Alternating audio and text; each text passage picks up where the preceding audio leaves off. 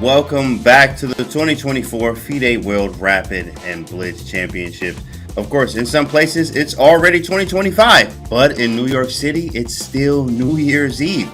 They have perhaps the most iconic celebration in the world, but the players in the playing hall are yet to celebrate as they are competing for the Blitz World Championship today on Wall Street. They'll be focused on trying to win the title of Blitz World Champion. Welcome back. I am James Canty III, joined with the legendary German Grandmaster, Jan Gustav. What's up, man? How are you? We're here for the finals, and of course, we get champions today. I'm good. I'm excited. We got a little match. Niemann versus Carlsen. Might have heard of those people. Maybe some tension there. So I can't wait for the action to start. I'm excited for that too as well. I mean, I was just in chat. Shout out to chat, guys. It's going down today. Magnus, you got Hans, you have brackets, we have energy, we got jeans. We also have the women's part of it too as well, where we will be crowning the ladies too as well. So let's take a look at the bracket first, and here we go. Boom, the women's here. As Vishali was tearing up the scene in the Swiss there, she just went crazy. 9.5 out of 11 is absolutely ridiculous. She's going against Sue Jiner there. What about you, Jan? What's a heavy matchup here? What are you thinking, especially with the format? I like the Gunina June. That's the reigning Blitz World Champion against the reigning Classical World Champion, if I'm not mistaken. That's a pretty big one. But everything's good. We got Bibi Sara, two-time Blitz World Champion, against Lei Ting-jae, World Championship runner-up. Lachno Yip. That's experience versus youth. It's gotta be a bunch of fun matches. Even though I have to say, I'm a little distracted by the Carlsen Niemann action. But yeah, June Gunina is my pick for most exciting match. Okay, looking forward to it. Of course, Lei Ting-jae is also going to be bringing her best here. I'm definitely trying to see if Vishali is up for the task here, especially 2 days in a row. She definitely crushed it yesterday, just toppling the leaderboard. 9.5. She absolutely went crazy there.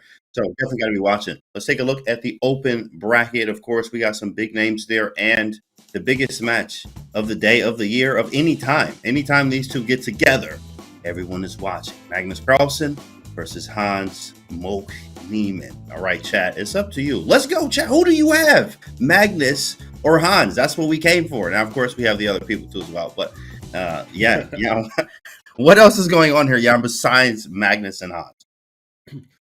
I don't know. I don't care, frankly. Let's just watch Magnus Hans. Some of the others will move on, meet somebody in the semifinals. Now we have Nepomniachtchi versus Morzine. Nepomniachtchi, we all know, two-time classical vice world champion. And Morzine just won the Rapid the other day, didn't party too hard. The 18-year-old is back for the Blitz knockout, which is very, very impressive. Then, yeah, we have our boy Jan Krzysztof Duda. Barely made it in. We thought he was out for a minute, but he did get in. He's playing against Caruana. Caruana, tough opponent for him historically. With Fabi, it feels to me, I might be wrong, because he's actually been pretty consistent, but it feels a little hit and miss sometimes in Blitz. Like yesterday, he was just crushing everybody. Let's see if he has another good day. Then I expect him in the semifinals. And Wesley Alireza, two of the premier World Blitz players as well, obviously. So, a lot of good stuff. But who are we kidding? Magnus Hans, that's as good as it gets in chess. What do you think? Are these two still the two most famous chess players in the world? Hans must have been at some point, but probably not right now anymore, is he? Let me tell you, it's still going. Like, I'm at the gym and they're like, "Oh yeah, you play chess," and then like, yeah, I'm telling them they see all the stuff, Instagram and like seeing all the stuff, and then they're like, "Oh, I know the Hans, or I know the whole thing with the cheating," and I'm like, this guy, this is years ago. People still talk about this all the time.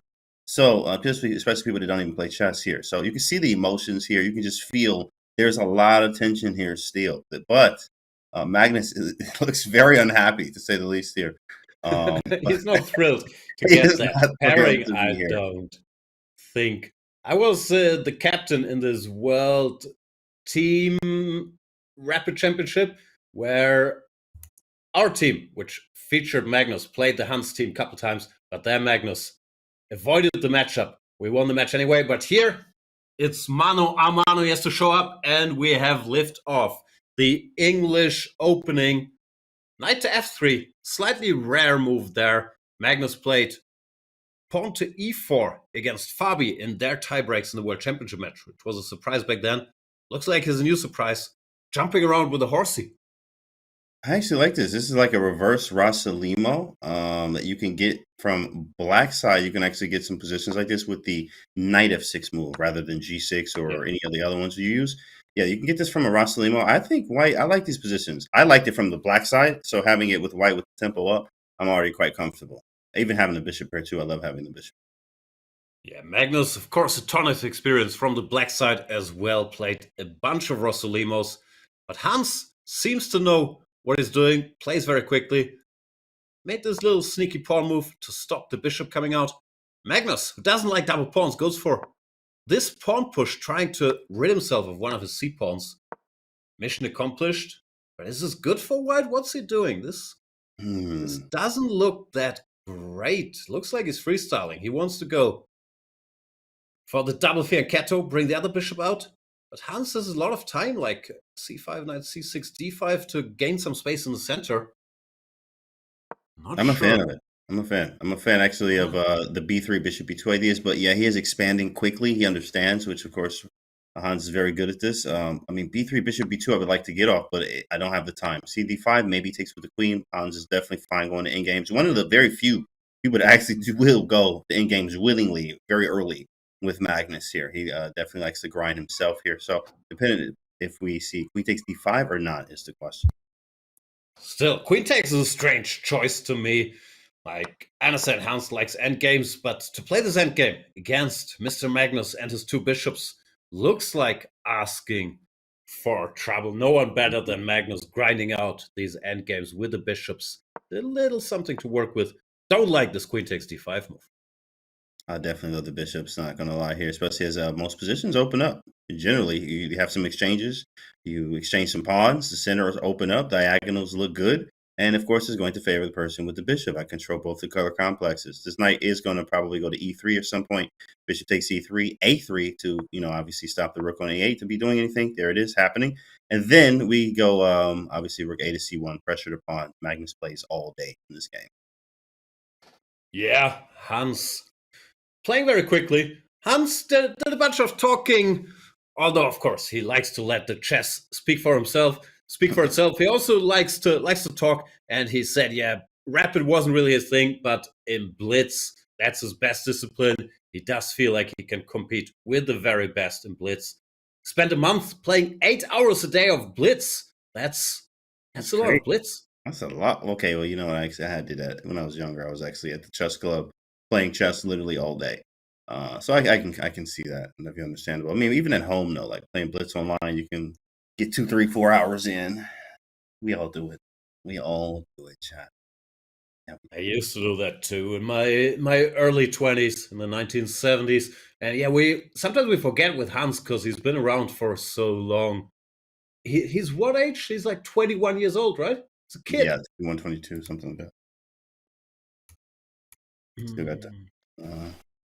Going through the early 20s here. A3 played. Is Hans still thinking here? This is a 4-game match. You do have to understand, guys, there are 4 games here.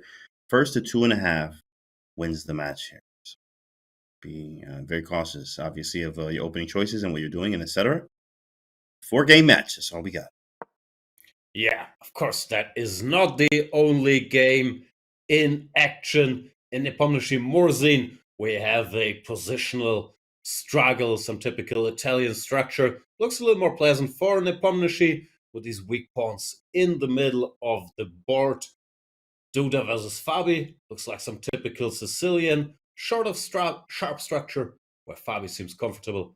And Wesley versus Alireza is a long theoretical line, typical Wesley stuff in the semi-Tarash. Wesley's gonna know he's safe here, but I don't think he's better. Looks like they're just comparing notes.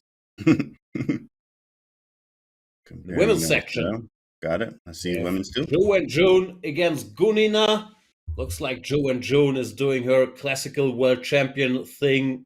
Like Magnus, also former classical world champion. Not sure you guys knew that. Zhou and June with the 2 bishops grinding out some endgame, and that's not a Gunina position. Great tactician, but defending some endgame like that looks unpleasant. Yip versus Lachno is a roughly balanced endgame as well. Oh, actually, Lachno does have an extra pawn. Maybe it's not that balanced. A lot of action on all the boards. Now let's check back in with Mr. Carlsen. You were right, Hans. He's just good at endgames. No problems. Get rid of one of the bishops.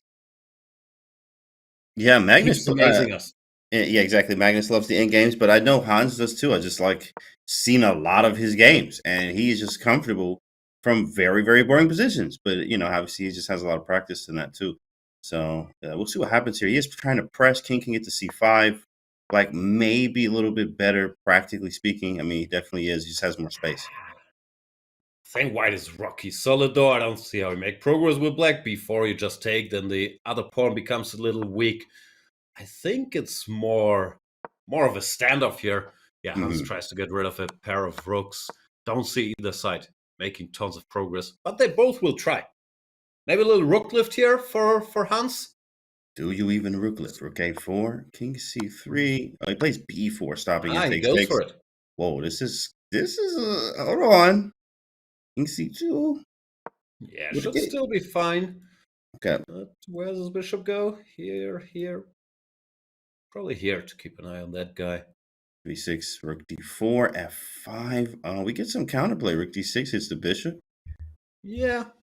Not sure I love this b4 decision. And yeah, Hans says, okay. Was just testing the waters, I'll go back.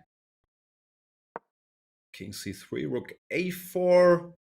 Still looks very balanced. I don't see either side breaking through here. Switch to the game tab. Just FYI, both sides at this moment, 98.7 accuracy. Interesting. Interesting. Very interesting. ... Rook d4, bishop d1, and maybe bishop c2 with some type of idea. He plays f5. And I guess we just shuffle. Seems to be drawn. You can hope for a blunder, rook d4, rook b4, rook d5, but unlikely that happens. Magnus trying to provoke f5 or h5, lure these pawns to light squares. Hans doesn't oblige, even though I don't think there's anything wrong with that. But now he goes f5. I think it's Hans who wants to play on. He wants to go g5, prepare f4. Magnus says, you are welcome, hinting at some g4 himself. I don't know, boring position, but they both don't seem very bored. And yeah, Hans says, okay, let's close the door there, fixes the pawn structure. Now there are no more breakthroughs for either side. Hans will just chill with his rook on the a file. Nietzsche, as we down say to 4 seconds though. He might just try to push a little bit. I don't see where, but probably just shuffles here. But he is down to like 5-6 seconds per move here. Yeah, Hans has a simple plan. He pre-moves rook a7, rook a8, and there it is. There we are. Draw agreed. Strong showing by Hans Niemann, not afraid to go into an endgame against Magnus and the bishop pair. Proving me wrong. I thought Magnus would grind that one out, but Hans held more than comfortably. Okay, let's see what else we've got going on. Any preference? What do you want to see? Let's see. The Duda is winning there. Vishali loses. That is crucial for her. She hasn't lost really anything. So this is her first loss in the entire thing. So she did take an L there. She's looking to bounce back. That's very important. Everything else looks kind of easy there. Duda looking to clean up, and Nepomniachtchi trying to grind this one out. Maybe let's go. It looks boring there at the Nepo game, but I think someone just grabbed the pawn. So maybe we go over there. Oh, something's happening here. Yeah, he's going for the pawn end game. What is this? Is this a draw? Like black has an extra pawn, but he can't stray away too far from this white passer. And the white king will just chill, keeping an eye on the a6 and b6 pawns. Looks like a draw. There it is. They just shake. Nothing. Nothing. Yeah. Draw. And the dude just won. Jan Krzysztof with his a-pawn. So the two players that dominated at least the early stage of yesterday's Swiss, Caruana and Vaishali, both with losses in the first game. Yeah, it's crazy. It's 4 game matches, not the end of the world. We have 1 game left there. Leighton J versus BB Sar. What is Oh, it's just a bishop opposite. Oh, it's the same color. Let's switch to that one. Let's go to the women's section. And here we are. Lei Ting-Zhe, a big fan, very strong player against Bibi Sara, the two-time Blitz World Champion, won back-to-back in 21 and 22. No time. Extra pawn for Lei Ting-Zhe. Should be a draw. The black bishop does a good job of covering that square. The king is ready to go wherever it's needed. So yeah, this should just be a draw. But of course, you play with the extra pawn. See if there's any inroads. Yeah, you play with the extra pawn. Bishop g5. Try to go king h4. But as soon as h6 happens... Wait. Oh, okay. No, it's still king g6. Yeah, there's nothing going on. Is it? Very nice hold here from Bibi Sara. Very nice hold. Oh, he's standing there with the flag. I just noticed that. I literally was not looking, but look at him. Wow. No pressure. No pressure. No pressure. With the flag right there. Is that even allowed? I was just about to say that. They just let him in. They don't check the bags or nothing. Okay, listen, hold on. I definitely just noticed that, but nice. Definitely holding it the whole time. You know, my arms get tired there. This is like at least, 10-minute game you can get with a 2-second increment. Do you think she's paying him? Here's $20. Just stand there all day, hold the flag. You don't mind? Listen, I'm gonna need at least $25. Okay, fair enough. 25. Not much happening in the game. Black holding her ground here. Of course, you never exchange the bishops, but I don't think white can force that. Lei Ting-Zhe keeps trying, but there's just no inroads. Doe shall not pass. Thou shall not cross. And let me see how many moves that actually is. A move counter 99. It's not even 100. About to be. It's what the flag guy said as well. Not even 100. It's not even 100. All right, I'll take it.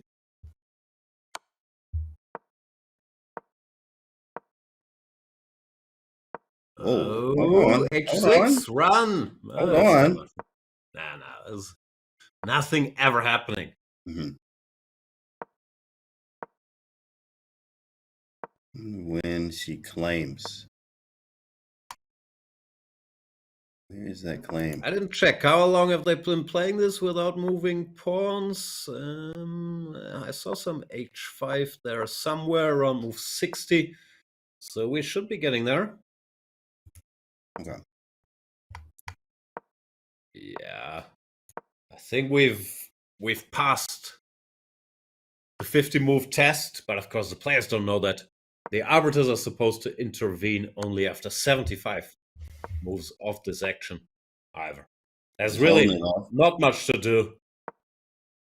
It's all right, Lei Ting-Zhe. You gave it an honest try. You really did. All right, guys. Well, I guess we talk in the chat. So, what's up, guys? Hey, who do you have for the next game? Oh, there it is. Perfect. There it is. No, wait. All right, draw. Wait, there was a flag. What? She did win? Wait, what? That's insane. What? You flagged? How? Just as oh my. And she also flagged after the 50 move rule, but you gotta claim you gotta to secure that draw. How did she flag? All she had to do was move the bishop back and forth. I don't know. She made this long move. She went all the way from f8 to b4. Don't do that. Make like short little moves. Bishop g7, bishop h6. You never flag. Oh man, our nerves. That's the only thing you can say there, because that is crazy. She could have claimed too as well. Oh man, tough, but we still got more chess, guys. The scores here is Zujiner wins over Vishali there. Of course, Ju and Jun wins over Valentina Gunina. Lei Ting-Zhe wins. Crazy, a drawn in game there against Bibi Sara, and Katerina Lagno and Carissa with a draw. Of course, 4-game matches. We still have 4-game match here. There's chess to be played. 2.5 wins the match. Yeah. Let's go over here to the other bracket. It does. Let's have a very brief look. Yeah, you can keep showing us that bracket. Did anything happen that you kind of, was this expected? for you in the bracket, Jan? I don't know. Like, I thought Fabi. I checked the scores before. Fabi has a commanding lead against Duda, so I thought he was a favorite there. But like I said, Fabi sometimes he struggles a little getting into the rhythm in Blitz. Doesn't have a lot of time now. Other than that, yeah, I expected Magnus to put more pressure in the end game against Hans, but Hans played very, very well. Yeah, draw there. A lot of draws there. A lot of draws, definitely. Alireza Wesley, draw. Jan and Merzen draw. Duda with a win there. And Magnus and Hans, which everyone is watching, was a heated draw. It was a draw, but there's so much tension between them. You could just see it right there at the board. So we're excited to obviously, see more of that. So I'm pretty excited for it. Yeah, I'll just have a very quick look at this game between Zhu and Jun and Gunina. Gunina, the reigning Blitz World Champion. Zhu and Jun, reigning Classical World Champion. One of my favorite openings. Not sure if it's your cup of tea, but the Exchange Slav. Oh, yeah. It's a little dry, but you put a little pressure with white, and especially against a tactician like Gunina. This is a great choice. This is all theory. And Queen b6, Gunina had to force the issue here. Looking for some counterplay with g5. She played it slowly, but then you get grinded down by the bishops, and that is what happened here. Nice job by Zhu and Jun. No nonsense, just technique. Bishops, grab a pawn, grab another pawn, wrap it up. Zhu and Jun looking dominant. Computer has some complaints here. Oh, but then... Oh, it was a blunder. Is this a double question mark? Hang on, I don't understand yet. Knight e4, that I do understand. Bishop d3. Why was Black's move so bad? White's move so bad, sorry. What, rook d4? Why is this just take, yeah, knight e4 check and pick up the pawn on d6. Oh, she got excited. She saw knight e4, knight takes e3, but she missed rook takes e4. Oof. Yikes. Bit of a swing there. But it is Blitz, so Zhu and Jun takes the lead. And let's go back to the open section where Mr. Duda with the club. Drew first blood. Okay, timing off. Dude. Looked like Fabi had a decent enough position out of the opening. Typical Sicilian stuff. White is the bishops, black is this square for the horsey. Okay, they're shuffling around. Not much happening. Bishop gets exchanged. Still looks equal. So where did it all go wrong for Mr. Fabi? Everything's still good here, too. Everything looks like he's better. Yeah. 95, 94 type ideas. There it comes. Looks like he was pushing. Takes. Oh! And he blunders the exchange. Tactic. This is the culprit. He missed knight d6, knight f7. Yeah. Oof. That's a rough one for a player of Fabi level. Also in a borderline winning position. If he kicks this knight away, the knight is still a clumsy square. Right. Now you can, maybe grab that pawn or just activate. So rough one for Caruana there, losing a winning position.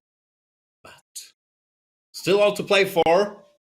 Magnus Carlsen versus Hans Niemann. Game 2 is in full swing. Let's go. Let's go. Game is up. All right, we got ourselves a Rossalimo, probably. It's a bit of a freestyle Rossalimo. Start as a Rossalimo. Magnus plays this funky move e5. Also, Chobava favorite, so this should be right up your alley. Hans goes knight c3, d6, and he brings the bishop back. Very similar. I was taught not to move pieces twice in the opening, but Hans will know what he's doing here. Oh, he likes this Italian too. He's been playing recently. Kind of similar to this. I mean, this is a Sicilian, but he's played the same idea in U.S. Championship. He beat Linier Dominguez in a very nice game with pushing the G pawn at some point, using the same type of idea. So he's playing quickly too as well. Playing quickly, he likes these type of positions. Apparently, that was a miss. Is that what that's called? with the X there. Compy doesn't like this knight d4 move, but what does he know? Generally, Right. this is a fight for the central square. That's why white does all this funky knight maneuvering. He wants to exchange this knight and then take full control of this square, which, of course, black can no longer cover with pawns. That's the difference in black's and white's position. White can still kick this knight out if one day, let's say, he takes, puts the knight on d5. He can go c3, push this knight back. Well, black doesn't have that luxury. So Magnus prepares some other means, like b5. B5, Get some counterplay. B5, yeah, definitely. We got to move, and he takes one f6. Bishop takes. Okay, d5 square is white's. He says, "I'm going knight d5." b5 can be played. It is played. Hang on, b5 is this a mistake? A takes b, and after And a rook takes A8, b, knight you f6. get the double pawn. Oh, the hit day reaction! Magnus is not happy, bro. What happened? He shook his head. I think you just missed that AB, rook a8, queen a8, and knight f6, and his king is all messed up. He is not happy. My goodness, it's kind of like Hans gets under his skin in a way. It happens, and it usually happens with Hans. Here we go, time and time again here, guys. And I don't think it's just the history, but also the way Hans carries himself. He's saying I'm always happy to play Magnus, and he's dodging me, and so on. And yeah, this must be very, very tricky. Still, uncharacteristic for sure. Bishop a5, Hans now seriously better, because Magnus did not intend this knight takes b5 operation. Now Hans has everything he could wish for. Active pieces, better pawn structure. From a Sicilian, he got himself like he's very good with the Italian game with white, and he likes these knight c3 lines too as well. So it just kind of worked out here, especially with Magnus knight b5. So yeah, he just has a great position, as you mentioned here. And now Magnus, what's his time at? He's down 140, so they're around the same. Not too bad, but Hans is up. Yeah, I play a move like c3, just make sure this knight never jumps. Controlling a bunch of squares looks very unpleasant. Let's see what Hans comes up with. Thinking.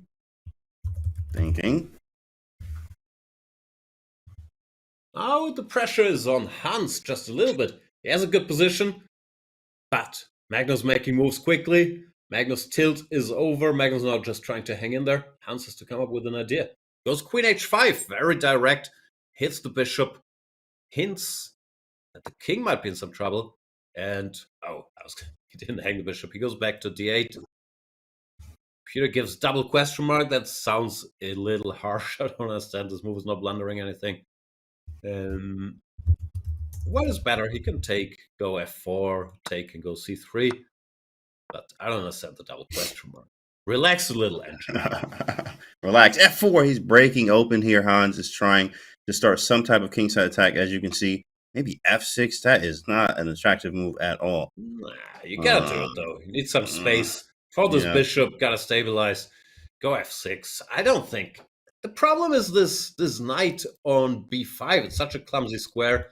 It moves. This pawn is always dropping as well. So probably Magnus calculating some knight d4 business if after c3 he has something.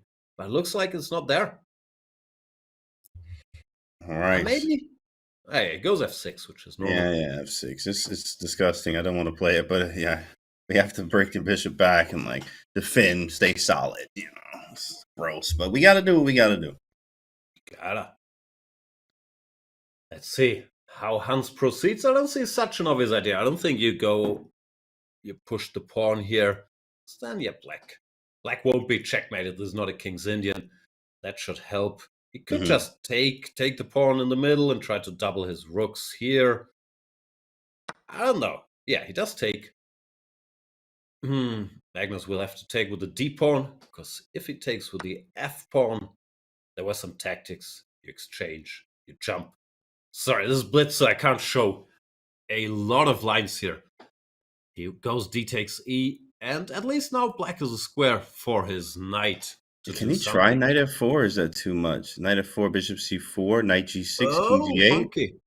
Knight f4 is something. I can take maybe ef, bishop e6, and then some move knight d4, queen d4. Yeah. Okay, so king h2 getting out the way. No funky business yet. Knight d6. The knight finally has a square to jump to. b3, stabilizing. Hans is still a bit better, but Magnus is not giving in, obviously. Tries to get rid of his weak pawn. Hans is down on the clock now. 15 seconds. Tries to simplify. In game.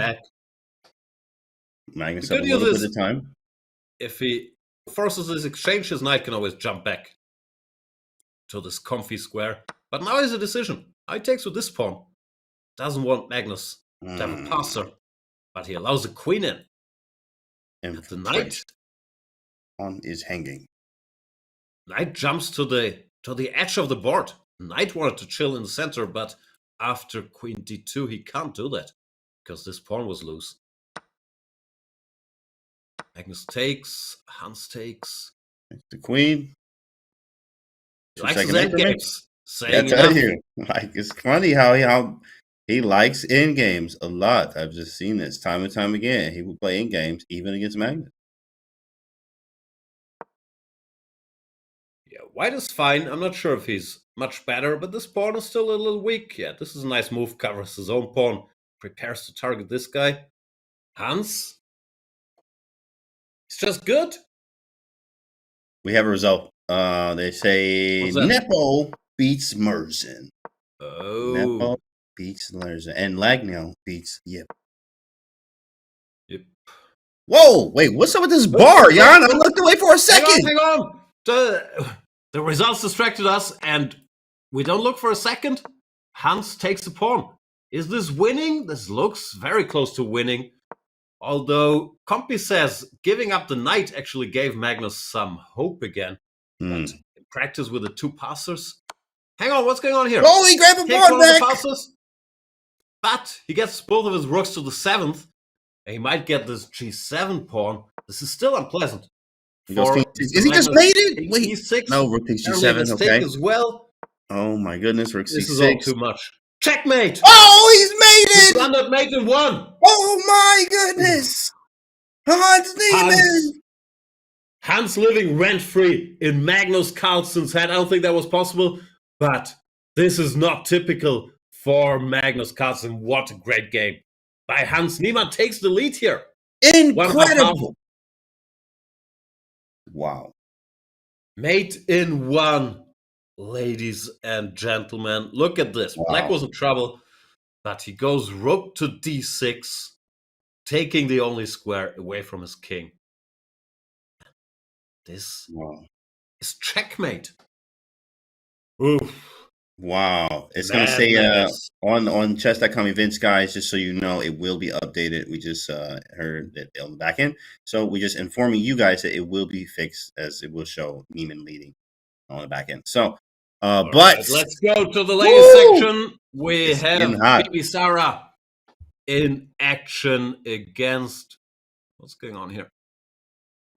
Sorry, guys. Put me back on that page, please. Apologies. Chat, that's crazy, chat. That's incredible. Hans leading. We're going to have a mad Magnus and 2.5 wins. The match is a 4-game match going into game 3. Incredible stuff. We have a draw there with Caruana and Duda as well. Draw there with Firouzja, and so Vishali getting a dub, much needed. Oh, we arrived just in time for the handshake draw between Bibi Sarah and Lei Ting-Zhe after the sick first game, which I thought ended in a draw, but apparently Bibi Sarah lost on time. Not this time, but she's down in the match. Let's see what else is going on. Yeah, my man's there with the flag. Like, he is an MVP. I'm just saying. It's like some power in that flag or something. Who is that? I don't know. I think that was bad luck. He's staying there with the flag, and she does get flagged in the first game. Okay, yeah, you're right. Yeah, you're right. We had to talk to him in the back real quick. We got to figure this out. So, it's Magnus game. Hans Niemann is taking the lead against Magnus Carlsen in a very strange game where Hans was putting pressure all the way, frankly, and Magnus, with a very uncharacteristic mistake here. b5, just missing. Then after takes, Hans has this little check, which is a horrible position for black. So Magnus had to change his plans and go for knight takes b5, which is not what he wanted. And after that, he was suffering, but defending. He is still Magnus Carlsen. Hans ran very, very low on time, was down to 15 seconds, went for an endgame. And in this endgame, somehow, he took a pawn instantly. Rook c8 mistake, the knight jumps. Pawn up, this looked winning. Then the computer was not a fan of exchanging this knight, but it's natural enough. Hans likes clarity. He has these two passes, so very understandable decision. Then some action here. Magnus tried to regain the pawn with the help of this pin, but his kingside pawns are still vulnerable. Gave a check, and apparently the move was king to g6 here. I still can't say I fully understand, but apparently after takes, this is not too terrible for black. Oh, I run to f4. Counterplay. Yeah. Still bad, of course, but this was the way to maybe hang in there.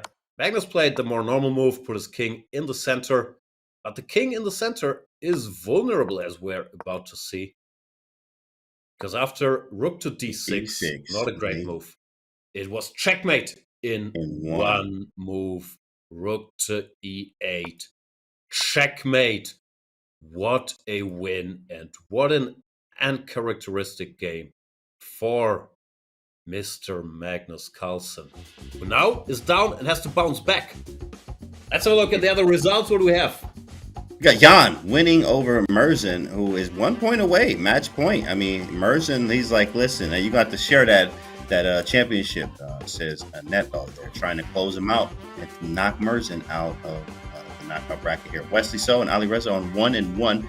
Fabi and Jan there, that's a draw. On the first one. And then we just saw the electrifying win, obviously, against Magnus, who is, needs to win. And it's go time. Third game, Magnus with the white pieces. And it's easier to win with white in chess. So he really needs this one. I don't know what he's doing, meditating, thinking about his first move. He doesn't look thrilled with the overall situation. Wait, is the clock? Did the clock start? Oh, it didn't. Okay. No. Just saw handshakes. Okay. Yeah, meditation. Here we go. Handshake and game time. What's it doing? Nothing happened. Okay, here we go. D4, Bishop F4. We got a London. We got a London system. Amon Hamilton will be very happy for that one. But he's going, he doesn't play Jabal. He has like 3 games in the database ever in Jabal London. So he's going to play regular London. Or accelerate. Where's the game? We don't have the game. The game will be good. Yeah, it's coming up. We're trying to get that on the back end, guys. You see it, guys. Yeah, it's a regular London here, but he went with the C4 London, which is a little different. We'll have to look at the screen. Yeah, now it's more of a Queen's Gambit adjacent thing. Weird position. Black has a bishop on f5. White can try to put some pressure with Queen to b3, maybe attacking that bishop. That's the usual. Queen b3, right? Yeah, Queen b3. Maybe some c5 in there too. Yeah, he just wants the game. Just develops. He just wants the game. Isn't c4 London just QGD? It was similar, very similar there. I see that in chat. The bishop is out on f5, so you don't get that in QGD because you play e6 there with the bishop locked in on c8.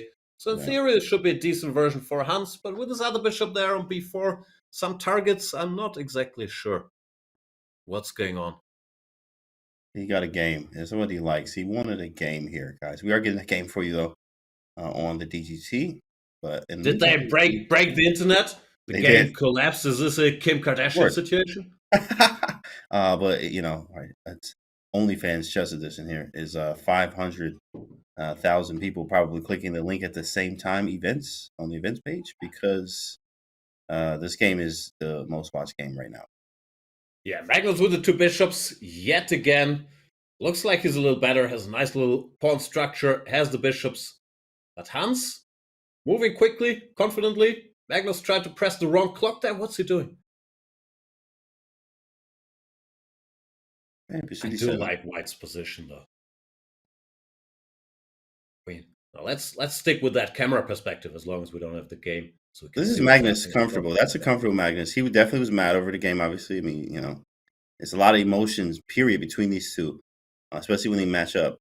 But Magnus seems very comfortable. This is like the bored Magnus, even when he was playing Kasparov at 14 years old or however old he was, when he was just looking bored, like move, walk around.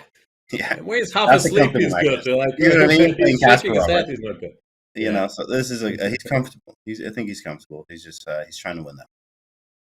That's for sure. Hans trying to take control of the center here. A bunch of exchanges coming, but Magnus has the bishops. Magnus has the pawn majority in the center. He has his pawn on e3 left. His knight has a good square in the middle of the board. No, this is not their game.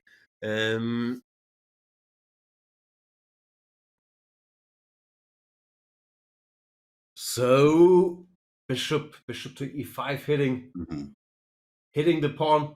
Hans has to play f6, not a move you'll have to play, but he had to cover his weakness over there. Yeah, Magnus putting pressure, but Hans moving quickly, confidently. It's not like he's shaking his head or doubting or anything. He's hanging in there, not hesitating. Knight jumps. Nice move, knight to a4. He's targeting that square on c3, but no, can't get there, so he goes back.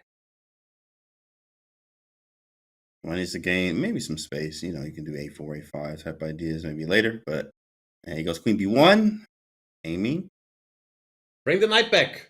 Okay, still hinting at that fork. Here he comes. Draw, bro. Draw's fine. I'm up in the match. Exactly. Magnus, unhappy, has to go back. Hans goes back. There's only a two-fold repetition. You need 3 for the game to end, clearly. Magnus Carlsen not interested. Brings his other bishop into the action. And Hans retreating. Oh, we have a game. Let's see it. Oh, we got the game. Yay! There it is. Quick motion. Let's catch up with it. Board. Yes, there it is. Okay. Cool. So a bunch of stuff happened, and they have the situation with the white 2 bishops against the black horses. And now we get some exchanges here. Take back with what exactly? Maybe queen. He doesn't have pieces around my king. Maybe rook though. And now if you take with the queen, then I can trade bishops, and your king has to come out. Probably a rook has to be done. Still more pleasant for Magnus, because his knight has this eternal square. Unless you take with a pawn, but then you have a weak pawn. That's what Hans is contemplating, how to recapture there. It looks like some more moves have been played. Now we got to go with the board. This is not updating. Well, we got there. Moves, but we got something, because there's definitely other moves now, guys. Yeah, no, we need the big board. Moves are coming again. He took with the pawn. Okay. Hans took with the pawn. Magnus is putting pressure. And yeah, this looks deeply unpleasant for Hans now. A rook to d7 is threatened. He has to go here. But he has all his weaknesses around his king. Maybe he tries rook c7, actually. Rook d8 drops a pawn, apparently, taking on everything and taking on c5. Yeah. Rook c7, I don't see what's there yet. No, rook c7, I think, is what he has to do. But even now, okay, let's not analyze too much. Something takes back. Just go after these weak squares. The king is so exposed. Looks very, very unpleasant. Yeah, moves. Yeah, Hans gave the pawn, but that looks fairly hopeless. Chat also says time. That's exactly right. If Hans has around 20 seconds. Magnus with more time, comfortable position, up material. Looks like we're going to have ourselves. He's not surviving this one unless we have a miracle. Shout out to Magnus. He normally does find find a way. The mental toughness on this guy after a horrible game being down against Hans must have been a little tilted. They just plays a great game. It's impressive. Yeah, especially when you have to bounce back from something like that. Like you could tell he was very comfortable, that laid back, relaxed pose with my hand on my head, looking at the board sideways, making moves. That is a very comfortable Magnus that he's done this a long, long time. Especially when the pressure's on, Magnus finds a way. And now looks like Hans is losing material. Yeah, of course he's gone. The game is over. Good job by Mr. Carlsen. Leveling the score, 1.5, 1.5 here. In the end, after knight here, he could not keep contact with his own knight because of the queen d7. It's a nasty little fork. Can't do that. Therefore, that was game because queen b8 takes, and I thought he would go. Queen to a8, at least cover the knight. Maybe the game would have lasted a little longer. Yeah, because it's and we are moving to the Jan Nepomniachtchi game. If Jan wins this game, he eliminates the Rapid World Champion Volodar Murzin, and it looks like he's on his way. This looks very, very pleasant for white, does not? Very likely that Murzin is going to be eliminated here. We have the extra pawn. It looks great. We have b6 type ideas. We're going to take c7. Yeah. This is over. This is over. There it is. And Jan Nepomniachtchi, our first semi-finalist. Turtleneck gang strikes again. Volodar Murzin is out. Murzin is out. He won Rapid, but not the Blitz here. He made it very far too as well. Shout out to Murzin. Incredibly strong in both formats, obviously. Making it this far. Shout out to Murzin. We have another result. Yeah, he won't be too unhappy winning the Rapid and making it the Blitz. Duda. Did he just knock out Fabi? Also through. He just beats Fabi in 3 games. Dang! Dude. In 3. Duda the dude. Dude, what is you doing? Duda, that's crazy. How did he do that? In 3 games. Whoa. Just crushing Fabi. Fabi looked unstoppable yesterday, but the dude had other plans. Just lost a piece here. Yes, game was over. Wesley, so what's going on in that matchup there? So, as we see on the board here, is actually clearly winning. He has an extra knight and the mating idea here, but Alireza may be queening. Check. Looks like Wesley's winning, is he not? Check. Wait, is it just check knight of 7? Oh, he goes rook g8. Knight g5 takes. Oh, there's mate. Knight of 7. Rook g8. Knight g5. Oh, man, he missed it, I think. That didn't happen, but he still has these 2 passers. Yeah, he still has 2 passers. After losing his rook. Run, Wesley. Yeah, this is just clean, though. Those 2 passers in the knight should be enough. Guys are too strong. King here, Horsey check. Gotta keep an eye on the H-pawn. Check. Alireza gives up the rook directly. This should be hopeless. That is game 3, with 1 more to go. So Wesley takes the lead. I checked the pre-match score between these guys. It was completely balanced in all the disciplines. Equal in Rapid, equal in Classical, equal in Blitz. But now Wesley is up 2-1. Wesley up Alireza, bearded Alireza, about to be eliminated. A bearded Alireza is going to have to strike back with a lot of force here if he's looking to level the score, obviously, and take it to something else. Take it to like Armageddon thing, sudden death. But Ju and Jun, we just got word, has actually moved on as well. So Gunina will not be in this anymore. She won before, actually. She was a Blitz champion. She's not. She's a reigning champion. She won't be able to defend her title. Not this time. Ju and Jun. Her out. I need a little recap of all this action. That was too fast. What is happening? Magnus Hans is tied 1.5, 1.5. That's it. And of course, Magnus is looking to win with the black pieces, but Hans with the white. Of course, a draw is likely to as well. That could happen. Literally anything can happen. But we have some people already making it through. Duda making it through in 3 games against Fabi. What a feat that is. And then Nepo making it look easy against Merzen, the rapid champion there. Now, of course, these two are likely to meet later. It is possible, but you got to see who their opponent is going to be. Will that be Wesley, Alireza Firouzja, or will it be Magnus or Hans for Jan? Very confusing. We kind of everybody called Jan. Are there Yeah. other names out there? And you know what's funny? You know, J, it's spelled Jan. So, you know, I play chess, and these days all my friends are like foreign and other ways. So I'm James at this point. You know what I mean? Like I'm not, it's not, or Yames, whatever. James, like the football player. Yeah. Apparently we just don't say James with a J. And J is just not what it is. Ian is an I, so, but it's Jan. So like, it's tough. Tough for me. I'm having a hard time here. Yeah, it's too many Jans. Too many. Just one Hans, though. There is a Hans, though. There's one Hans ready to go. He locked in. Hey, man, breathe. Oh, that is an intense. I don't even know whom he's staring down. I don't know. Hey, stare. man, blink twice if you're in danger. I don't think he's in danger. Whoever he's staring at is in danger. Wow. There we go. He's just trying to hold that glance if Magnus ever arrives.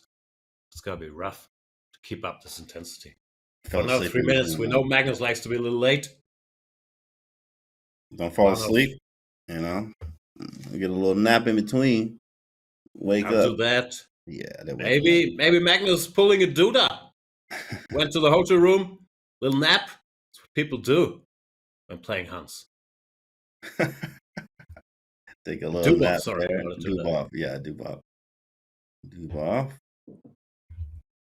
I watched the Dubov interview. He was being very coy about what really happened if he fell asleep in the hotel room. Mm-hmm. I think he was saying, read between the lines. I'm not going to say it, but I didn't want to. That was my interpretation of it. Wow, I didn't see that interview. I got to go check that on stream. Magnus is here, ready to go. All right. Chad, this is the best posture I've ever seen Hans in. You know, we always talk about posture with like it's your back rounded off and stuff. It's straight back, sitting up. Straight back, sitting up, locked in. Here we go. Magnus had his hair redone in the break as well. Looking sharp. You got the barber off to the side. You got it's like boxing, you know, go to your corner, a little bit of water, a snack. Pit stop or whatever, right? Fix my hair. All right, cool. Bell's good. I got jeans on. All right, bet. Let's go. Get back out there, champ.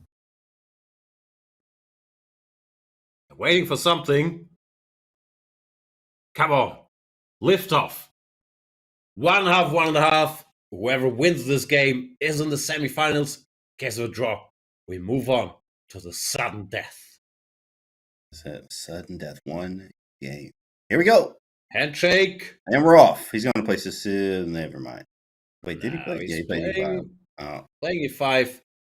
Good old Italian.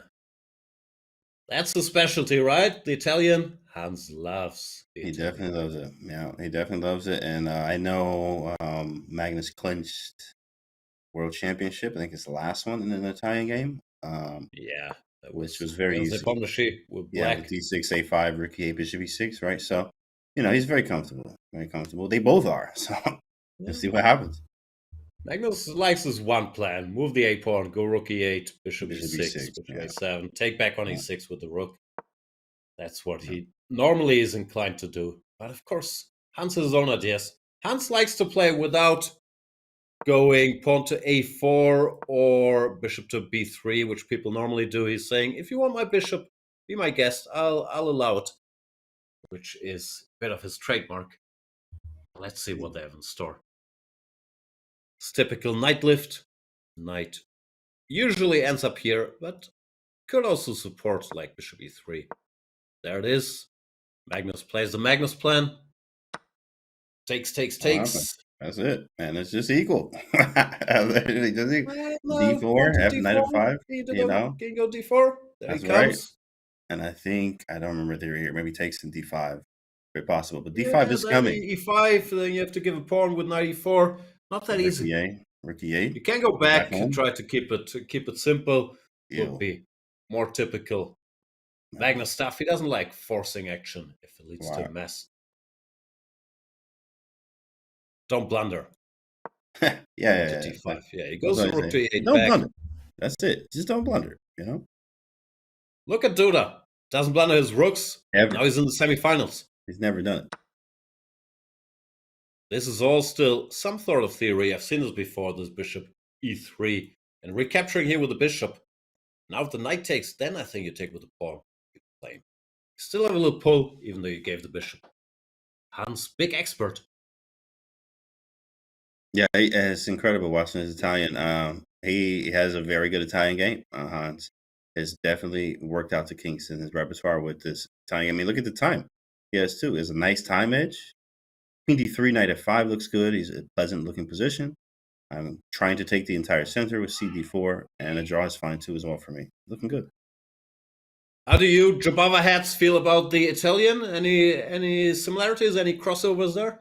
Yeah, with the knight G5 lines are obviously the stuff where knight G5 and knight F7, bishop F7 type thing. So it's possible. Yeah, of course, right? The knight G5. Yeah, thanks. It's So fun. this line you could call the Italian job. The Italian, Sorry, right? The Italian Joe. just looking for a way to force that one in. Yeah, it's hard to get that one. Jobava, no. Chat, what do you think? How do you mix Jobava and Italian together, chat? Let's see what we can come up with. The best chat mix up. What is it? The Italian job. No. Oh, the Chat is not Italian topping job. the Italian job. Oh, that's pretty getting good. there. That's nice. That's actually pretty. Thank you. That was nice. I'm not gonna lie. That was great. Hans, with a bit of a pull here, not much happening, but he does have the center. Magnus a little passive. Niemann just looking strong. And Magnus, time, edge. I mean, listen, time getting lower, center looking good. Does Magnus look worried? Not sure why Hans moved his queen away from this nice location where it was putting all kinds of pressure. He's trying to strengthen the center maybe, but he didn't need the queen for that. And Magnus moves forward the pawn. Doesn't have the center, so he has to work around the edges. Oh, no. Hans hits the pawn. Come on, Hans, push it. Let's go. Queen F4. I like it. He's having the patience of just holding. When do I want to push the pawns? B5. But Black can try to create something. B5, A5 over there on that side of the board, but he is just kind of holding. He's just kind of holding it all together here. It's annoying because White has the entire center. Got the breaks, E4, D5 stuff. B7 I like. Maybe triple. Oh, he's going for the kill. No kill. Magnus spotted. The threatened knight fork got the king out of the way, and Hans says, all right, just testing the waters, I'll go back. But now he lost a bunch of time. And now Uh-oh. the tables have turned. Magnus got all these free moves. Feels Hans like had to give up his center. This shifted. This might have been the key moment. Hans got excited by threatening a little knight fork. Come on, it's Magnus Carlsen. You can't expect him to miss knight f5. He lost 2 moves. Now he has to switch to defense, which is tough from a good position. Takes. Everything is starting to shift. Queen here hits a bunch of things. Yeah, this has gone wrong. Magnus can feel the moment. But he needs to catch up on time. I mean, that is very critical. His time. Thing is, though, once his position becomes easy to play with these 2 extra seconds, he can make a million move, and it looks like the tough times are over here. Now Hans will have to defend this endgame. Trade the queens and try to hold passively. It's never fun. I don't know. I think Magnus in good shape. Maybe a queen. Oh, and he avoids the queen exchange. I thought the Magnus same. saying, please, you gotta. Yeah, now there it is. Now it's being done. Knight back. E2, yeah, he's just taking over. He's taking out. Okay, these knights are defending, but he's definitely Hans taking is over. hanging in. Hans is hanging in, but it's definitely more pleasant for black now with the isolated pawn. Mm-hmm. And now you go your pawn here to rule out any knight b4s. But Magnus, he just has such a good feel for where everything belongs here. Knight c7, rook d7. ISO pawn. e6. Yeah, this is not gonna be fun. For Hans, he will have to try to bring his king, but where? Where exactly? Knight up. King d3, c5, king c4. Yeah, he stepped into c5, and I think he's gonna end up in a lethal pin there. No! Oof. This I don't think is gonna end well for Hans. I think he has to give up pawn now. Try to set up maybe some block with the knight on d3, but it does look pretty bad. Well, here we go, guys. This could be the last moments. Calculated went king c3, but also gave Magnus time to think it through. And Magnus with a horsey hitting this pawn after h4. There's knight e4 check. Hans in deep trouble. Has a move. Got a move. He's under time now. He had a time edge. Now he's trying to use the time to figure out how do I get out of these pins. Getting antsy here. Obviously, as you can see, the movement. Time is low. He's got to make a move. 94 is coming. That's no good move. He goes rook to f1. 94 forcing him back into the spin. No, this check looks unpleasant. Yeah, Magnus gives the check.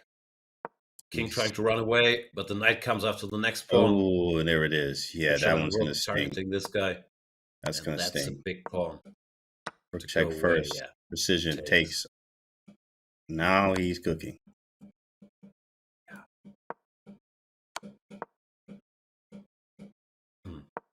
Don't see Hans coming back from that at all. There, nice job, Magnus. Clinching it. And a few more moves here. Okay. Not over yet, but Magnus with an extra pawn and a better position.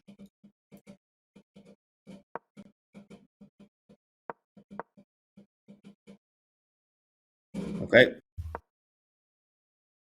Fireworks have started in Germany, not just here on the board, but if you hear some noise in the background. I was wondering, I was like, what is that? Oh, that's what that is.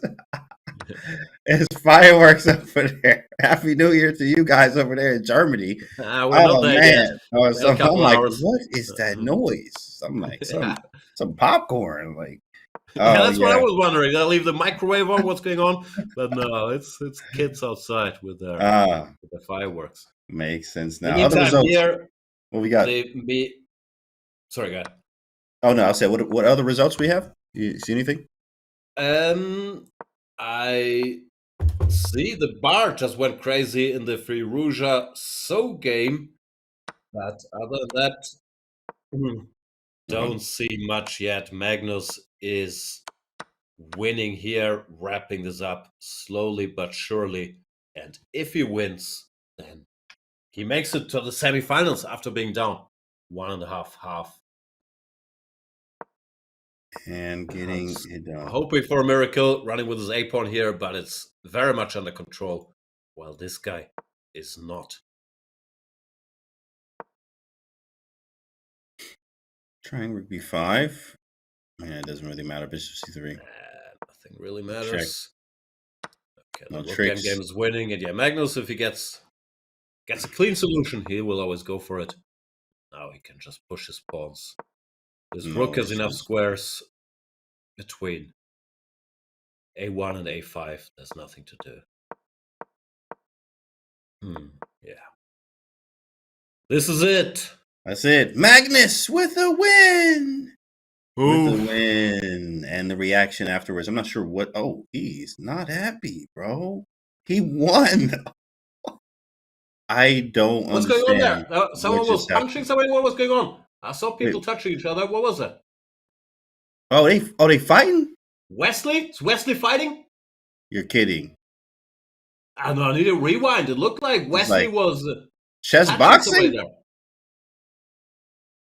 there. What just happened?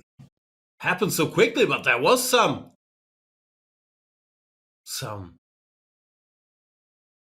Magnus is coming back to the board altercation here. might be too big a word, but there was something happening. Magnus is back. He's coming back to the board. Hans filed an appeal against the Genes. What's going on? It's funny. No, but he really slammed them pieces down hard, bro. Like, what happened? He won the game, put his hands up, and like clearly he was mad about something. And everyone gets up, and it just got wild. I'm not sure. We will figure that out for you guys, chat. But that was crazy. I need a little breather, and we need some information what happened there with Wesley. But let's have a look at the standings, the results, the semifinals. What do we have? Let's see what we got. So far, we have Ju and Jun versus Vaishali. Yeah, that's going to be a nice matchup there. Vaishali made it through. So next up after that, comeback. Yeah, she came back because she definitely started down in the match, like Magnus did too as well. Leighton J is now going to be facing Katarina Lagno. It's going to be an awesome matchup between the ladies there, and the same format is going to dictate who makes it to the final. Yeah, and in the open section, I don't know if people stop fighting at some point, but we have Magnus Carlsen making it through. From what we could see, he would be facing Jan-Krzysztof Duda in the semis. Is that correct? Yeah. That what happened with Wesley? Yeah, I don't know there. That's an interesting thing. Wesley made it through. He won. So that's interesting too as well, because we don't know what happened after all the games, but it's going to be a lot of chess, guys. We're getting drama, we're getting chess, we're getting genes, we're getting everything. You know what? We're calling all the players of all levels, right? You know, all you guys, right? Make 2025 your year. Happy New Year to all you guys, and New Year's Eve and all that other great stuff. But really, make 2025 your year of chess mastery with Chess Improvement Challenge. Set personal improvement goals, connect with players and coaches to support your journey, and earn prizes when you reach milestones. Plus, keep up your hard work to reach the Coach Champs tournament later in the year. Use exclamation point improve in chat or visit go.chess.com/improve 2025 to learn more and register now. Shout out to you guys, of course, if you're trying to improve. So yeah, but we're gonna take a short break and we'll be back right after.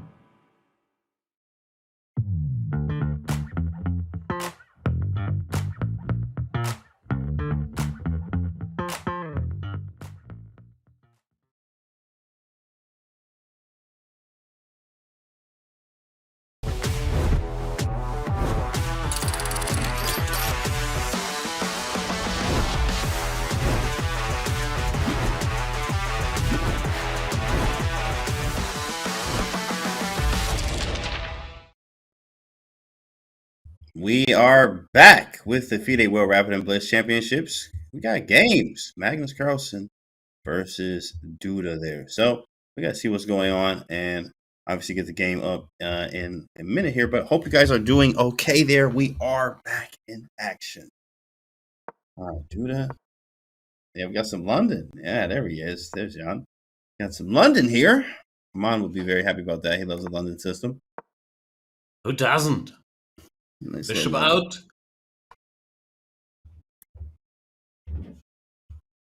Duda looking focused, a little sleepy. A little, you know, a little bit, maybe tired a little bit. Nah.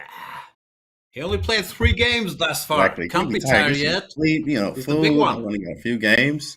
You need all my energy for Magnus here. Yeah, this is a nice maneuver with 97 over to G6 or F5, actually.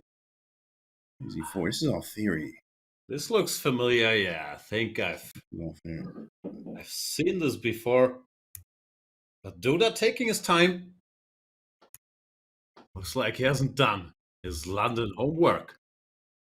Yeah. Maybe not too familiar. He did pause. This is a blitz game. Sometimes I forget that. I was like, oh yeah, he can figure it out. Oh, it's blitz. With 2 seconds ago. Yeah. Magnus blitzing out his moves. What is his position? I forgot what the theory is. I mean, take. Something about taking on C5, like from the black side, I'm not too familiar. White side, we're comfortable though. I do remember that. I think this 97 business looks a little funny to me. Shake his head might there? be unpleasant already. Yeah, I saw a head From shake. Duda? Yep, from Duda. Slight, and then tap on the elbow there. Like he does not like this. The dude in some trouble, and yeah, he takes on G3, which doesn't look great. Magnus in command. Now you can't take on an E4. Yeah, he's winning a pawn. I mean, yeah, he's just already better. Just a pawn, which he will take. Bishop B7, trying to consolidate or limit the damage, as they say. At the cost of a pawn, though, let's go to the bird's eye view. See what else we got going on. Jan Nepomniachtchi against Wesley. This is another Italian shuffling the pieces around game. Both sides seem to know what they're doing there. I'd say it's roughly equal. Jan just went for C5, trying to mix it, but the bar not in love with that idea. Typical Wesley, very solid position, but if you try to hit him, he does strike back. Then, in the women's section, we have Vaishali against Zhu and June. Funky looking position, actually. What is going on there? Zhu and June? Rook on G8. Oh, yeah, that is weird. Bishop H3, probably. Maybe Rook F2 after that. Yeah, how did they get there? It seemed like, it seemed like a Jababa, right? Because the knight's on C3, but there's bishops on C1. So I'm curious. E4, maybe a Vienna or something. No, it started as, what do you call this? The 4 knights game. Bishop B5, knight D4. Some weird line. And then G5. Zhu and June. Ooh, not playing. Okay, enough messing around. Let's go G5. It's also the first computer move. She probably knew what she was doing there. I've seen that before in the Sicilian. The Bishop B5 check lines. G5, G4 is a nice idea. Yeah. You try to attack the king, obviously. Knight H5, Knight F4 ideas. Things of that such. I don't like it. What about your own king? Yeah, that's true. My king is in the center of the board. I do understand. King is a little loose there. Like this last move from Vaishali. Knight here, covering all these sensitive squares. Bishop comes. We have Rook F2. And I don't see anything direct for Zhu and June. There's nothing direct. Long term, this king could feel the heat. King E8. I think we should go like Queen C7, maybe. Bishop H3, Rook F2. Yep, Queen H4. I do have a Queen H4 in there, maybe. Try to go Knight F4. What's next? I have to attack you. Okay, exactly. Some D5, Rook D1. Yeah. I don't know. Like D5, Rook D1. Yeah, I can't even castle Queen side. I know that for a fact. But we can't take, she says. Moving? Yeah, she took on D4. Yeah, on D4. Queen takes back. Bishop G7. Thing hangs D6, so she goes Queen H4. And now, can I attack you? She's getting close. Knight G3, tempting. Is No there a need to Rook attack Rook G2? Wait a F2 second. like that. Covers everything. G2 Before you get any ideas with Rook G2. Yeah. Next, we bring our other Rook to the center. Vaishali doing well here. This is not Zhu and June's style. She's a very classical positional player. Like to go for the attack at the expense of her own king. I don't think she's feeling too comfortable. I agree. Looks like I think Nepo's comfortable over there. Just checking the rest of the games here. So yeah, we have a move Rook G6. She wants to double. Oh, she wants Bishop G7, but not hang D6. Beautiful move. Nice little move. Yeah, that is a classy move. Rook to the middle, logical enough, and Rook D8. Okay. Bring them all to the party. Shouldn't you keep the option to run away with the king? I'm not sure that was realistic. Keep the option. Yeah, 30 seconds. So she's just playing on time too as well. On Vishali's time, that is. Oh, 7 seconds or less. Was that the clock back on her? Yeah, Knight G3. Here we go. He's going for it. Vaishali position looks fine, but that clock's crazy. Oh, and now Bishop H6 counter. If you take Rook takes, we have some threats. No, she didn't do it. 1 second. C4. There's Zhu and June, the legend, the world champion.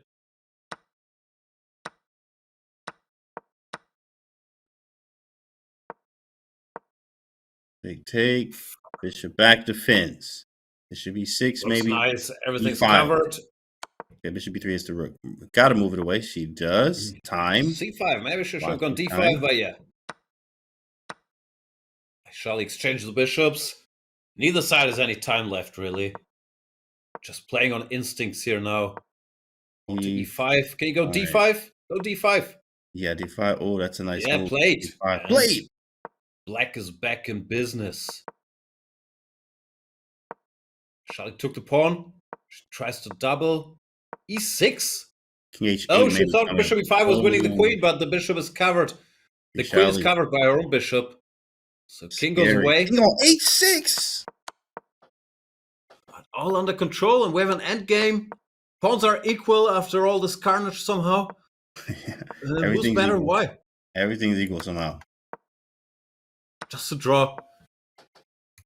No, you gotta go after the A pawn. Oh, but Rook A5, A4, and white wins the pawn. Just one. And of course, in these time scrambles, we know, as you mentioned yesterday, person with the pawn. Pawn always wins. Might be a theoretical draw, doesn't matter. The extra pawn always wins. No Devereski over here. I'm not sure. That over here. That was his claim. Yeah. It's more anecdotal evidence, but I believe in it. Aisha is going to win this. No problem. Look at this split screen here. Very nice. Oh, how's Magnus doing? He has 2 extra pawns. That's easier than 1 extra pawn. Always easier. He's trying to be Blitz champion. Vaishali is looking to clean up here. Rook check. Wait. Oh, Rook. No, that's not mate. So check. I guess we just take the pawn. Just much better. Duda resigns. Same thing. And Vaishali is gonna win because the extra pawn always wins. What can I tell you? Rook F6. Yeah, this should still be winning. Check, question mark. Takes, and queen. This is not that easy, is it? Yeah, check again. Check one more time. Okay, Rook H3. And now, check. Good. Wait, how do we win? Complicated. We gotta give a check. King she gives a check. King goes away. Another check. Good. And G4. G4 was the move. No. Oh, G4. Then F5. Push. Yeah. That's tough. Like I always say, all rook endings are drawn. This is not an exception. Wesley winning. This is a draw now. Wesley's winning. Wesley is winning for Jan. Against Jan. Fire versus ice. That's exactly the styles.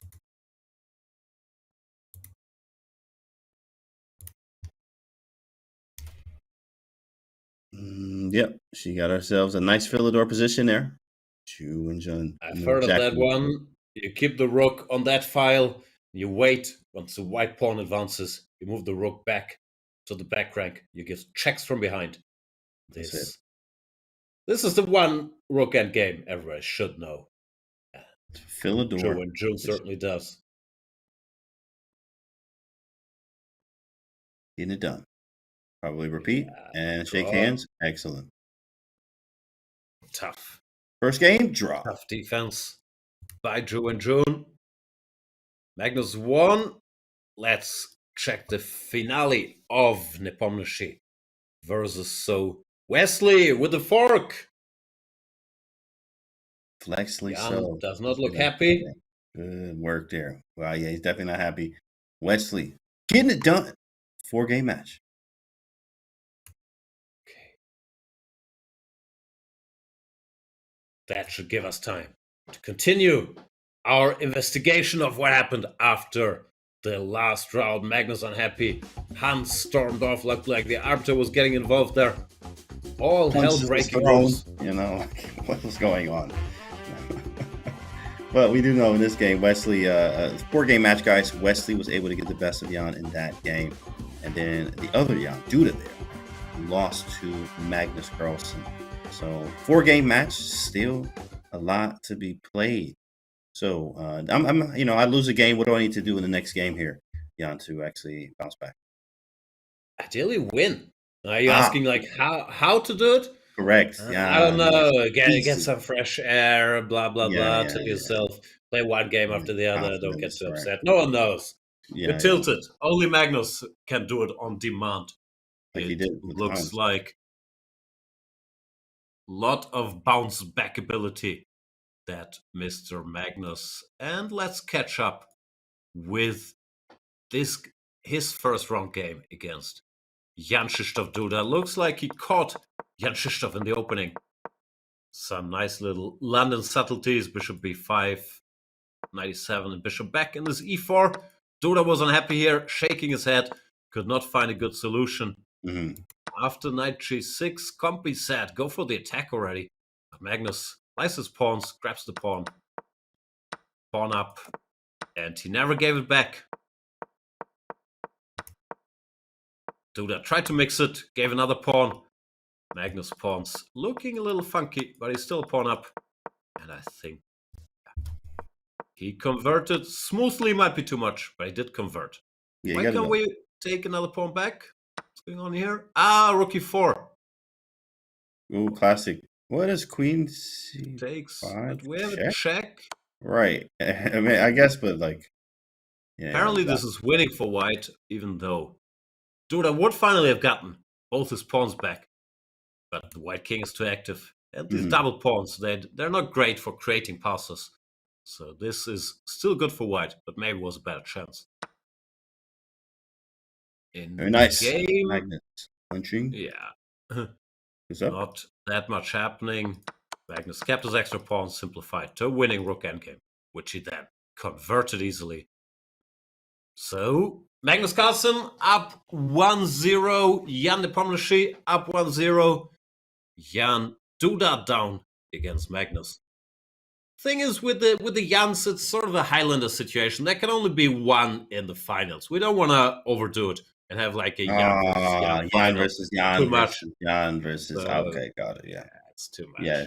So it's all scripted. Jan versus Jan. It gets confused. That makes sense. So Duda says, "Okay, I'll win the next one. Nepomniachtchi, it's your time to shine." Okay. All scripted there as we see now, chat. Let's take a look at the women's section and see what happened over there.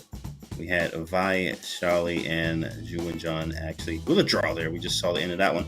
Leighton J and Katarina Lagno with a draw as well. So everything level. One game will put someone really on the back foot here. All it needs is a win. Obviously, as Jan said, just win, bro. That's it. You just got to win. So that's what we all looking to do today.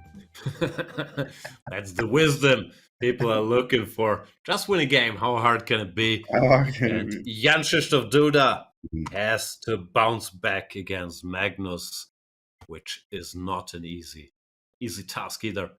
There we see Jan Krzysztof with the white pieces. Man, I got a lot of sponsors. There's a lot of stuff happening on that shirt. Oh, I saw that. Yeah, yeah. Magnus does the same with his shirts too. But yeah, I didn't even notice that with his. Let's get some more sponsors out here. Shout out to the sponsors. Still some real estate on that shirt. Like he does get a lot of sponsors on there.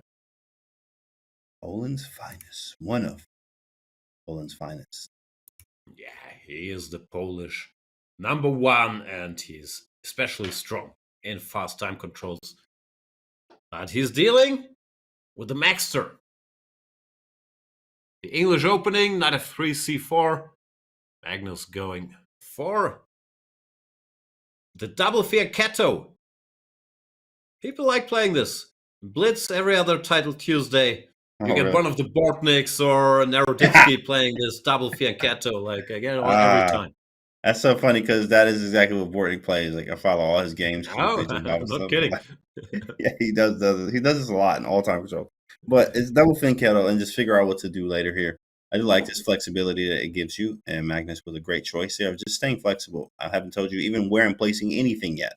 Just fianchetto my bishops and then figure out and respond how accordingly, depending on what you do. Generally, this move order is what he uses too, and he also goes knight a6, something he's done before. Yeah, this queen to c2 was a classy little move because if white plays normal knight c3, then the Bortniks put a knight on e4, simplify the position, freeing their bishops. So you don't want to do that yet. Dubov goes queen c2, and this is some sort of theory. Pawn to c5, white pushes, and pawn to b5, trying to break it up. Knight to c3, and pawn to b4. Magnus grabbing a little space. Let's see where the dude goes. He goes back. A little passive, but he wants e4. Bring the horsey back. King's Indian territory, obviously. Fianchetto variation, where you kind of Benoni, Benko, whatever you want to call it. Yeah. Like all of them at the same time. Benoni, Benko, King's Indian variation. That is what it's called. What do you do here? Horsey? I like it. I mean, is taking on e6 anything? No. We were e1. I do want to weaken it like knight g5, bishop h3. Yeah, not sure white is in time for opening the position. Black looks quite active. Bishop on b7, knight on f6, pointing on e4. He is active. Rook e8, sneaky little move, threatening to take here. And take again. Oh, no, not yet. The rook is covered. Sorry. Not threatening anything. Bishop f4 out. Is Magnus going to close the position? e5.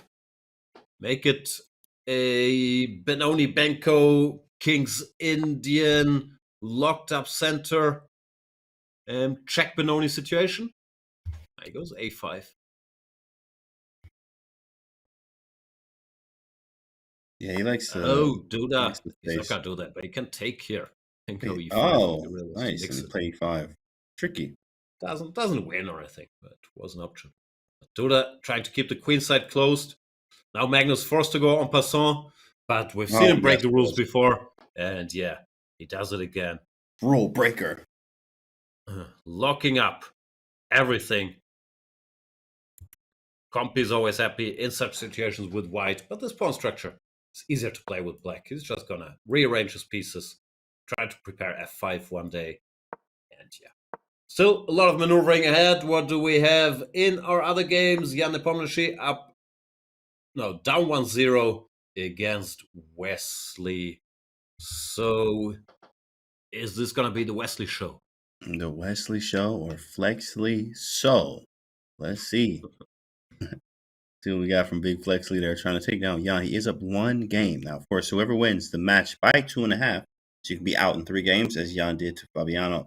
Very possible to be out in 3 games. 2.5 wins the match here. But Jan has a lot to say about that, as Nepo is not trying to go down without a fight here. Wesley having a comfortable position, though, something he's like used to. I hated his last move, I have to say. He went pawn to b4. And now this knight all of a sudden is a little loose. No longer has any pawn support. So did not love that.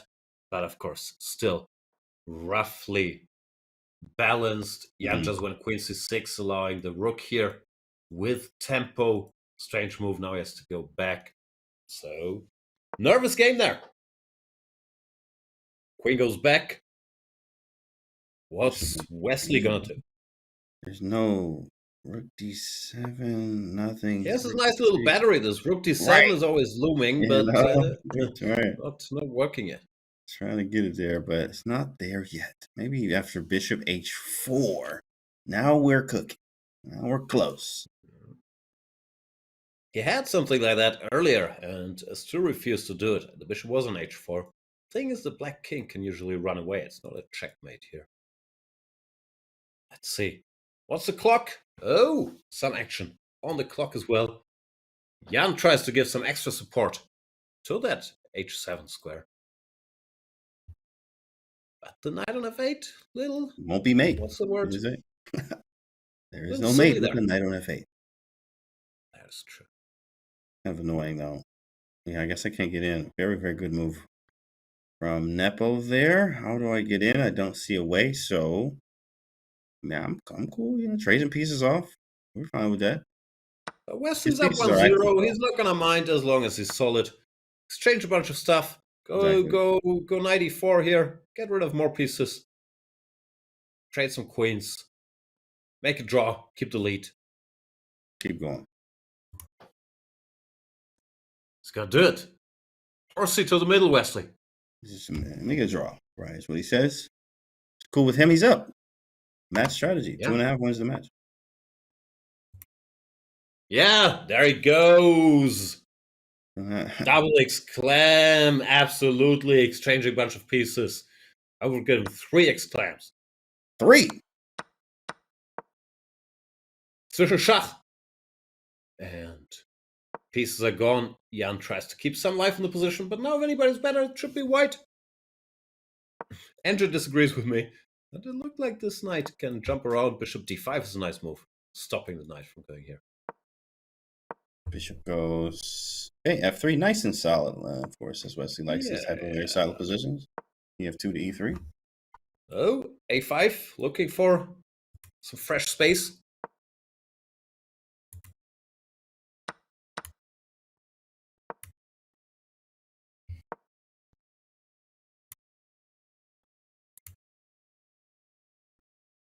Okay. Yeah, space looks good for Wesley here. Do you think he can push for more, though? After takes, maybe b5 might be a little weak, but I don't have to take on d3. I don't think he wants to push for more. Like knight c6 exchanges all the pieces, but it looks like Jan is trying to make something happen. Here, creating the c passer now. Wesley has his own passer. Still looks equal to me. Okay. There comes the c pawn. b5, I can't get away with e3, and then maybe move my knight where? b4 is hanging, take, probably shake hands there. That one's looking quite easy. Speaking of easy for his draw-wise, Magnus is actually cleaning up shop over there against Duda. Is he? Yeah, it's just... handshake in Wesley, Jan, draw agreed, so we'll jump to Monsieur Magnus.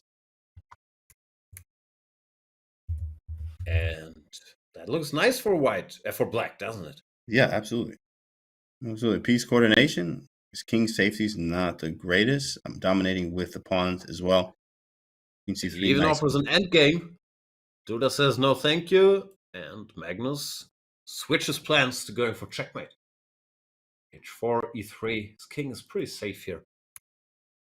Looks like he's gonna take a 2-0 lead. 2-0. All I need is half a point, and I'm going to the ship, aka championship, knocking out Duda there. Duda's gonna have a Herculean task to get that from Nernitsky. Herculean task to come back here. So in the women's section, Ju and June against Vaishali still going. Let us go there. Some type of end game, trying to figure out who's better and why.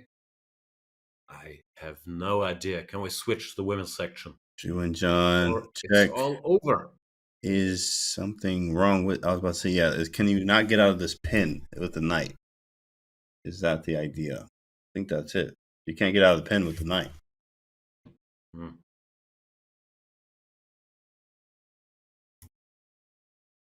The problem there. Jumanjan by Shali. What happened? She had to give up the He lost the exchange. Yeah, because she But the couldn't get out of it. knight is not enough. Looks nice on f5, but white has a rook and a pawn. So this should be easy unless you blunder some knight fork, which I don't think she will. Yeah. Just go king f3. No, she takes, also good.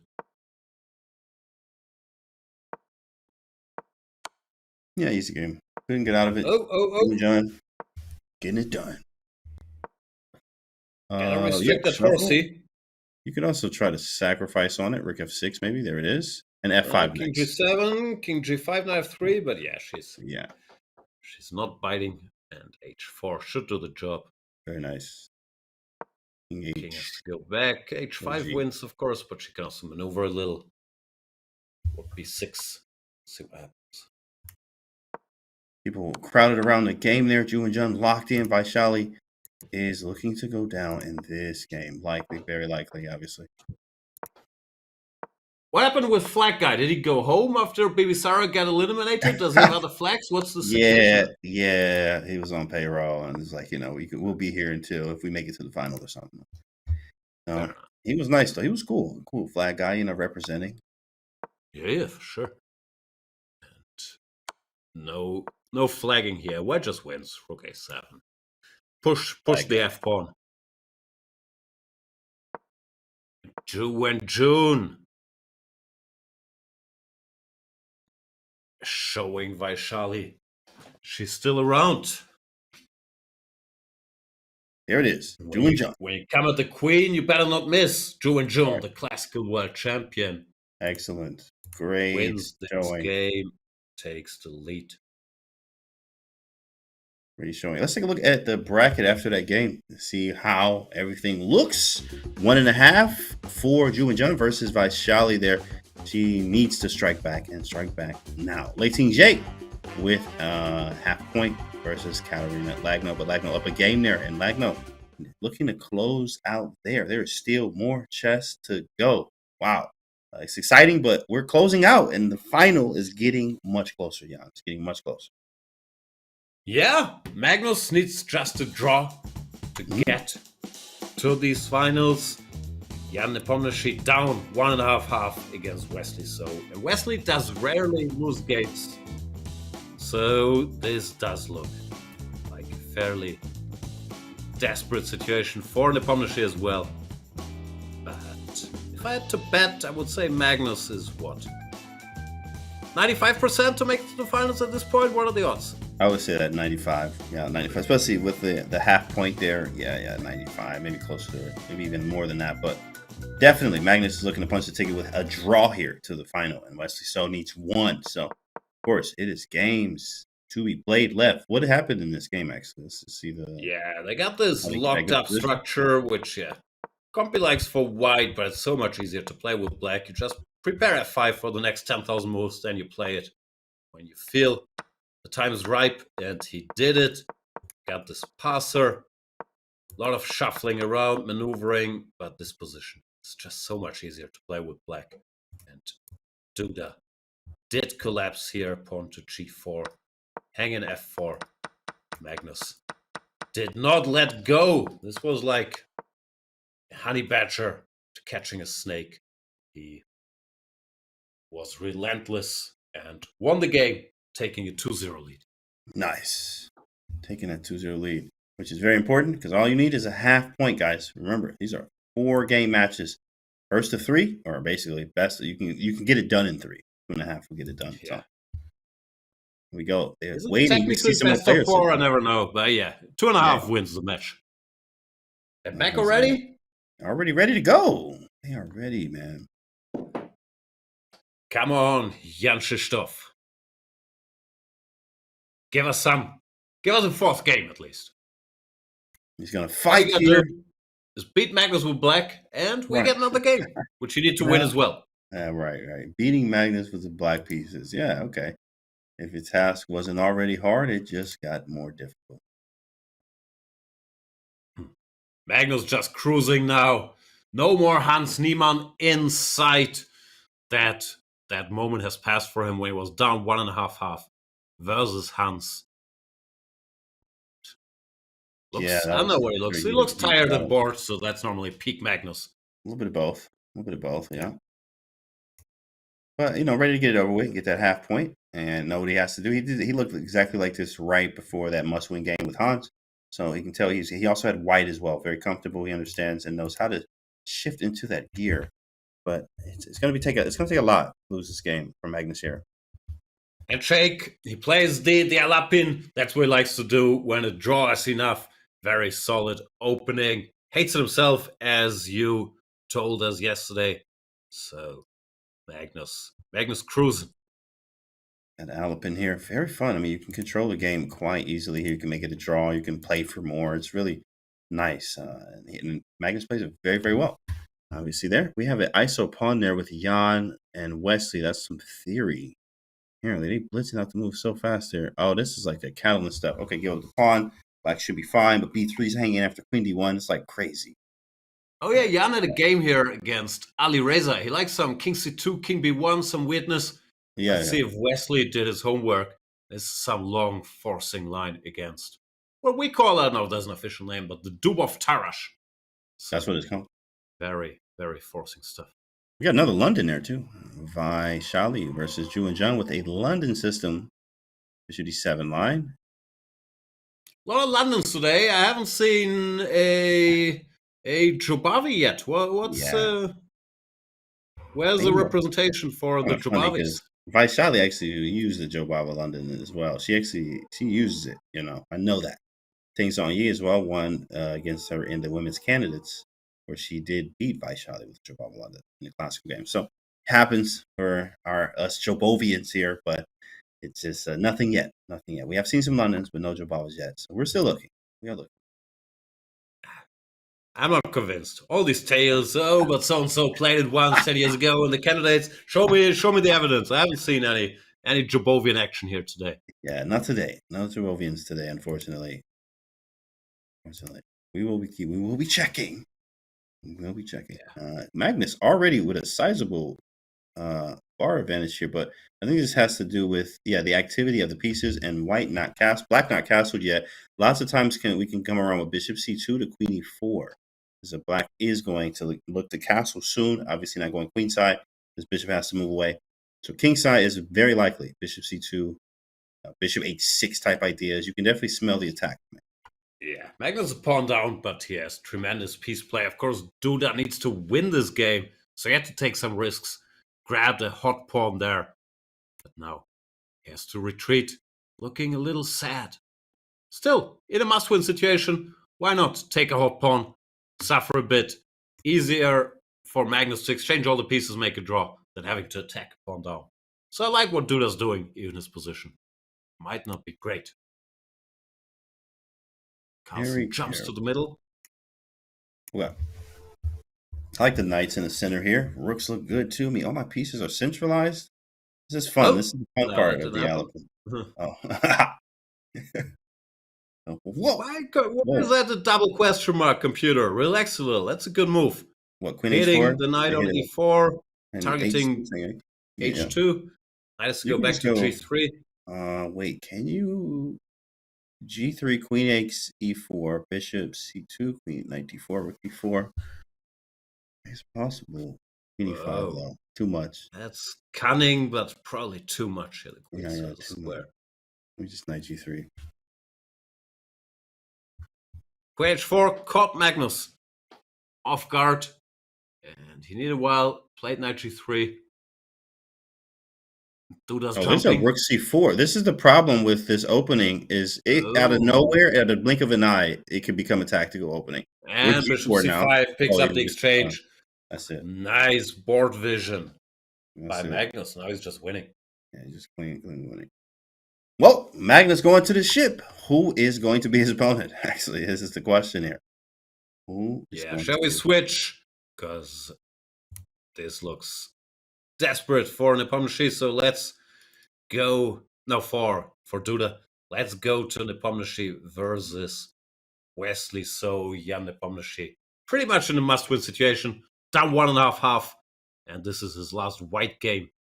Can he put some pressure on ever-solid Wesley? So I'm gonna put that pressure on Flexley, so you have to try and make it. Now, of course, 3-4-5, 3-4-5. Everything's even. I do have this bishop though. Bishop versus knight. Yep. H4, one of these, H5, one of these grandmasterly moves. Like, I want to stop you from going G4, H4, right? not taking space, yada yada. Probably a good move. This pawn goes, so it can't be captured anymore. Now what, Wesley? Maybe take this guy. Bring the rook here to defend his own pawn. B6 hanging. I do have stuff like bishop G5, try to wreck the structure. Then, yeah, there we go. But he's attacking the pawn. Rook E2, maybe a few trades. B6 is hanging. Yeah, rook E6. Horsey. Knight D7, I like. Wesley with 99 accuracy so far. Gross. Very hard to beat. Knows his openings. And in a blitz game.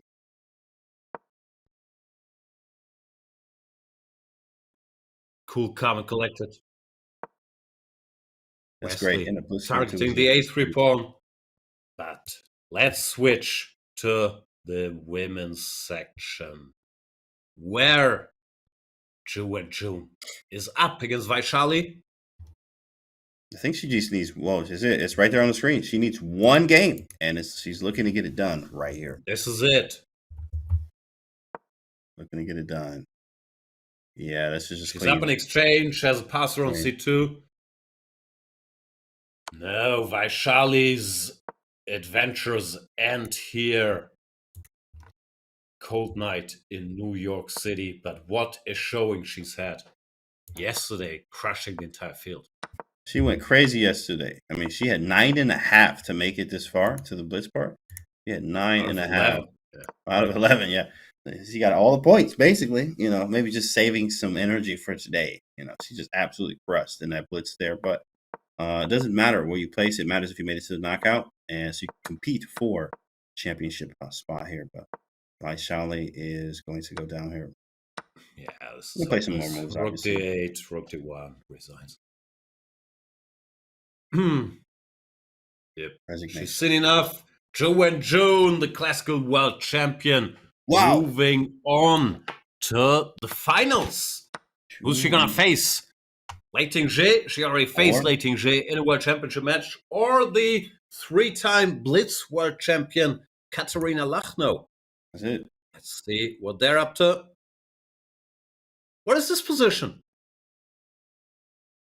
Queens just got exchanged, but that still looks good for Lei Ting-je.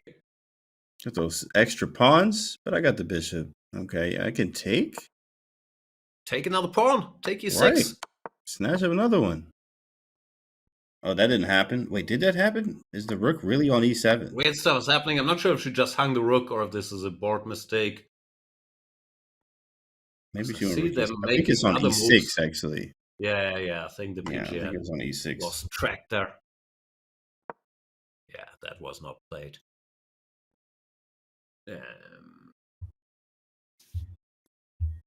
So we'll have to tell from the board what's going on. This is the PGN. Gave up on us, but I can see. Trading of pawns. Black looks active. I'm trying to figure out who has what pieces. White has a rook doing stuff there, but are there other pieces? I think she has a bishop next to her king, but I don't know if she got that bishop out anymore. There it is. Yeah. We get moves. There's a bishop next to the king. That's hard to see. Yeah. Yeah, there it is. And she has, 2 extra pawns? That should get the job done. She won that one. Should equalize the match. Here we go. Magnus, by the way, finishes off in style. He completes his game. Magnus going. Good job by Magnus. Eliminates Jan Krzysztof Duda. The dude is going home. Is he going home? Is there a match for third place? There should be, right? It's medals up for grabs. Oh, yeah, there's prize money too. There's some good prize money out of that. Definitely. Lagno playing on as she should. Everything's on the line here. Then we will be going to another game. They will be going to their fourth game. The H-pawn. Promoted, Lagno resigns. Lei Ting-Zhe with a comeback. 1.5 each. Whoever wins the next game goes to the finals to face Zhou Wenjun, the classical world champion.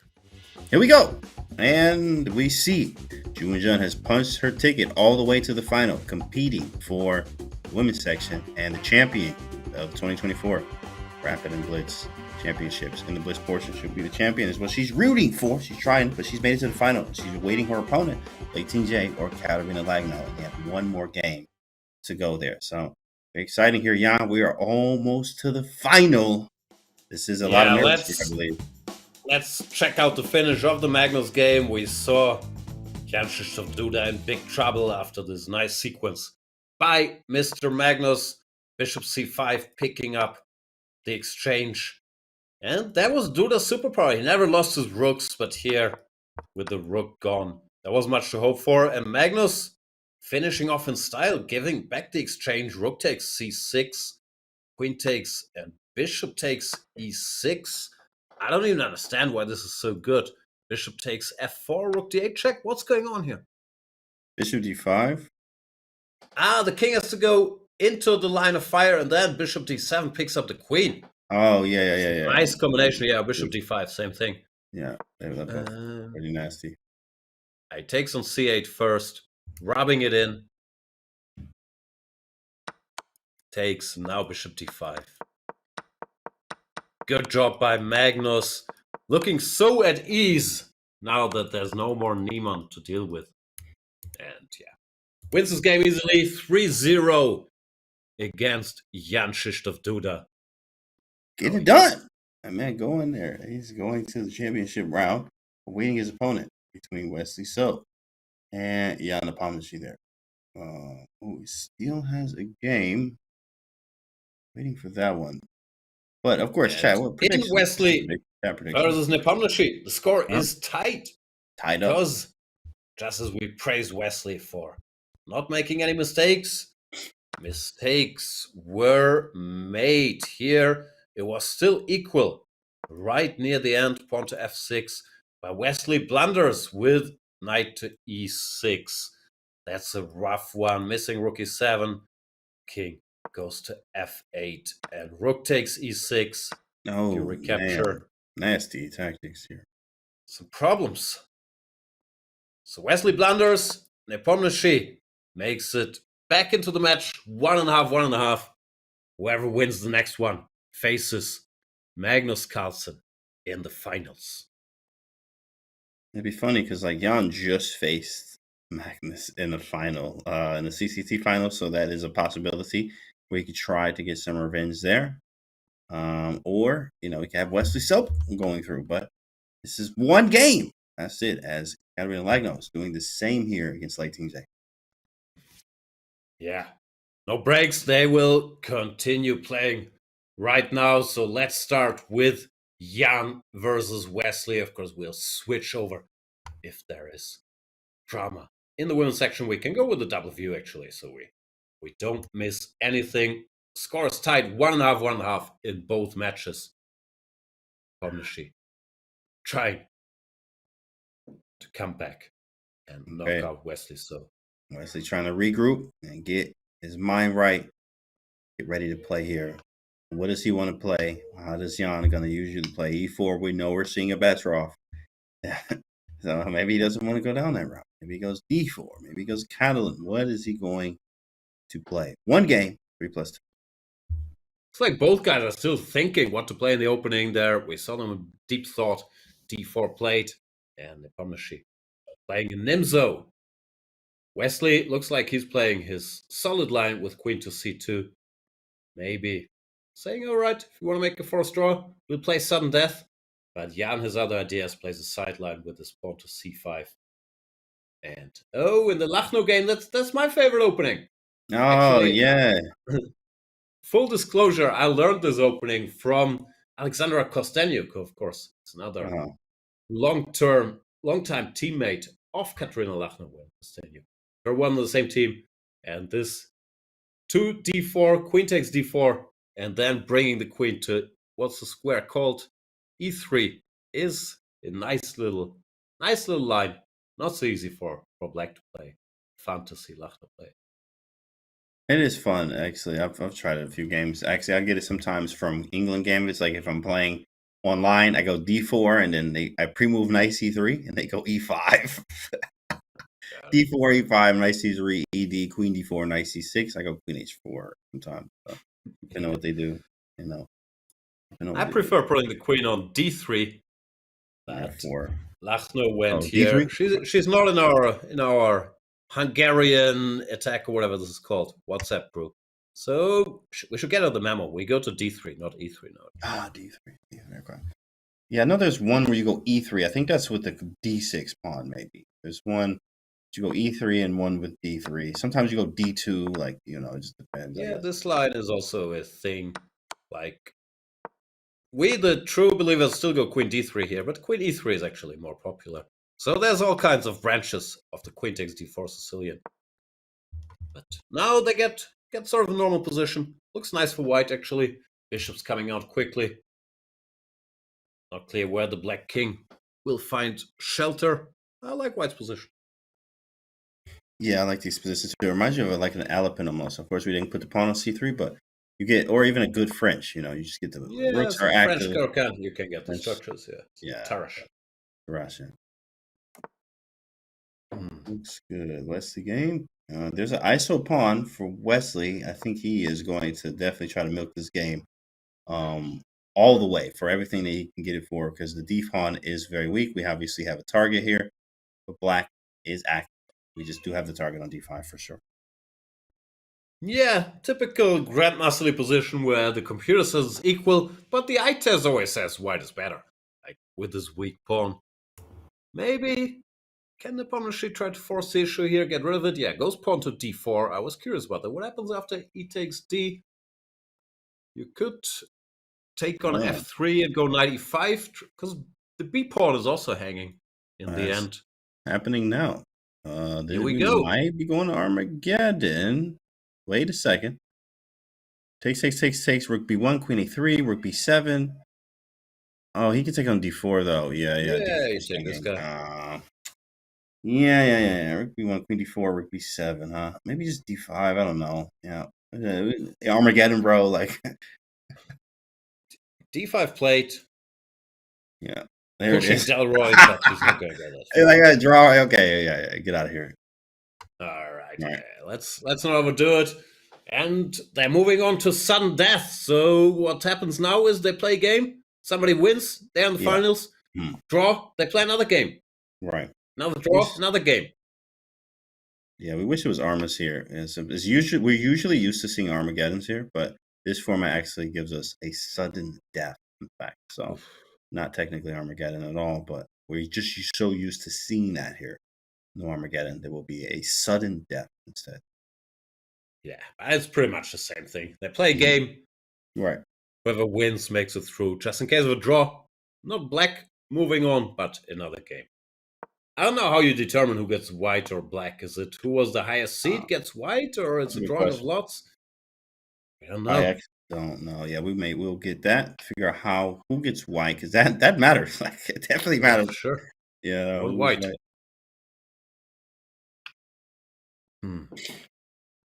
Meanwhile, Lachno and Leiting-Zhe still fighting for the direct road to the finals.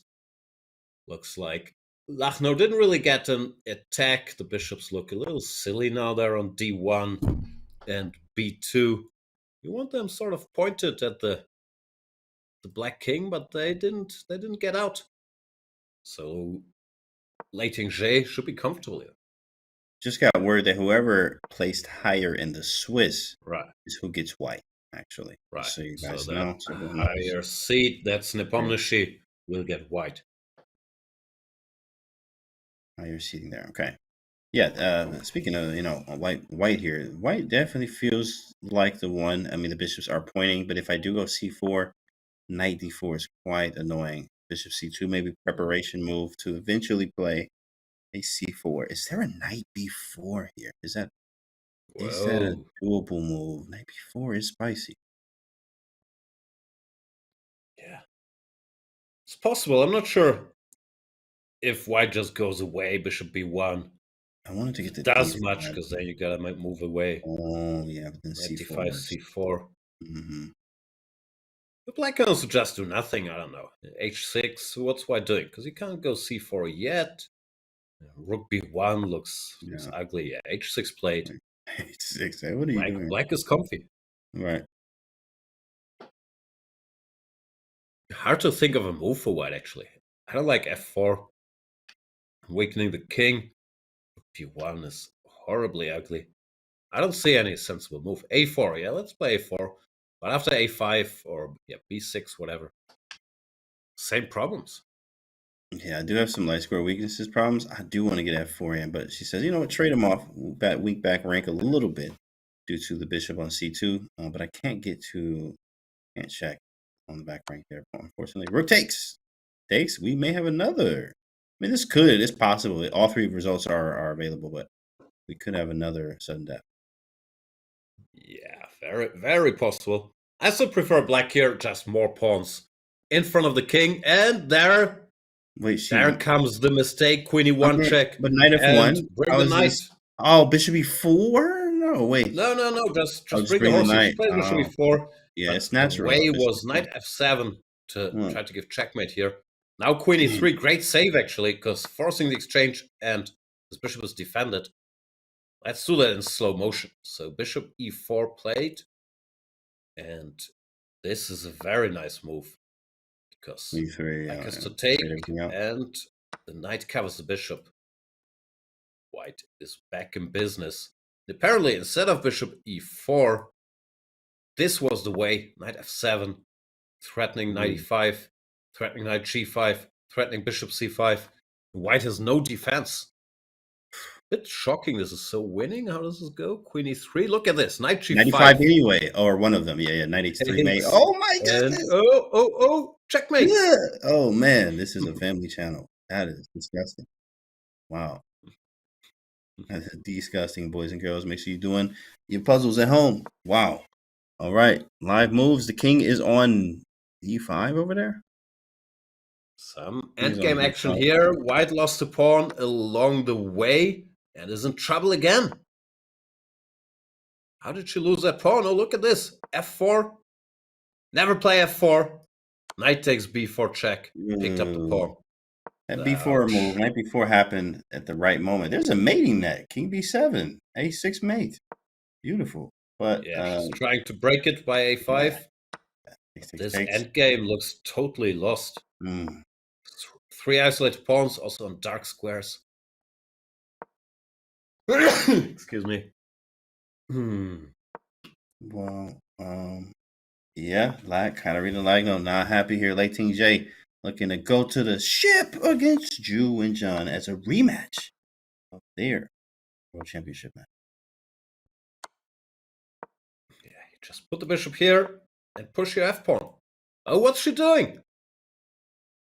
I didn't like a6 chasing the king over, but she wants the a pawn to get the job done. It's fair enough. Seconds. Oh. Now, all pawns under control. She bungled it. This could be a draw now. How do you make progress? Too fast. Yeah, you don't. Wow. I'm not even gonna lie. That was surprising. It's just the time. Yeah. It was definitely her time. That is surprising. Too fast, not furious enough. Now, whoa, she's giving up the pawn with checks. She's trying to lose. Yeah, it might as well repeat. It looks like there might be some rep. No, white might get some ideas. Okay, still draw. These very advanced passers cancel each other out. Not much I can do. It's just kind of shuffle back and forth. Shuffle the bishop. Shuffle the kings. Oh, whoa! Be careful. I'm almost hanging h4 as well. Yeah, as long as the black king keeps contact with his pawn, should be a draw, so he can pick up the pawn. And once the bishop goes away, we're threatening f2, so she tries to get it all. Lacing J not offering either though, because I remember she played that one game. I forgot who was she playing, but they just. Do you remember that game? Yeah. She is moves, and she also she won one today. You know this flag where she played 8,000 moves, and we're saying, all right, they can draw already. Nope. Wait. This should be just draw. She took the h-pawn as the draw. Lacing J had to count. She's there in time, but she is king of 8, and this we've seen before. You lock up the white king in the corner, and it's gotta be stalemate, even though white is a pawn up, can't move. Stalemate. Wow. Well, 2-2. We got another sudden death game on our hands. Sudden death. Double sudden death. Yeah, double sudden death series. Calculating where can I have been? Yeah, let's getting that calculation on, but that is in the past now, as you have a sudden death game to prepare for. Of course, very upsetting. She knows she was completely winning, and now can't reminisce, but need to get to the next game. Not an easy spot for Lacing J. Lacing J was sudden death, and depending on where she was in the Swiss, determines who gets white there in the seeding. Not sure if she was above Lagno or not, but that's important. Remember, I think they had the same points. Yeah, we'll find out in a second. So we know, guys, we do have Wesley, Jan, and Lacing J and Katarina Lagno in sudden deaths. So the sudden death works where whoever wins, that's it. They take it, 3+2. And if they draw, they play another one. Very important. Cool. So I guess we just wait around for games now. Do we have anything we could look at, maybe? No, we can look at the Wesley Nepomniachtchi game, but we've seen the clincher. Wasn't much of a game. They got this structure with the isolated pawn out of the opening, but Nepomniachtchi found a nice way to simplify, exchange all the material. And Wesley said, okay, enough adventures, already moved 22. I offer a draw and a nice little sudden death match. How do you feel about it, Jan, sir? Jan had no reason to say no. So, sudden death it is. I like it. I like the fact that, we go to the sudden death game and one game can decide it. Of course, here it's sort of like an Armageddon, but the problem is draw. There's no like win when you draw. So it's just sudden death. So if you, draw, we'll play another one. I'm assuming flip colors as well. So it's not really sudden death. It's sudden death if you lose. Another game if you draw. Another game if you draw here. And games are going to get started here soon. Who has a better chance against Magnus here, Jan or Wesley? Everybody has a bad record against Magnus, so not easy to say. I would think Jan might be a little punch drunk from that Champions Chess Tour final. Obviously also lost the big one, the Classical World Championship match to Magnus. I always think stylistically Wesley should do well because he's very solid, and if you attack him, he can punch back. But Magnus has been using that against him, asking him to take risks. So yeah, Magnus is the end boss for anybody. Okay, I'm dodging the answer. I'll go with Wesley. Wesley has a bad chance. Who you got? Wesley. I say Wesley too as well here. I think there's just some type of maybe psych thing or something with Jan playing him so many times, the World Championship matches and etc. Sometimes it just seems like Jan, he actually one game he played in the Champions Chess Tour, Jan, against Magnus, which was good. It was a Petrov game, but he ended up losing, castling on opposite sides, and his pieces got very weird and jumbled up. I think he had a knight on e7 or f7, something like that. But problem for Jan, and it just kind of crumbled under time pressure there. It was probably his best game in that match, but then after that, the other games were just easy for Magnus, to say the least. So I think Wesley may give him a harder time because his style is so solid. Then again, Jan is rocking the turtleneck again, which is a very, very solid style as well. 1 e4 played. We get another Italian. Here we go. This line has become trendy. This is like the first line you learn as a kid, the symmetrical Italian. But now all these super grandmasters are playing it. Yeah, you get those positions. It's solid, very, very solid. You can go so many ways. You can play so many different ways. So, which is very appealing because there's so much rich complexity to it. So many lines that you can go. Yeah, In fact, it's the same on both boards. Okay, What? H6 deviation. Yeah, That's hard to believe. yeah. We had a deviation with H6 there, but Okay, good. ooh. Hang on, this can't be true. It's still the same position? Oh, almost. 18J with the same idea. Look at that. Are they Who's like moving glancing faster? at each Who's other? copying Right. whom? We're looking at who's bored. What do you play over there? Okay, let me try that move. Kramnik has to investigate the tape if someone's looking to the upper left, Okay. lower right. What's going on there? Like, what do you play? Who's blinking cool. first? You took? Okay, Takes bad. takes. Hey, we take here? All right. A4, typical stuff, trying to fix this pawn. As a bit of a weakness, of course. It's all rocky solid. Compy says black is very fine. You can go whatever. Bishop e6, can go d5. A lot of options. And another typical thing, white exchanges the bishops, tries to grab a little space. They've been debating, I think, a very similar line already in their blitz match. Interesting. Yeah, this is very, very fun. Like, it's fun that they both get the same type of position here. Look, the captures on b6. Same analysis for the same game, basically. Wow, rook e1. There's rook e1. I mean, we just kind of comparing to see. Okay, there's a deviation. Queen e7. Okay, yeah. No rook e8, bishop e6. All right, a little different. Okay, now we've taken different course of action. I like Leiting's position better, actually.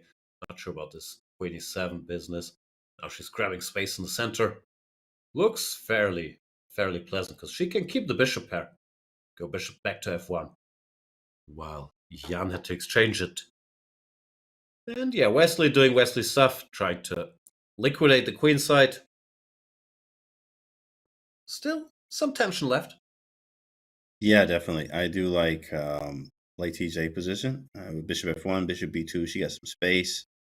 You can maybe go d5. c5 is very committal. Making me do something. We got new intel. This is not actually a sudden death game. This is a 2-game match.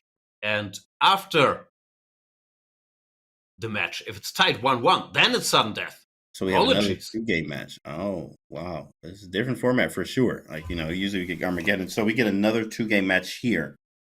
Best of 2 here. And then sudden death. Okay. I have to adjust my New Year's midnight celebrations. If it's 2 games, don't think I'm going to make it. Wait, what time is it over there? Y'all 6 hours. 10:36. 10:30, yeah, 10:36.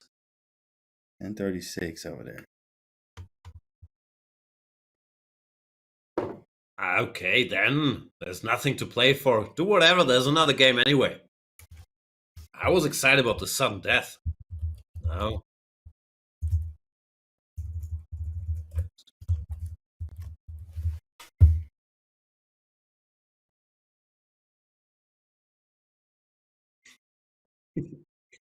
Okay. Wrong info. It is sudden death. We were right all along. Just testing if you guys actually know the rules. Back to excited. There we go. There we go. Sudden death. It is. It is sudden death. Okay. Well, all right. Sudden death. So then hopefully, I'm sure they all know that too as well. So yeah, of course. Those are the rules too. I thought they changed it. What's going on there? Maybe they need more chess action, but no. Back to sudden death. Let's go to the Nepomniachtchi game because G4 was just played, and that's more exciting than G3 played by Leiting's. G4. I like this G4 move. I'm always a fan. Listen, anytime And if I sign a board, it's always the G4 square. It's like my chessable course. I can't tell you how many times we have G4. Just doing it. You just throw it out there. It's a fun move to play. You know, Sicilians, you get that G4 move. So G4, and this knight is just not being captured, obviously, because Queen H3. Oh, and the D5 bar is going down. crazy. Can we go to the Nepomniachtchi game? Because Gotta stuff go. is about to Knight F3. explode there. Woo! Knight F3, and Wesley's horsey on H5 looks a little stuck. What is going on? E5's hanging too, but maybe I let you take that and I go like a Queen C7 or something. So maybe Queen C7, I'll just take your knight. Yeah. And then Queen E5, I thought there. Queen E5. So Knight E5, Queen C7. But you mean you just don't even take E5?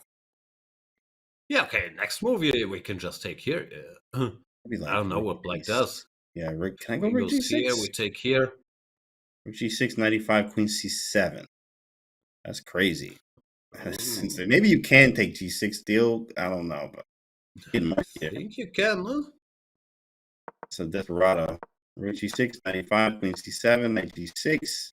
I don't think I have anything with these knights. They just look good. Check, yeah. But I'm not sure if it's enough. Queen can come defend. Yeah, we take one, go Queen F3. Yeah, I don't see it. What's Wesley doing? No! G5. He went G5, but the E5 pawn drops. Jan is extremely strong in such tactical messes, of course. Now he's everything under control. Queen to the middle of the board. He has the center. The D pawn is ready to rumble. And draw in late J, Katerina Lafno, so we get another game there. Draw. Oh, we get another game. That was a quick draw too. Like it was like a middle game. Yeah, they said there's a thing called fear of sudden death. So you know, if you lose this game, it's over. Therefore, they offer the draw in some random position. Then let's play another game at least. Interesting. Like, keep doing this, we'll be here all night. Yeah, and it is like, hold on, we got to get Jan out of here by midnight. What time is it? It's 10:40 over there in Germany. It's 4:40 in the States, in Eastern time. And Nepomniachtchi wrapping this up, going for mass exchanges, and then his 3 passes should get the job done. Easiest is Rook E6 and D7. Yeah, he doesn't forgive here. Can smell the final. Another meeting with Mr. Carlsen. Wow. Wesley resigns. Jan Nepomniachtchi in the finals. He's leaning back like Terror Squad. Lean back. Wesley's out. There it is. Wesley's out, and Jan Nepomniachtchi is in. He's going to face Magnus again. He just played him in the CCT finals, actually, if you guys saw that game. And he's trying to redeem himself as Magnus absolutely crushed him in that last game with that French defense that he will never, ever repeat again. It was like in miniature. It was a very, very crazy game. Jan is now able to get that redemption here in a faster time control here and trying to take it to Magnus again in a 4-game match. Look at that. Jan Nepomniachtchi gets it done 3-2. And you see Magnus on the other side there getting it done cleanly without a problem against Duda there. We're not done with the semifinals because we got a draw in the women's game. They'll play another one. Yeah, I'm not sure what happened there. It looked like they were playing some complicated positional fight. Black was very comfy. White position. Little weakened. Might be too, not a sign that things are going great. But then start repeating moves. Instead of repeating, fun fact, Queen B6. Computer says like +2, meaning black is winning here. Little pin. Queen can come in. Oh my goodness. Can't even play that. Yeah, it's just cooked there. They took a draw. Took a draw and got out of there. And Katerina gets white in this next game against Leiting J. Who needs to win here if we can? Play another one. Get the white pieces. You know, it's a draw every game. Keep us here all night. Right? Everyone wants to see. No. In fact, we do want to see a final against 2 very strong players on both sides of the women's and the open section here. So we wait for Lei Ting J and Katarina Lagno there. One win, that's it. Win takes you to the championship, and you're facing Ju Wen-Jun. Lei Ting J definitely looking for that redemption in the World Championship match, and Katarina Lagno just playing great chess. I mean, she's been going crazy actually this entire tournament. Now she's trying to do the same thing and win her game here to play Ju Wen-Jun. Not familiar with their record, how many times they played in particular, but who do you think is better, Lei Ting J or Katarina Lagno for the matchup here with Ju Wen-Jun? Very hard to say. I have to admit, I don't know that much about Lei Ting J's blitz prowess. I know she's excellent in classical, extremely well prepared. Lagno is a 3-time blitz world champion. Probably has a bit more experience with these high stakes, high pressure blitz situations, but they seem very evenly matched from what we've seen thus far. I don't know. We can't all have like classical world championship finals redo, so I'm rooting for Lagno. We've seen Ju Wen-Jun against Lei Ting J in a classical match. We already get Nepomniachtchi Carlsen in the other one. Let's get a Ju Wen-Jun Lagno match in this one. I'm actually looking forward to that too as well. I would prefer to see obviously a Katarina Lagno and Ju Wen-Jun matchup, as I'm just not familiar with seeing them in particular play each other. Lei Ting J and Ju Wen-Jun I have seen play a bunch of games, so obviously the match too as well. But whoever's better in this game will go and face Ju Wen-Jun. Locked in and ready to go as games are about to start. Yeah. Let's do it like Peter Lako. We're not rooting for anybody. We just want to see a great game. We're rooting for good chess. What's more exciting than good chess? There we go. Lock in and breathe and focus and go. Breathe in, breathe out. Breathe in and breathe out. Chat. Breathe in and breathe out, chat. Very good, chat. Very good. And 1 and 2 and breathe. Good job, chat. Good job. Here we go. I'm out of coffee. Like all my mugs are empty. He got 3 mugs. 3 identical mugs. So it always looks like I'm only drinking 1 coffee during the show. It's not what happens at the same time. Yeah, they're all empty now. Hope they got good coffee there in New York City. They do actually. What do you pay for a cappuccino or a flat white in New York City? What's the going rate? $15? Yeah, that's probably minimum. Because I know in Michigan, you got Starbucks, stuff like that, $5, $6, depending on what you're getting. Up to like $8-10 max on some coffee. That's kind of crazy. Just gets you a coffee thing at home, guys. But coffee maker. What about you over there in Germany? What's the price over there for a cup of Joe? Okay, Starbucks is expensive everywhere. I always go and say, give me the most unhealthy thing that it's called coffee, but I don't want any taste of coffee in there. They give you, I don't know what's called, mocha, strawberry cheesecake, frappuccino. That's a piece of cake in euros. There in my coffee, like 13. Yep. I don't know what it is. Like 8-9 euros you can pay for one of these fancy things. Starbucks is expensive, but yeah, the going rate for a cappuccino, I don't know, 4 euros. It's Oh, that's nice. We're moving to Europe, Chad. That's what it is. Why'd you move to Europe for? Come over here. $4. Weather's great. People are very warm and friendly. What's not to like? It is nice, actually. I've been over to see so far so much, guys, but we got a match here, guys. We are waiting for that. So I'm reading chat too as well. I'll see you guys. Out to you. Yeah, it's out to you guys later in the day. Hey, happy New Year's Eve to all of you spending time over here, or New Year's, wherever you are. Maybe it is already that time for you, but big shout out to you guys in chat spending time here. Happy New Year's Eve and Happy New Year to all of you spending it with us. As we see on the screen here, Magnus Carlsen and Jan, we got a matchup. Beautiful way to bring in the new year against these two right here. It was like scripted, right? We knew this was going to happen all along. I don't know. If this was a sports movie, I'd make Magnus against Hans the finals. Yeah, you're right. Okay, you're right. Yeah. Other than that, it's pretty good scripting. But I think you need that with Hans being 1.5 in the finals. I think that's the proper way to do it. Yeah, we need to write that into the edit. 100%. Yeah. But here we go. What needs to be edited here is who is going in against Ju Wen-Jun. we're all still waiting here. Late Team J, Katarina Lagno, all draws, not draws, but drawn up until this point, a even match. Now we are waiting. Ju and Jun is patiently waiting to see who is she going to play. Late Team J, the challenger for the women's World Championship, and was not successful. Late Team J, or is it going to be Katarina Lagno? Let's see. Where is Leiting J? Did she go to the hotel to take a nap? What's going on there? Yeah, she did get up, and we don't know what happened after that. Everyone is knows? Waiting for them. Katarina Lagno sitting at the board, ready for action. We're being told sometimes it could game be, should start in about a minute. Yeah, about a minute. Sometimes it could be, you got to slow down. You just need an extra breather, whatever it is.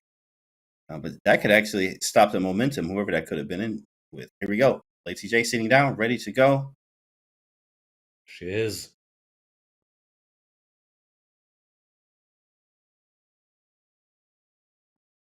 Deep thought. Handshake. Boom. Let's go, Sicilian. Oh, favorite. What's Lagno doing? Is she playing this 4 knights thingy? Not getting a chance because after knights is 6. Seen a lot of those. And Lagno wants to play what? Knight d2, b3, c4. She goes rookie 1. Staying flexible. But now black can maybe exchange his bishop. No? Should we get rid of the bishop? Yeah. Bishop it's there, yeah. It's there. It's kind of the most annoying thing is when they do that. Bishop h6. Yeah, now we off the head here. Takes. And not sure why she allowed this exchange for bishops. She could have gone out. No, queen here. Stop it for now. But here we are. Now black got rid of the so-called bad bishop and plays a little easier. You go bishop e7, short castles. After e5, you go knight d7 back. Looks very comfortable for black to me. Absolutely. Kind of like some type of French where we got rid of the bishop already, which Late Team J does. Played the French many times. So we've been able to see a lot of her games. And French was something she employed with great success, in fact. So she's comfortable here, getting off the light square bishop, which was the worst piece. White trying to figure out how we create some problems here. c4, I am a big fan of. So you can follow up with a b3, bishop b2, aim towards the king side.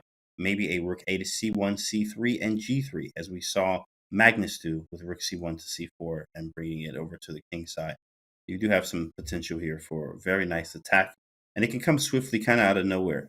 e5, though, does signify we should have some type of attack, but no light square bishop here yet. I'm not a fan of combining c4 and e5 because that leaves a hole here where the knight could jump into. As you mentioned, you want to bring this bishop on the long diagonal, but now it's blocked. I think black can just castle. Lagno will try knight f3 to drawing too many arrows, but she will try after castles to go knight f3 to threaten this, but I don't think it's a big deal. Rook e8 or king h8. White g6, that's overreacting. Just castle. Yeah, I thought the same. Castles was just fine. You don't have the light square bishop as white in every French game. If you're playing or a French type structure, which this resembles, you just worry about the light square bishop, you get rid of it, and then you can castle. And here, allows bishop h6 and knight g5, queen f4, rook e3, f3. This could be some problems for black. Yeah, don't like this g6 move at all. Normally it's signaling, I don't want to castle at all. Maybe she wants to go h5 for you. Queen b6. I don't know. I'm not liking this because now the bishop also has this square after g6. Just looks unpleasant though. I'm not sure if you go that directly. Probably don't want to give this pawn. But all kinds of options now. b3, preparing to bring the bishop. I guess it's still solid though. Yeah, definitely. Still solid. b2 is hanging, so maybe b2, very solid, covering. Okay, like that's nifty. Defending f2 as well. Our idea. a4. Normally engines always a fan of pushing your a pawn and h pawn in any situation. But here, Compy says no, now bishop h6 and you're in trouble. You can't castle, can't play h5.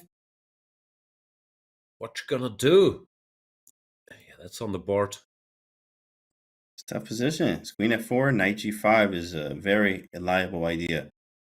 You have lots of ideas when the bishop gets over to h6. I like queen b4. It's practical. Just rook practical. c1, cover everything. Yeah, rook c1 is very simple. Yeah. Played. No, this looks very bad. Also, bishop g7 is there, but queen f4, knight g5. Like, how does black even deal with that? Yeah, Late J in trouble. Self-inflicted. This move g6 was so unnecessary. It's hard because you have to castle into it and say that I am fine, which, I mean, you just are. It's just understanding, obviously. The light square bishop's gone. It's hard to get this attack with that bishop gone. Yeah, just castle, knight f3. It's just a one-move threat. You go whatever, king h8. And no worries at all, really. Everything's defended. Anyway, let's jump to the current position. Knight b6. She's trying to at least confuse the issue by attacking this pawn. But at what price?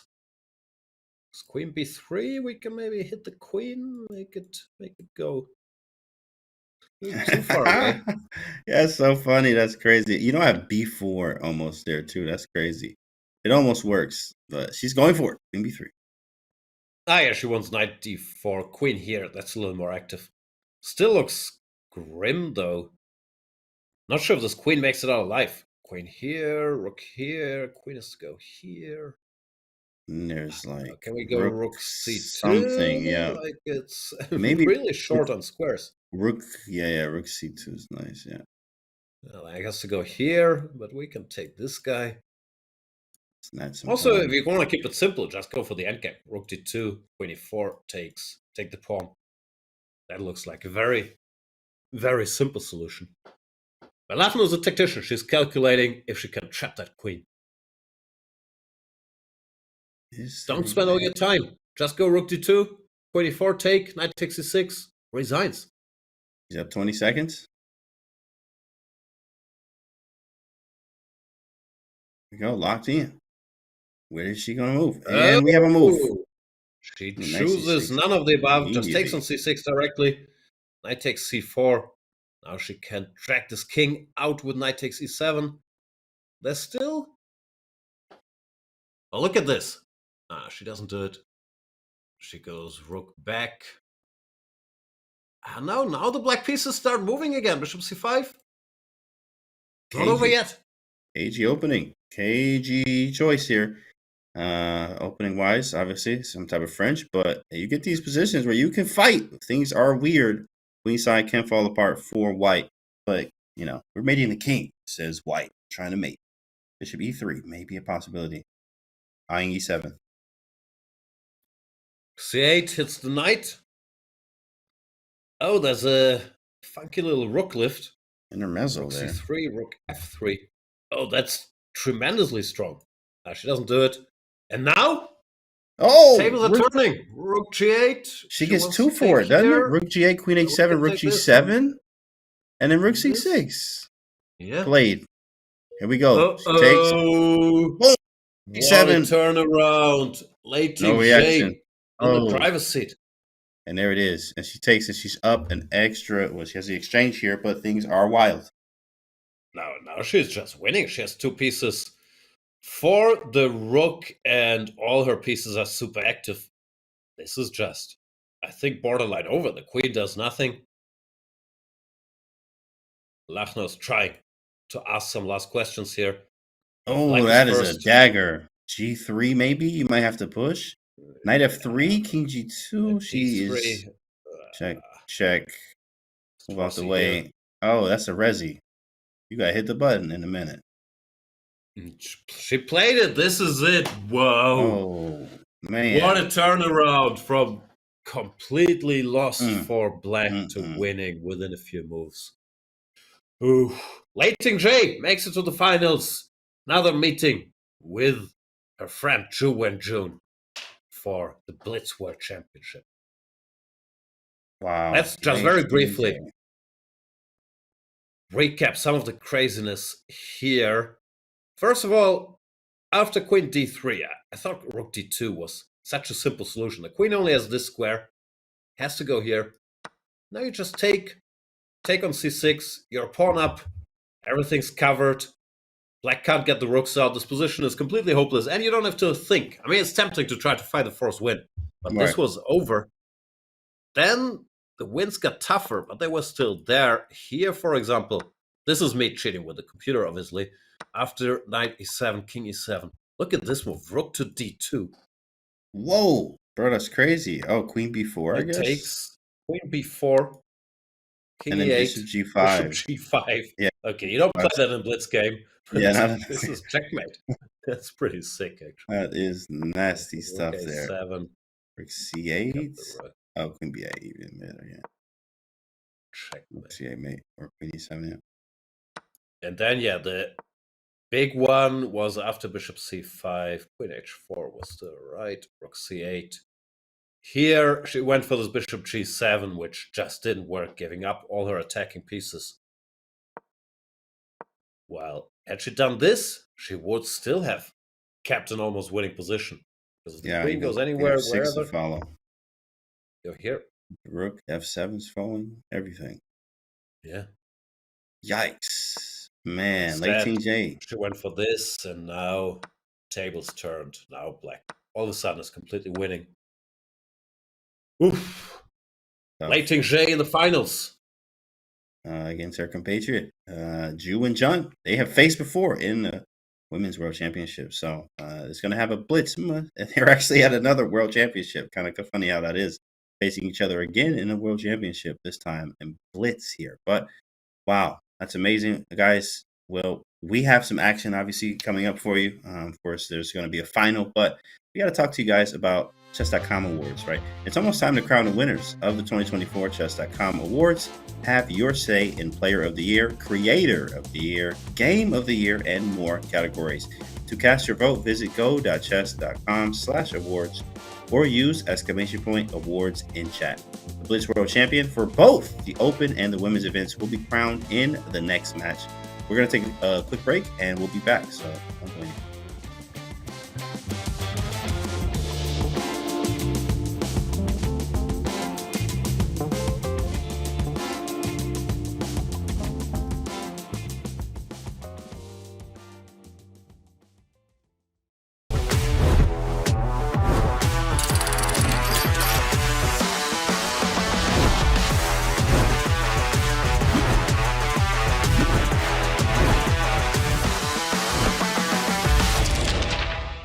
My name is Wesley Thaw, and I play chess.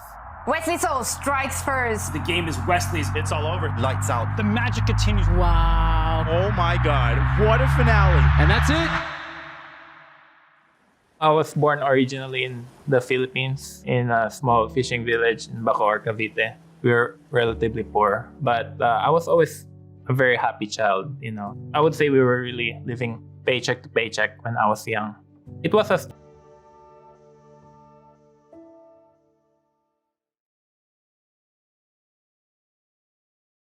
This past year, our goal has been to grow chess as a positive influence in the world. We're joining forces with Chess.com to launch a fundraising campaign to support the education of 5,000 children next year to help them get back to school. This is Chidobert Awazier, here with big brothers and big sisters and Chess.com at St. Boniface School. We're here to play some chess, have some fun, just have a great day here. A world where every person can enjoy the game, connect with others, and be accepted in the community. Chess just became something that I could do. I just fell in love with all over again after my accident.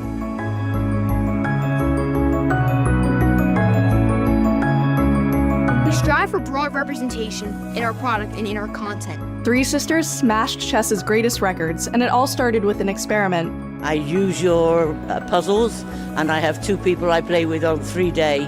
Believing you can do it is one thing, but knowing you can do it is a whole different thing. We hope at the very least to earn the respect of our opponent. Are you afraid of being wrong? No. We aim to create a place where everyone belongs, regardless of their background or identity. Whether you call it ajedrez, Schack, chess, xadrez, soccer, Шахматы. Or chess. It's the global game that unites us all.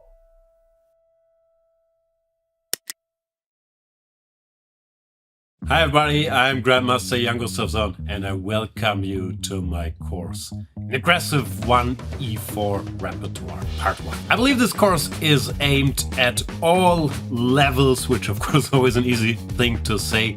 Basically, the approach has been to be as aggressive as possible against the main lines, setting an emphasis on surprise value while still having some soundness in order to pose unique problems. Knight f6. We're going for the most aggressive. Knight to g5, d5, e takes d. Knight a5. Bishop b5 check. That's just the main line. dc, bc. And here I have a bunch of new ideas after queen to f3. And hopefully this will not only fix my chickenness of not being able to play 1e4 aggressively, but also give you a bunch of fresh ideas when we're done. A hanging piece is simply a piece that is under attack and can be freely captured. Winning material. If you don't hang your pieces and you capture the ones your opponent hangs, you will win most of your games as a newcomer to chess.com. Related to hanging pieces is an important term, LPDO. Loose pieces drop off. It's one of the most helpful phrases in tactics. It's a reminder to keep your pieces defended and to keep an eye out for undefended pieces in your opponent's camp. Gotta move. Oh, no more checks. Oh, and what's happened there? What happened? We see a reaction. Magnus is Oh no! A hanging checkmate is similar to a hanging piece. It is just a checkmate that your opponent has not defended against. Like this time, that Hikaru hung checkmate against Magnus, but Magnus didn't see it. Oh my god. Oh my god! Oh my god!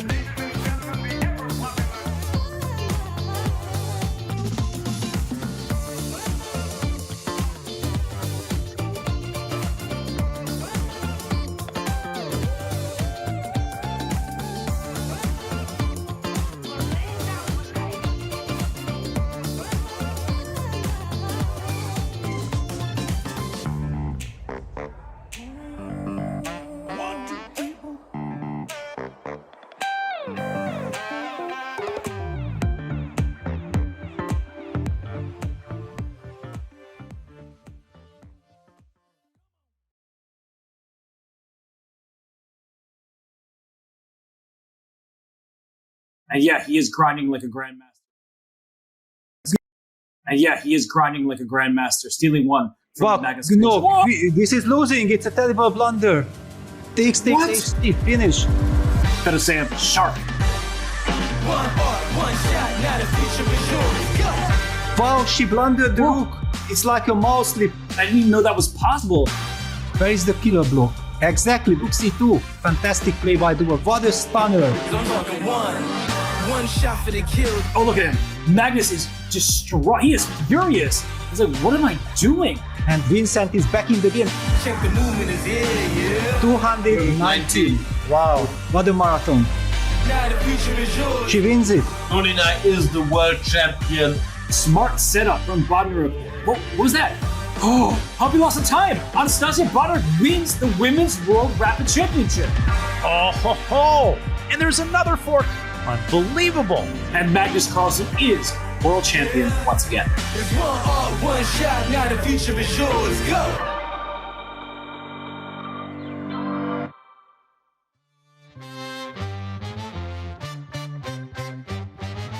Welcome back to the FIDE World Rapid and Blitz Championships 2024 on Wall Street, New York there as players and obviously everyone else out there. Fans are waiting for the finals here. Guys, we have absolute incredible finals here. We have two back-to-back basically World Championship matches that have happened before. Of course, Magnus and Nepomniachtchi and Jun versus Leitingjie. So these are exciting, right? Yeah, very nice for a final. Scripted, that's what it is. Yeah, I don't know. Magnus has been winning both that Classical World Championship match and their very recent match in the Champions Chess Tour against Jan Nepomniachtchi. This Blitz, however, Jan on a good day, obviously, can beat anybody. You don't bet against Magnus in such a format. But I do believe that anything can happen, especially if Jan is off to a good start. Zhu and Jun, Leitingjie. I don't even know who's the favorite, but Zhu and Jun has looked strong, looked very much in control. Leitingjie had a nail biter of a finish there against Katarina Lachno. So exciting as I am, I'm betting on the Classical World Champions to also take the Blitz titles today. Yes, I believe the same. I think that, this is a World Championship match in a way, basically. I mean, it is. It's a Blitz. It's a faster time control. It is World Championship match, but they are playing faster time control here. And, of course, people that have the more experience, the World Champions, Zhu and Jun and Magnus Carlsen, are favorites here. But, I mean, not to say that they can't strike, meaning Leitingjie and Jan Nepomniachtchi. Faster time controls, things happen, 3 minutes, 2 second increment, and there's multiple games. So it's important to obviously take everything and use whatever you can to your advantage if you are Leitingjie or Jan Nepomniachtchi. It didn't really end well for Nepo in the last meetup they had at CCT finals, where he made it to the finals again, which was nice, but he did not make it. He was not able to convert. Magnus kind of whitewashed it there. I think he won 3 games in a row or something like that. Yeah, it was best of 6. He won like 3.5 half. Yeah. But the games weren't as one-sided as the result was saying. We'll see, but it's chess. Magnus the favorite. That is how it goes. If we got 2 minutes to kill, I have something I want to talk to you about. Okay. You might remember Dubov did not play in the Swiss against Hans Niemann. Said he overslept, but in the interview he was being a little coy about it, and he said, read between the lines, guys. Mm-hmm. And there was a tweet by Hans Niemann saying, happy to play Dubov in a Blitz match under any conditions. I will pay for his travel accommodation and offer a 10k reward to a charity of his choice if he wins. Okay. Dubov, who's not on Twitter, replied on Insta. He said, now that you're out, we can talk. I'm ready to play under the following conditions. You agreed to a lie detector test with a trained professional. I'm certain we can find a trusted independent authority. Maybe Demis Hassabis could help. Yeah. To pick the company person to run it. Test to feature only questions about cheating, with the results to be communicated in the community at large. If the test comes out clean, I will accept my decision was rash. What decision? To oversleep? And I'm ready to play a 24-game Blitz match against you. 8 games a day. $2,000 per point. High rollers there. There's a lot of Balenciaga, a lot of Balenciaga A lot of sweaters at sweaters. stake. A lot of sweaters on the line there. You know what I mean? That's like 10 sweaters, Balenciagas. Wow, dupe off there. That is crazy that he wrote all of that. Like, oh my goodness. Well, we'll see if Hans responds. I mean, but it's out there. He responded. I don't believe in lie detector tests. I've seen that movie, Meet the Parents, with Robert De Niro. You're so nervous in that setting already. I think that's a documentary on lie detectors. How could you pass any lie detector test? I don't know how stuff works. I'm sure Hans and Demis Hausopis can investigate. And looks like we have lift off. Lei Ting-Zhe versus Zhu Wenjun. They're on very good terms, even though they played this World Championship match. And I think so are Jan and Magnus. They were teammates in this World Team Rapid Championship. There's Jan with the turtleneck. Magnus late as usual. Magnus late as usual. Zhu Wenjun and Lei Ting-Zhe are, compatriots here to play for the World Championship. They were chatting it up right before they kind of just got ready to lock in here. Good spirits from both of them, understanding, hey, listen, one of us, we made it, right? Both from the country here, representing. We're going to make it. To see if any small talk here between Magnus and Jan. Last time at CCT, they had some chatter right before they played, so in good spirits as well. Also, good off the scene too as well. I actually played some poker with these guys, Magnus and Jan. I was fortunate enough to play some poker with them out when we were out at the CCT in Oslo, Norway. That was kind of fun. Magnus is very good at poker too as well. He is. He's a fast learner, that guy. Very good at fantasy sports, good at poker, good at chess. Must be nice. Must be nice, yeah. All right, we Beat got a me Sicilian already. in our fantasy basketball league. That was very upsetting. His biggest win of this year by far. Let's see if we get the game in our little feet here. Clearly moves are being made. I guess we'll be on the boards. Good old Rossolimo. Theory debate. Position Magnus played plenty. Compy always likes this kind of stuff for white, but Magnus likes the structure. What does he care? What Compy says. Blitz is out C4, Rook A3. What is this? What? Is this some theory debate or are they just both? I'm not gonna lie, I ain't never seen Rook A3 there, which Magnus stops the thing too. Yeah, he had to bring up C4 is known. C4 is a known move. Rook A3 is like, oh, he checked the engine on this. Okay. Clearly takes. Knight to the rim, typical maneuver. Eyeing that F4 square. He wants bishop G4. Also E5 is now protected. So both sides seem to be comfortable with the position. Definitely. See if we can get the game going on a little board here. Working on the board, guys, on the back end. We're trying to get the board to work. Bishop G5. Ooh. Doesn't pick up material, but trying to provoke Magnus to move the F-pawn. He says, no, thank you. Let's trade bishops instead. Takes with the queen. Take with the knight too as well. Queens is nice. Maybe queen G7. Put the queen in and go for a King's Indian type of structure here with F5. Generally, you do this a lot but the rook on A3. I mean, it does.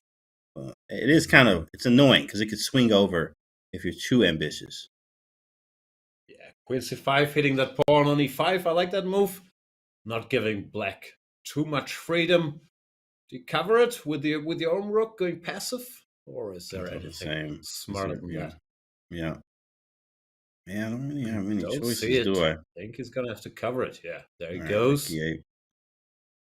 Still, black has some active pieces. The knight can jump. But I like this knight BD2, giving support to the brother horse on F3. And now everything's covered in the white camp. Don't see how Magnus makes progress because his rook is no longer hitting that weak pawn on D3. So it looks like Jan's position is a little easier to play here. Yeah, he doesn't have enough pieces. I'm trying to get knight F4 to work in some cases. Yeah, bishop G4 was nice. I want knight F4 and knight G2 at some point. He's trying, H3 to take. Then he wants knight F4, threatening knight takes h3 at least, picking up a pawn. But Nepomniachtchi is good at chess. Spots that, goes king h2, covers everything. I smell a g5 in the air. Oh, b6, crafty. Wait, that. What's going on? Can we take a pawn? d3's hanging at the end, I think. He wants to exchange rooks and then take on d3.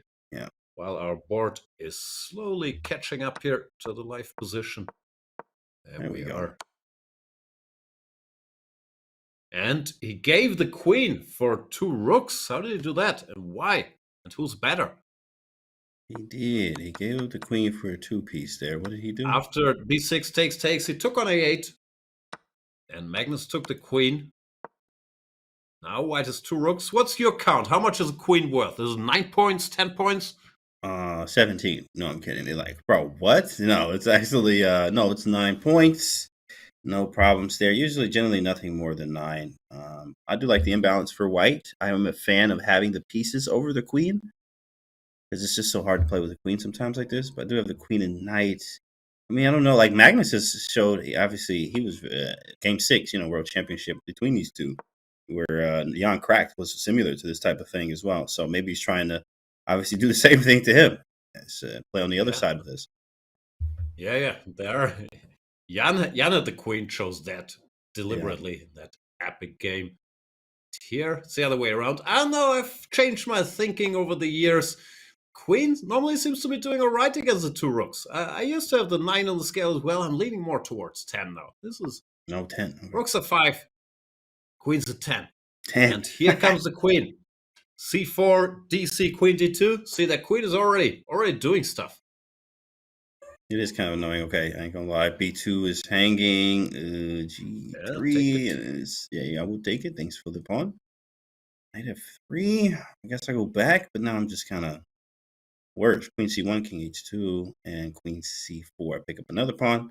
See what he goes for. He's going the other way. Rook here targets this guy. Let's see how Magnus handles it. No, he didn't go there. He went back.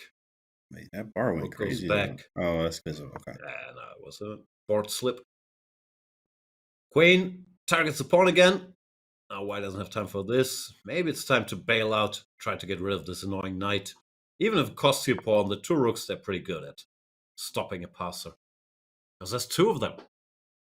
I did like knight f3 here. Attack c5. It's just a natural move to make as well. But and he takes d7. And he couldn't take on e5, apparently. No. Check. Some type of checks. Queen e6, yeah. Defends. And then rook a7. But maybe you try to push the c-pawn. May not get too far with that. Yeah. The goal will be trying to double on the 7th rank for white. No, it's a lofty goal. Takes a while to get that rook anywhere near it. Magnus gives a check. Rook e1. What does he want? Queen c3. Is this a draw for rook e3, queen c1? You want to try it again, bro? Jan looking for something greater. Says rook e3. Is Magnus going to play on here? Could go rook queen b2. Keep this guy covered. Thinking about it. What will he do?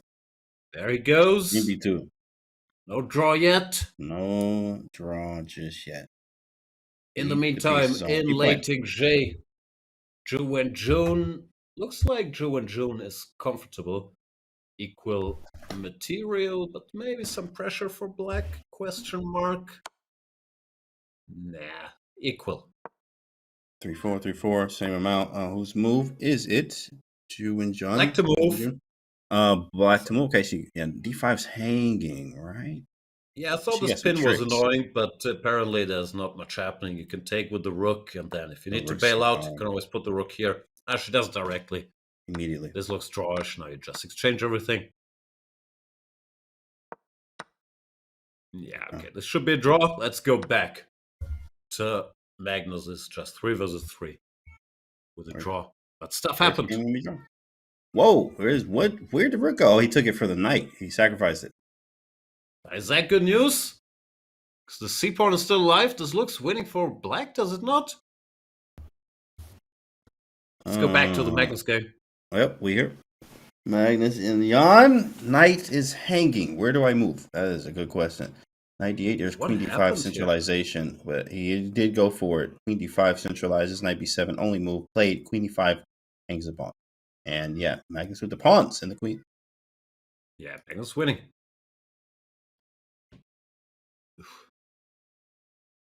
Believe for 1 second. All this happened. Yeah, the c pawn is gonna be very tough to stop with the knight on b7. Jan is desperately trying to mix it, but the c pawn's just running. I see some emotion there. I think I just saw, something from the Jan there. It's a very visible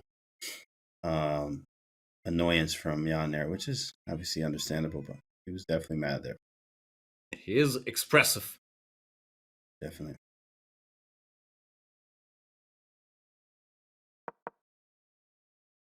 Oh, whoa, what? That boy, okay. What we got here? Check. I run for the heels. No, how? That's the question. Maybe just run towards the rook. King e8, e7, d8. Yeah, you just run towards the rook. King d8, king c7. To zigzag a little bit, but yeah, There it there's no is. hope for white whatsoever. Just It's not only resignation getting there. mated, but there's also the c pawn queening. This is over. Knight check, king c8. No other checks. I mean, obviously, rook c7, king b8. And Out of resignation. checks, the knight will get picked up. King h1, queen e1, for example, and Jan resigns. 98 for accuracy for Magnus Carlsen in this messy game. He's really, ever since that Hans scare, he hasn't shown any weakness. Just crashing everybody. Absolutely. He's just winning everything in his path, of course, as he's trying to close out the year on the last day of the year. Still a world champion is something. In fact, that's what we were talking about before. And will he end the year since 2013? Every year he's been winning the world championship. This would have been the first year. If he's able to close this out, he will still keep that streak running here. Now, Jan is known to tilt, so let's see if he tilts here. You know, it's possible, especially when he loses to Magnus. Even without tilting, you can lose to Magnus. But yeah, let's find out what happens. Briefly, we missed a critical moment, or one of the critical moments in this game here after queen b2. Black was already comfortable. Computer said he had to go all defense here and try to hang in. But Jan went on the attack. He went for knight to g5, and that did not end well, targeting this pawn. But now black strikes first. Queen c1, king h2, and queen f1, threatening checkmate. That's bad news. If you try to cover it, knight e2, queen g1 mate. Nice little construction. Not much to do about it. So Nepomniachtchi had to take, and after king g8, give up the rook for the knight. But the remaining endgame is very hopeless. So Magnus, with a strong performance, wins the first game. Wins the first one. And of course, this is a 4-game match, guys. We have a 4-game match. So, of course, it's still more chess, but you can wrap it up in 3. It is possible. In fact, the last time this happened in the CCT finals, which was Magnus and Jan, Magnus was able to wrap it up in 3. So he's looking to do that here too as well. But we do have Ju and Jun and Lei Ting Jae. The first game ended in a draw there. And now Ju and Jun with the white piece. Yeah. So even if Magnus wins this quickly, let's go. We might still get 78 draws in a row in Ju and Jun against Lei Ting Jae. Yeah. His sudden death should it be 2-2 after 4 games. There we see Ju and Jun on the board. Lei Ting Jae is not there. Lei Ting Jae again. Smiling. Oh, all smiles. Oh, there she is. Oh, that's awesome. Like, see, so friendly. So friendly. Yeah. We made it to the top, didn't we? We did. We beat everybody. We sure did. That's great. Yeah. I don't like it. Where's the bad blood? No handshake. Come on. You want to draw? Yeah, we'll take a draw. Okay. Nice. So nice. Especially when it's your comparison. Oh, Jan's still there. Yeah. This is tough. His head. Shaking his head before the game even starts here. You have to get over those. As you see Magnus do against Hans. In that Hans game, it was a must-win situation. It was a different type of Magnus there. He sat there, as he is now, very calm, ready to go, locked in. Jan, on the other hand, is still thinking about the last game. These emotions going into this game with this task of trying to win and level the score here is tough for Jan, which we've seen before in the CCT finals, and he got absolutely crushed in the last game. Let's see what happens. Okay, let's go to game number 2. Go to Alapin. Magnus saying, whenever I have a lead, I'll play the Alapin. Loves that. He loves his Alapin too here, especially when he's up on the board. He's like, whatever, make it easy. Make it nice and solid here. No risk, no open Sicilians. We're going to play my game here. This one scores well for black, I think. There's some theory, knight b5, bishop f4, bishop g3.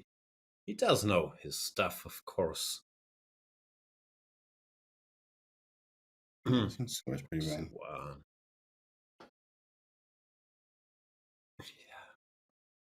I vaguely recall, not this position, but during one of the matches, Alapin was discussed as an option. And it's very, very hard for black, if white wants to be solid, to mix it. And of course, that's why Magnus likes to play this as well.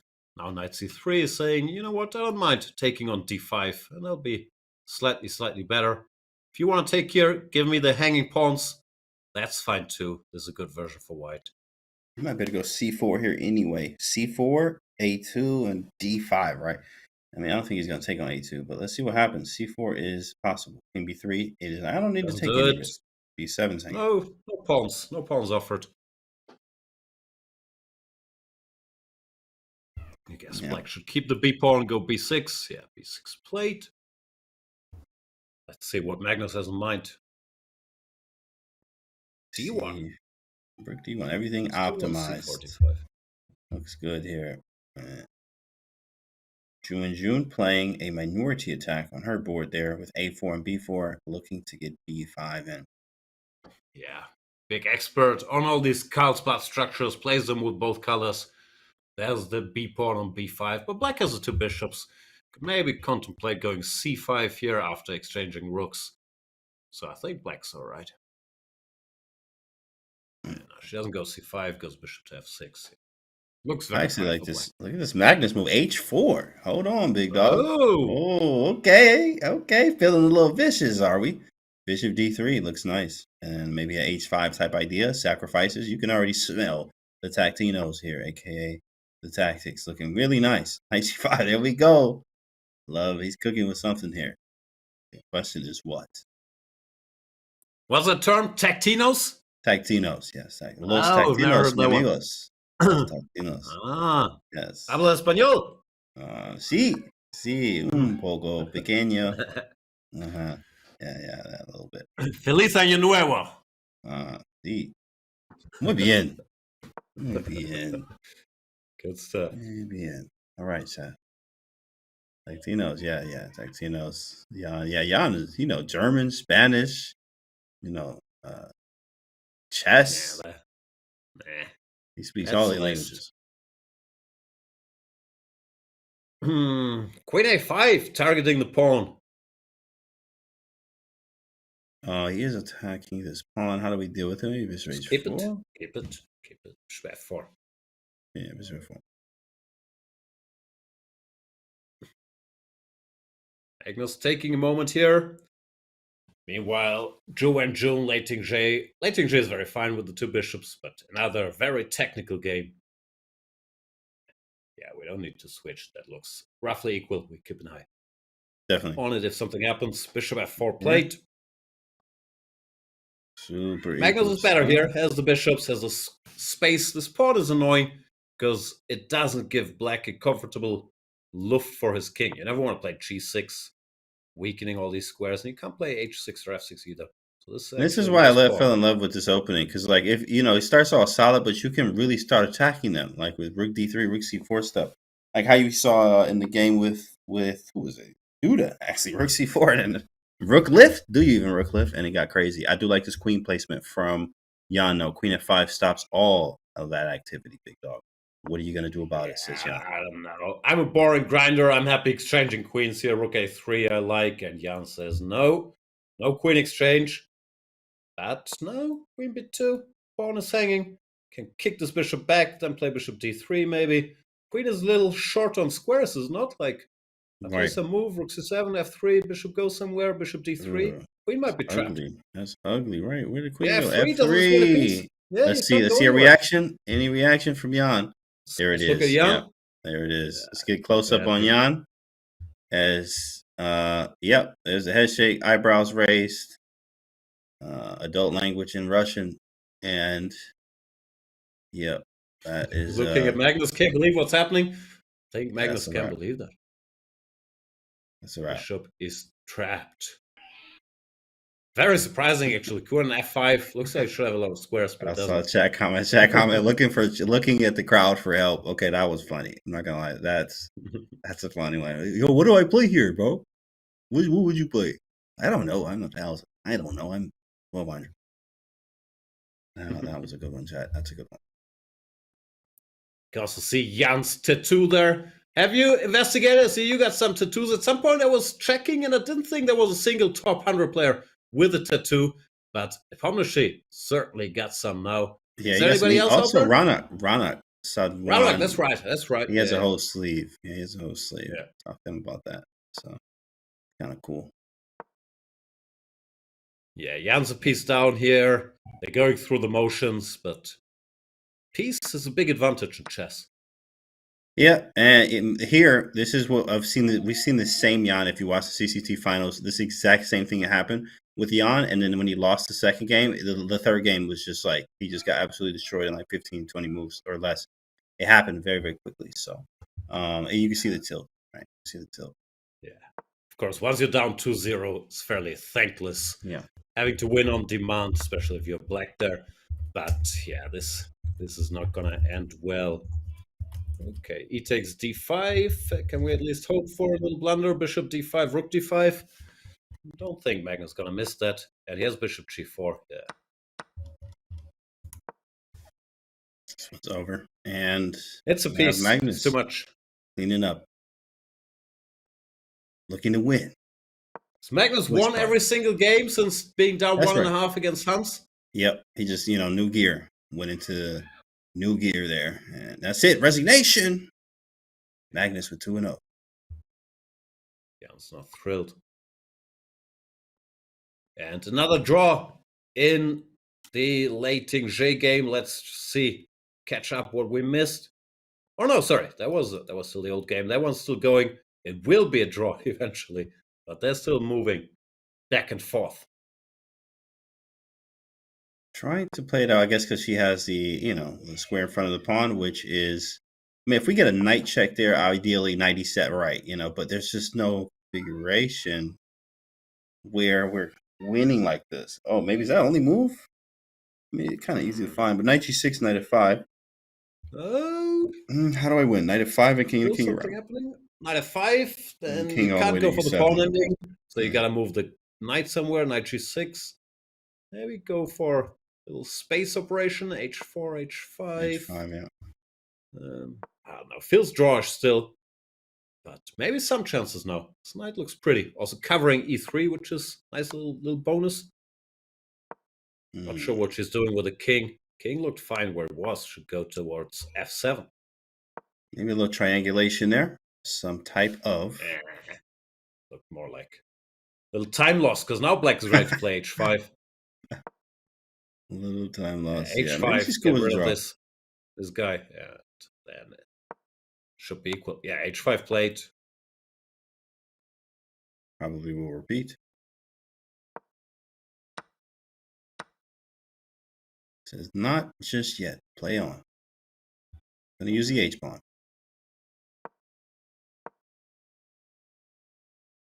Not enough. Is there any scenario white can win this? Maybe some pawn end game, but black. Yeah, knight d5 actually coming in, and then walking the king up. Maybe h4, well, h5. No, but there's always gotta be a check. Right. There's always nothing.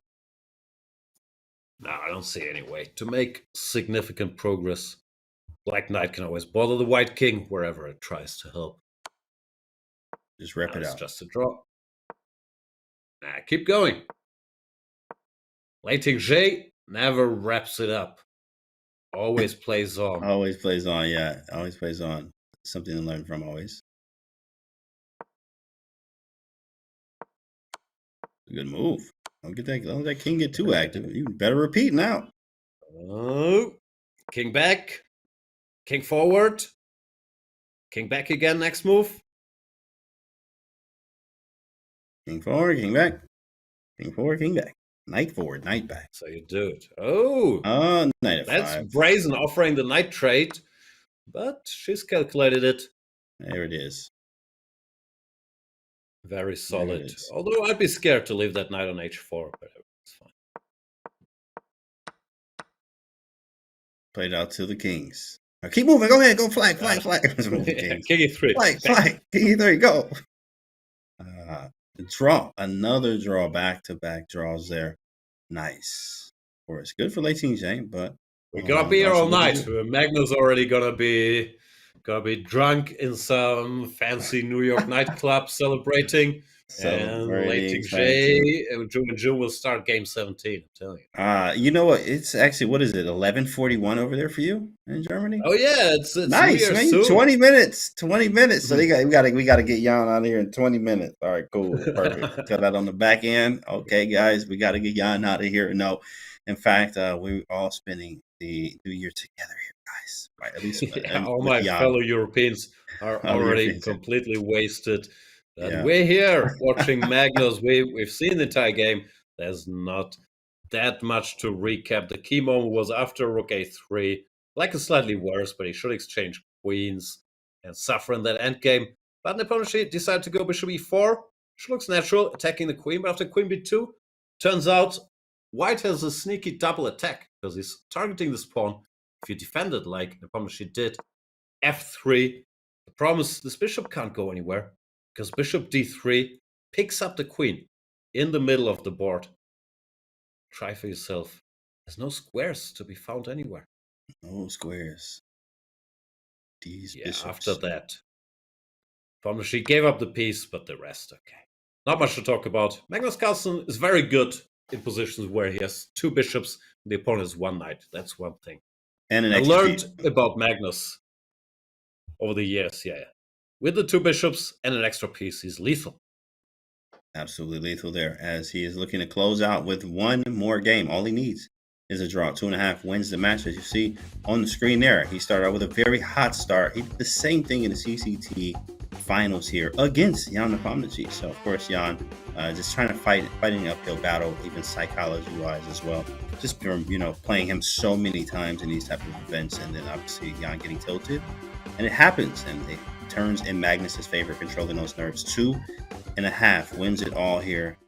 Jan is now seated. Yeah, you have to get over those, right, Jan? It's two of Jan. How many Jans? Like, I'm talking about Jan, but I'm talking with Jan. It's just so many of you guys.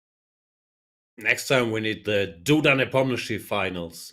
Right. But I think that's it. What do you think is the strongest first name team? Jan's gotta be good. If we count Jan Krzysztof, which we will. Dang, gotta be a nasty team. Oh my goodness. And then is this J Jan or the I Jan? Because we'll take everything. His name is transcribed from Russian. It's the same. Yeah. Nepo, you got Gustav and who else? Jan Smeets, Jan Markos. There's some other Jan grandmasters. Worley too as well. You got a whole bunch of people. Who's that's crazy. Who's the best though? There's gotta be a lot of good Alexanders. I'm assuming. Oh, Alexanders, yeah. Rishik, Onishok, Slendermans. Yeah, so a lot of them. A lot of those guys. Here we go. Oh Maxime, yeah, there's a lot of good Maximes. MVL, Matlakov. Magnus playing the English. English, Nepomniachtchi favorite. This is a solid line for Black, but it's considered to be slightly better for White. Let's see. If Magnus can end it right here, right now. He has to go meet some G-Star officials, try on, some tight jeans, some baggies, see what he wants to represent. Which ones fit better? 2025, of course. We got some jean sponsors now, courtesy of Magnus and G-Star and whoever else is looking at him for the jean sponsorships now, guys. Who knew from a chess tournament we get jean sponsorships? Very nice. You need good genes to become chess world champion. That is correct. I mean, good genes makes a genius. Okay, very, very nice. Good. I don't know about this position. Looks a little easier to play for white. We have more pawns in the center. Bishop on c1 is not doing much, but maybe one day, bishop b2, c4. No, we can exchange it. Not sure what black should do. He should pin. Magnus needs to draw. Maybe he'll just be happy to exchange a bunch of stuff. Go a6, say, if you want take, and take. Be my guest. All right, yeah, capture, give me the bishop here, and maybe even try to use it with something like pawn e4, open up my diagonal for the bishop on d6. And even, it's very risky, but play for a draw, you play for a win, basically. The draw, you play for a win always. And so g5, there's possibilities of g5, g4, too as well. A little aggressive there, but not necessary. You mentioned g5, g4 in every game, like in every game. What's this obsession? Oh man, love it. G5 is possible, G4 is possible. Love it. It's always possible. Always threatening. E4. Don't fall. Threatening E4 for the little tactinos, which he will. We just got word. Magnus just crossed the 2900 Blitz live rating. He could start 2025 as 2900. He's been over 29 before. But we just got the word that he's officially over. I'm sure some of chat already knew that too as well. Magnus is over 2900. Congratulations. Must be nice. And that's not on chess.com. That is correct. On the real list. Pretty sure he's also above 2900 on chess.com. But in real life, that's even tougher. He did have this goal to reach 2900 rating. I think it wasn't classical. He abandoned that one after a while, but now he got there in Blitz. I'm assuming again, must have been there before, but still impressive. Still very impressive, absolutely. Absolutely good stuff from Magnus. Yes, just the doing position looks like he's solid now. Put a horsey here, go b5. Pieces make some sense. That's his magic. Of course, he plays amazing moves, but when he's playing well, everything looks so natural, so logical. Pieces are on decent squares. Stuff just makes sense. He can make it look easy, which it is not. Having said all that, threatened. Yes, and it was also nice e4 because knight b6, right? So what is he going to do? I mean, he got a bunch of moves. He could play here. What did he play? Like queen e6, get out the way. And another rook left saying, I could do the same thing. That's a dangerous rook left. I mean, maybe you could just move the king out of the way with like a king h7. But white is trying to attack. Yeah. Doesn't look that scary yet, but if the rook gets here, queen joins the action. Something could happen. Here comes the rook. Put the bishop here, put the queen, put the king here, and should be tight for now. Everything nice and defended. Queen h5 this kind of looks cool. There might even be an f5 there. That's a threat, actually. Oh, he could do f5 now. I'm not sure that's in the spirit of being solid, trying to draw, but it looks like it's a good move. Just trying to undermine the knight. Also, you have f4 if this rook ever gets on your nerves. I don't think he's going to play it. But, oh yeah, he does play it. F5. I was wrong. Not messing around. F5 played. That boy not playing. He's just trying to end it all. But F3, though. F3. Yeah, F3, the rook looks gross. So the rook is like cut off from the action. I don't know. Not in love with it. How's Drew and June doing? She's threatening checkmate as we speak. But she's a pawn down. But she pinned the knight on e5. What's going on there? Let's stick with the Magnus guy. I'm just wondering what's happening. Oh, I see. I have it up as well. Have both up. Oh, F4. Whoa, that's tricky. She won after that. That's a good question. Yeah, I guess takes Queen F2, and we. Uh-oh. Bar shift? Wait, there's an exchange. He blundered an exchange. He blundered the fork and reacted. He is not happy. Miss knight c7. Is this a comeback? He is Turns not out Queen happy. A2 hits the rook on B1, so even when he blunders, he finds an excuse. Yeah. I just looked away for a second. What happened? What was the move? He played... So he played F5, good move. Queen F1, unpinning. And he took here. He could have played F4, but he took, and it looked like he missed knight c7. Yeah, he reacted immediately after knight c7. He was like, bro, come on. He has Queen A2, and bishop H6. Whoa. Sheesh. This escalated quickly. Now rook e7, bishop g5. All of a sudden, it's a mess. This is a mess here. Oh, my goodness. Okay, well, first things first, damage control, right? Wait, what did he play? He took a... Takes on A4, which is not great. He is in trouble. This match is not over yet. Looked like he was cruising. No longer. Knight c4, a6 is hanging. He takes a6, queen h5, moves flying in quickly. What is the time for both of these guys? Jan, 20 seconds here. Magnus just under a minute. Jan should be winning. He's up in exchange, and also all his pieces are active. Joining the attack. The rook could even come over. He brings the queen. That's why chess is so cruel. All it takes is one bad move, and everything changes. Rook a8, nice move, pinning. One thing I like, though, is that you just have to keep fighting on. We've seen crazier things happen, obviously, but Magnus is capable of still putting pressure on his opponent here. But, man, Nepo hasn't wrapped up. Takes. Take the pawn. What does he do? He went rook g3. e4. Trying to run. King h2. Nice little move. These strong players are good at like getting their king out of the way before starting action. This rook on g3 is so bad. Thing. I think maybe rook g4. Can come back. Queen e1, eyeing that square. Bishop e7, covering it. Bishop h4 is... Oh, that's not a move, actually. You have rook g7. Yeah, this guy was under attack. Yeah, what's Jan doing look like? He reacted strongly to something. Looks like nothing there, though. Time. Even though Magnus made that move with 2 seconds on the clock. He made a move with 2 seconds. 2 seconds? Who is he? Ding in the World Championship match? 2 seconds on his clock. He made a move.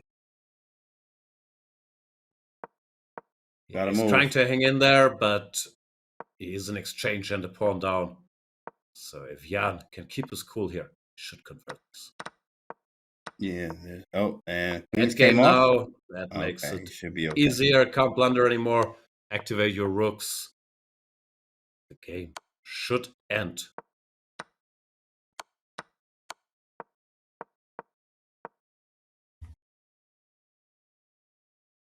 D6. Yeah, an exchange helps white.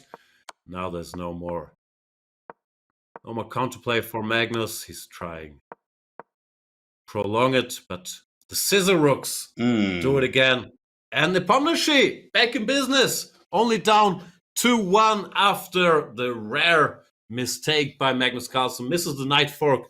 Still a mess after that, but clearly it broke his rhythm and he was lost shortly after.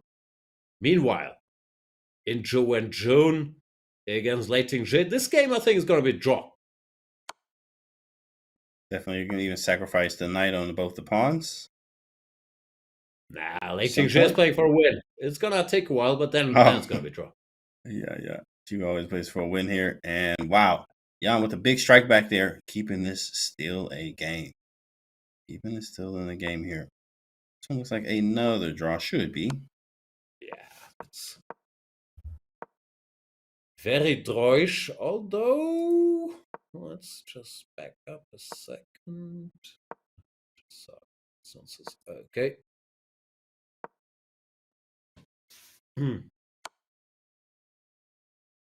Oh, 5 minutes till midnight in Europe. Oh, 5 minutes. We celebrate with a fun Rook Knight versus Rook Endgame. Let's go, guys. This is what we're looking for. King G6 go from made it. Don't get made it here.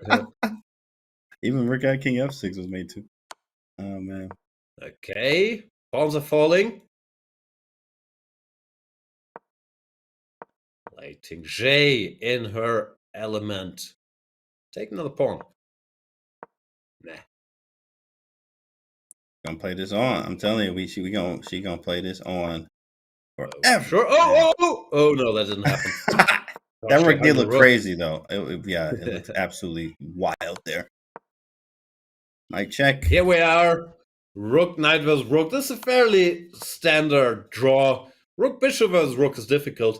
This is not so tough. Basically, you keep your Rook away from your King, and you pin this Knight if there's a chance. There's not much that the attacker can do. But she has a different strategy. She's keeping the Rook close. She won like this against Bibisara. You know, like just pushing, and then flat. Here, but you do get that 2 second increment. You can't build. I really dislike Joe and June's strategy to keep the Rook close. You just put it out of the way. Put it here. There's no checkmate. Whenever the Knight comes close, you pin it. So I don't like her defensive strategy. Of course, position remains a draw for now.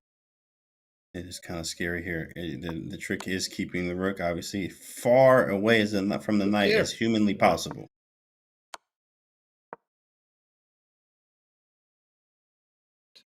It'll be okay though. Yep. King around. There we go. Rook is far, not too far, but far enough away. There you go. As far away as you can. There we go. Now you have to go to the first rank, or to the side, whatever. Doesn't really matter. Now you give a bunch of checks, and you pin the Knight whenever you can. Okay. It's close to midnight. Close to midnight, chat. 3 minutes. At 3 minutes, it's gonna be Happy New Year, but only like in Europe where you are. It's actually only 6 o'clock. What's the time where you are? It's like 6 p.m. or what? It's about to be 6 p.m. Correct. We have some time left, so it's late in the evening, or like beginning of the evening for us. 6 p.m. Gets a little dark outside now. How's the weather in Detroit, Michigan? Definitely, it's mild cold. winter. It's warmer, but than usual. Because usually we have snow right now, but it is coming. Like we have days where it is snow. Not the biggest fan, but we grew up around it. I'm not a fan. My kids like it, but I'm cool without any seasons. Just give me warm weather. All right. What about you, chat? You guys like snow? Where are you watching from, in fact? And Happy New Year to you. Oh, Rook takes d4. Take it. Rook h8 is not checkmate. No, she can take. No, she didn't take. You can take. No. But now she's doing the Rook far away, pin the Knight strategy that I outlined. There's not a whole lot White can do against that. You could take for once. Wrap this up. No! She's not taking. She's not taking. Everyone is understanding this is a draw here. This will be a way to lose, but going here is still fine.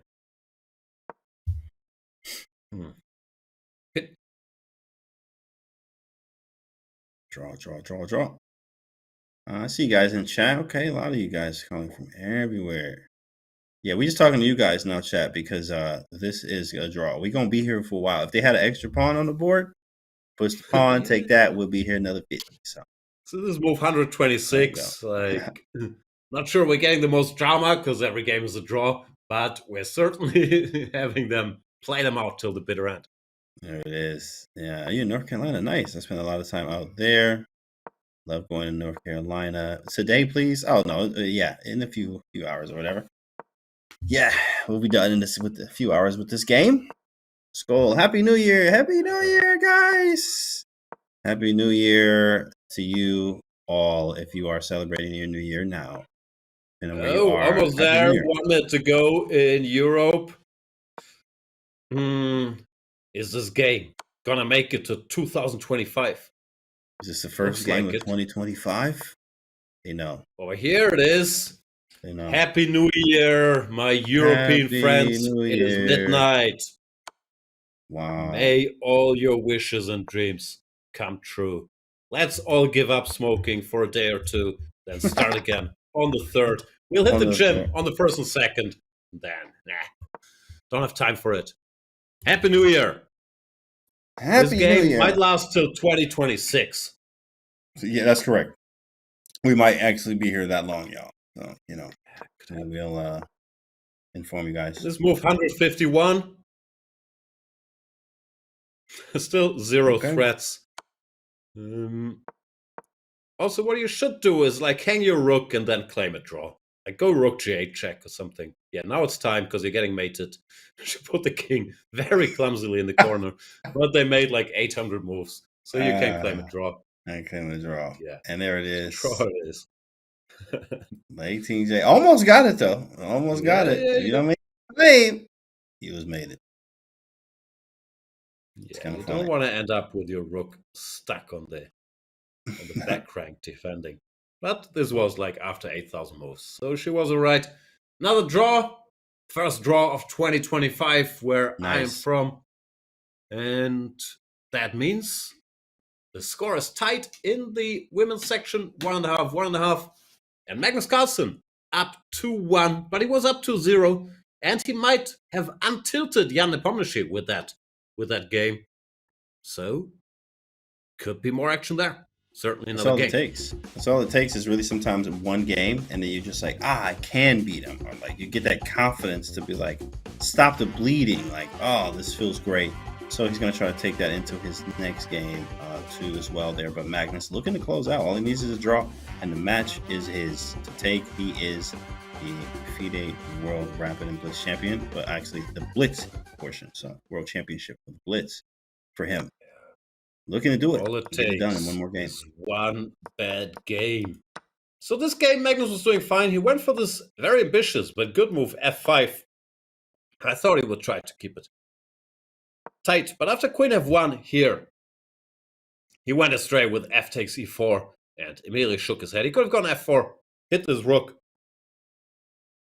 And a rook goes somewhere, queen goes somewhere, and black has a nice position.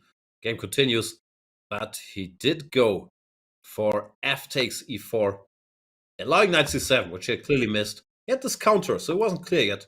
Queen a2, bishop takes h6, but now the position is very complicated. You have to start making computerish moves, like rook e7 is the only good move here. Bishop g5, hitting all the rooks, and rook to c8, don't ask me why. Here, black is still in business, but this is very hard to understand. This knight is trapped in the middle of the board. But instead, Magnus played queen takes a4, grabbed the pawn, but now he was an exchange down and never had a real chance in the game anymore. Nepomniachtchi, after some adventures, wrapped it up, won the end game, because here, with your king trapped between these rooks, there's not much to hope for. So, Magnus only up 2-1. What do you got next game? Draw? Nepomniachtchi comeback? What's going to happen? That's a good question. I think Magnus wraps it up here. Magnus looks like he is in good spirits here. He got the his cup, whatever's in there, maybe some tea.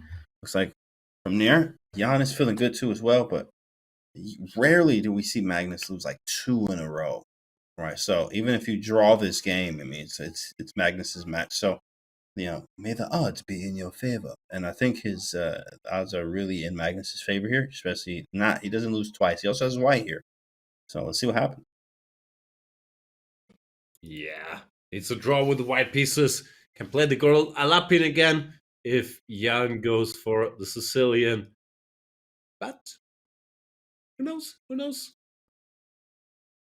Jan thinking buried about what he wants to into play. his turtleneck.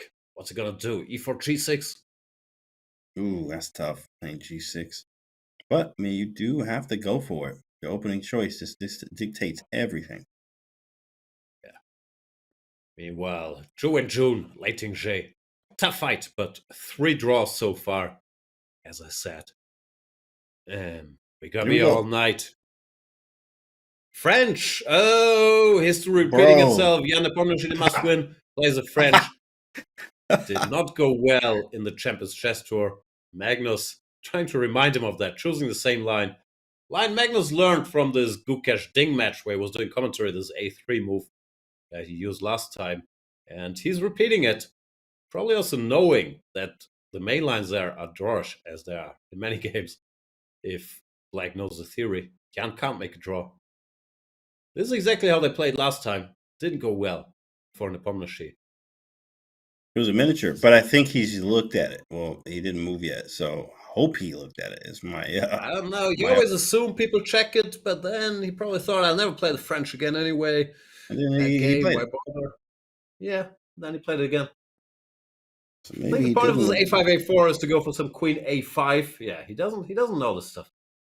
Yeah, that game was a draw. Let's go back to Magnus. And yeah, he's choosing the same plan he chose last time as well, and that went terrible. No, Bishop D3, and he got checkmated. Why does he keep doing this to himself? Yeah, probably some tilt in there is what we have come to the conclusion. A little bit of tilt, trying something different. You're in a must-win situation. Like, you can't draw the game. It's Magnus wins. You lose the game, Magnus wins. So like bro, just that's not different. It's exactly how he lost the last time, and he's going for the same plan. Yeah, maybe a different opening here. I don't know. He could Petrov. I think he might be Petroved out, as Magnus has done a lot of those. Yeah, Petrov must win, right? Yeah. No, maybe it's saying there was nothing fundamentally wrong with what I did last time. Just made a few bad moves. It looks so bad, this French structure. If this bishop ends up here unopposed and you keep the center. Black's doing a bunch of stuff on the queen side, but I'm not sure what targets there are there. Like, you can put all your knights here. Then what? It just looks cool. And White has, I think, a nice plan. Bishop E5, I thought that move was actually, I thought it was good, but apparently something's wrong. Oh, you just put the knight in the center. Like it takes, put the knight on D4, then queen G4 is looming. No, I'm not in love with Jan's French, but frankly, it's an impossible situation. The must win against one of the greatest players of all time with the black pieces. There are no good choices, so it's always easy to say, shouldn't have played the Sicilian, should have played the French or reverse, or shouldn't have done that. It's a tough spot to begin with. Always easier said than done. But Black's gonna run to the queen side. He about to castle queen side. There he is. He did, and now Black can try some stuff like F5s, all that other stuff. Playing on the queen side, or basically the king side of the board now. For Black, F5s, G5s, stuff like that. Yeah, he's not getting checkmated. Has to retreat a little. Magnus could have taken this pawn, but he felt it was too hot. And he wants to attack himself, trying to open the queen side. Easier to attack and blitz than to grab pawns and then defend. I've been told. I've never tried. I never tried it. Successfully open the B file, and Black wants to do the opposite, opening the G file. Yeah, G5 incoming. Carlsen thinking a bit.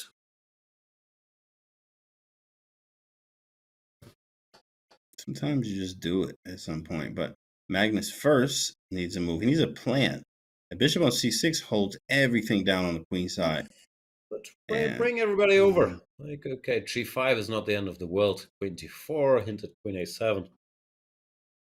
Sorry, it's late here. It's 2025. I can't draw arrows anymore. Oh, yeah, that's what it said. 2025 be the year. No arrows. No. Arrow-free year. Arrow-free year. Should be 3. Doubling rooks is the goal. G5 played. There it is. You had to play this idea. Queen D4, I love this move. Not opening the file. No. Let's go here. Here. And then attack. But GH4, file is open. Magnus tries to include the horsey. Bishop G7. But this is as good as Black could have hoped for. It still looks scary, but it's a mess. Now maybe threatening to take this guy. Oh, that's a good threat. Can go here though. Fancy. Stop. White fancy.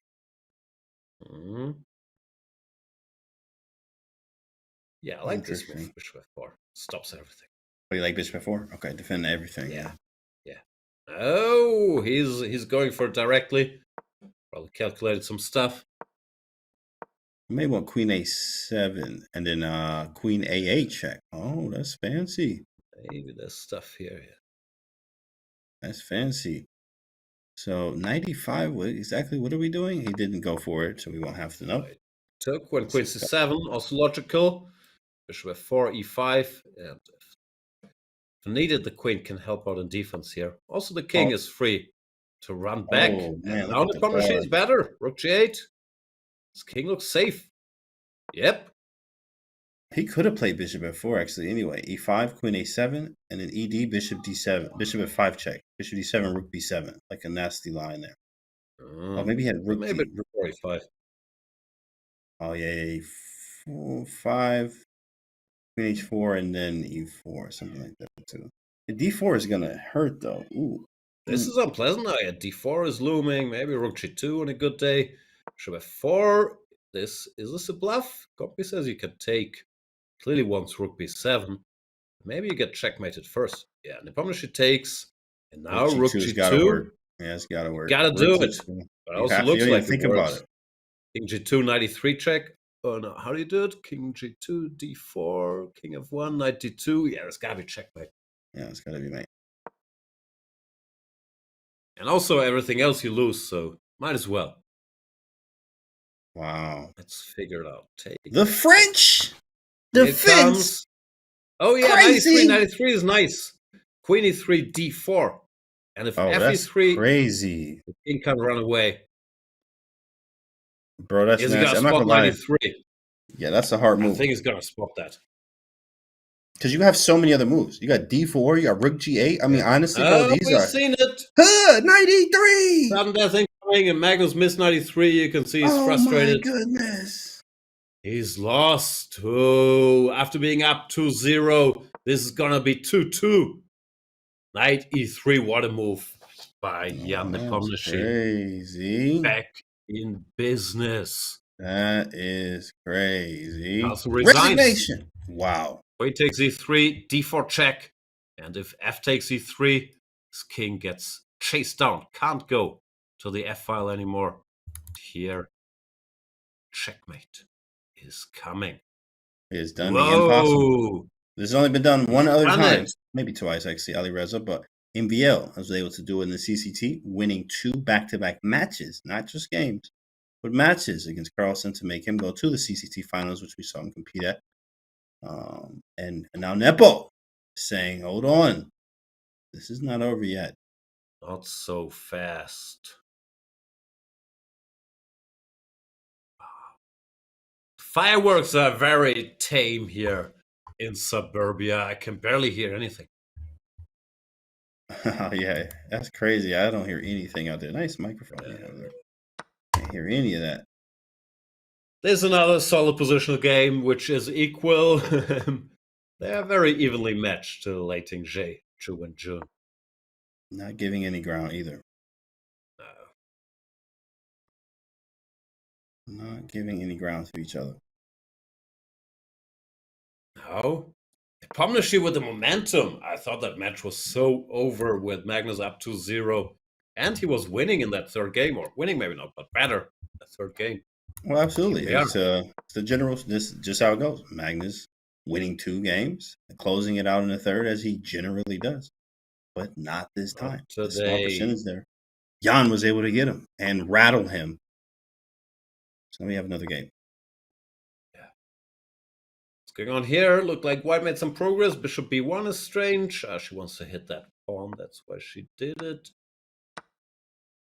Bunch of exchanges. This looks maybe slightly a hair better for black.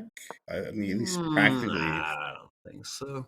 Right. White rook is active. I'd take white. A little more targets. Now d5. You are hitting my targets, huh? You are hitting my pawns. Gotta catch them all. But she's hanging in there. Knight b5. And if you take, there's a check here. Just got word that Nepo will be white in their game. Sudden death games. Because he was the highest seed, actually. Yeah, true. Right. He finished higher, Magnus. higher. Yeah, the Magnus. Yeah. Twist Ju and June doing some maneuvering here, looking for a way through. She's still not threatening to take, but d5 forcing the issue. Trade everything out. Doing nothing. More exchanges, rook c5 or whatever. Oh yeah, rook another a5. draw. Dang, we about to have 2 sudden deaths. Couldn't be scripted better. I mean, this is literally out of a movie here. I don't know. When you watch that movie, what's your favorite sports movie? That's a good question. Maybe Remember the Titans. Ah, yeah, that's a touching one. That one's a very good one. I like that one. What about you? I'm a cold, cynical German, so I like Moneyball and that type of stuff. But there's a lot of good ones. I'm not sure Friday Night Lights, the movie, I didn't like that much, but the show, I don't like that one. I'm obsessed with. So if we can count the show, that's my favorite. Coach Carter. Coach Carter. Oh, I forgot about that one. That's a good one too. Which one is that? That's Samuel L. Jackson. Basketball one, right? Yeah, that was good. Anyway, another draw here. Another draw. 2-2. Twos all around. Well, we have another one. Another one. Tie breaks confirmed in the World Championship. Wow. Well, we got to see who gets white again between Ju and June and Lei Ting-Shay. Not sure who finished. Oh, Ju did. Ju and June had to there. Yeah, I think she was number 1 in the section or something. Yeah, no, Vishali was number 1. 2 after Vaishali, but I think she was higher. Yeah. Oh, no, Lei gets white? Lei was second. Okay, we're wrong as usual. Lei gets white. Lei Not that it matters. Like, they're going to make a draw with Lei as white and Ju gets white. Then it draw again? Okay. Cool. How many draws are we getting today? Or No, we got 4 in a row, and neither side was ever significantly better in any of these games. So, I mean, I don't know. No, I'd say the over-under is 2 more games. 2 more over-under. Chat, what are you thinking? Over-under? What do you think, guys? Yeah, I think the same. But I think 2 is reasonable. 2 is reasonable. Very nice. Thank you for that. What up, Max in chat? First to win, draw. Yeah, wins. If draw, then another game. Exactly. Happy New Year, Canty, Gusty, and to all the chess lovers. Shout out to you, chess lover, and Happy New Year to you all. It's 6:17 for me, Eastern time, but we will be here until midnight with these draws going on every game. So Happy New Year to all of you. But no, actually, we do have sudden death games here coming up in this World Championship matches here for Blitz Champions. World Blitz Champions. Chat, vote in chat. Who do you think is going to win? Magnus or Jan? Vote in chat. Who do you think is going to wait to see the results of that poll. Yeah, all right. That's going to be nice. I think we do have a poll coming up for you guys. Or you can just put in chat, however you like. Up to you guys. What's the schedule there? Is there a break before they play the sudden death? I think it's got to be a little break, right? Oh, that's a no break. Well, that's why they call it sudden death. Ah, okay. Yeah, it's just literally sudden. Yeah. All of a sudden, death. Okay. Quick death. Wow. Games in 2 started minutes. The year. High noon. All right, Magnus. We got some Jans here. We got Magnus, Jan. It's like every 10 Magnuses, you get a few Jans there. Even more Jans on that one. Nice. You changed sides. Against okay. Magnus, but the momentum could be better for Jan. Looked like the match was over, and then you win 2 in a row. And Jan, if he's feeling himself, he is incredibly good. So, I don't know. I never bet against Magnus, but if there was a time, maybe now it is. Wow, 50-50 shot. I mean, okay, Superman got hit with a little bit of kryptonite, and he is vulnerable. And when that happens, you continue to strike, is what he's trying to do here. As, not many people ever beat Magnus 2 games in a row, especially not in a World Championship match, as this is. This is World Blitz Championship, right? So they're trying to obviously win here, win it out. 1 game. They decided, look at them. I mean, they're just chilling and, girl, what you eat today? They just vibing. That's an awesome relationship between them two as they're fighting out for World Blitz Championship, the women's. But it's just so cool to see that camaraderie there. And no matter what happens, they're still good friends. Yeah. I'm not an authority on Superman, But from what I've seen, normally he does win in the end, right? Even after a bit of kryptonite comes his way. Yes. Although, right. I guess Batman beat him technically in this. Technically, right. Yeah. He did. He did beat him. It's very surprising. Me too. I was like, what? Bro, come on. You know, about the same. Here we go. Game is off. I think Jan looks extremely confident right now. Yeah, this is the no Jan more you head see shaking. This is Jan 2.0. And they're debating another Rossolimo game they played in whatever was the first game. Same line where all this funky C4, Queen C1, Rook A3 stuff happened. Maybe Jan got a little text message in the break telling him, you were actually better here at Queen C5 at 0.50, whatever. Let's switch our tool here to the Jan game. Italian game on late J's board. Pretty nice. Yeah. Queen C3, it's a new idea, but yeah, Compy says it's equal. Both sides seem to know what they're doing. Knight BD2. Once again, Magnus can play this bishop G4 move, simplify. Looks like he's doing fine. Not sure why Jan is so obsessed with that particular position. It does like in the rook on A3 looks a little strange. It is just defending D3. We would like to slide it over to the king side, but nothing to really do with that. We were looking to improve. He plays H3.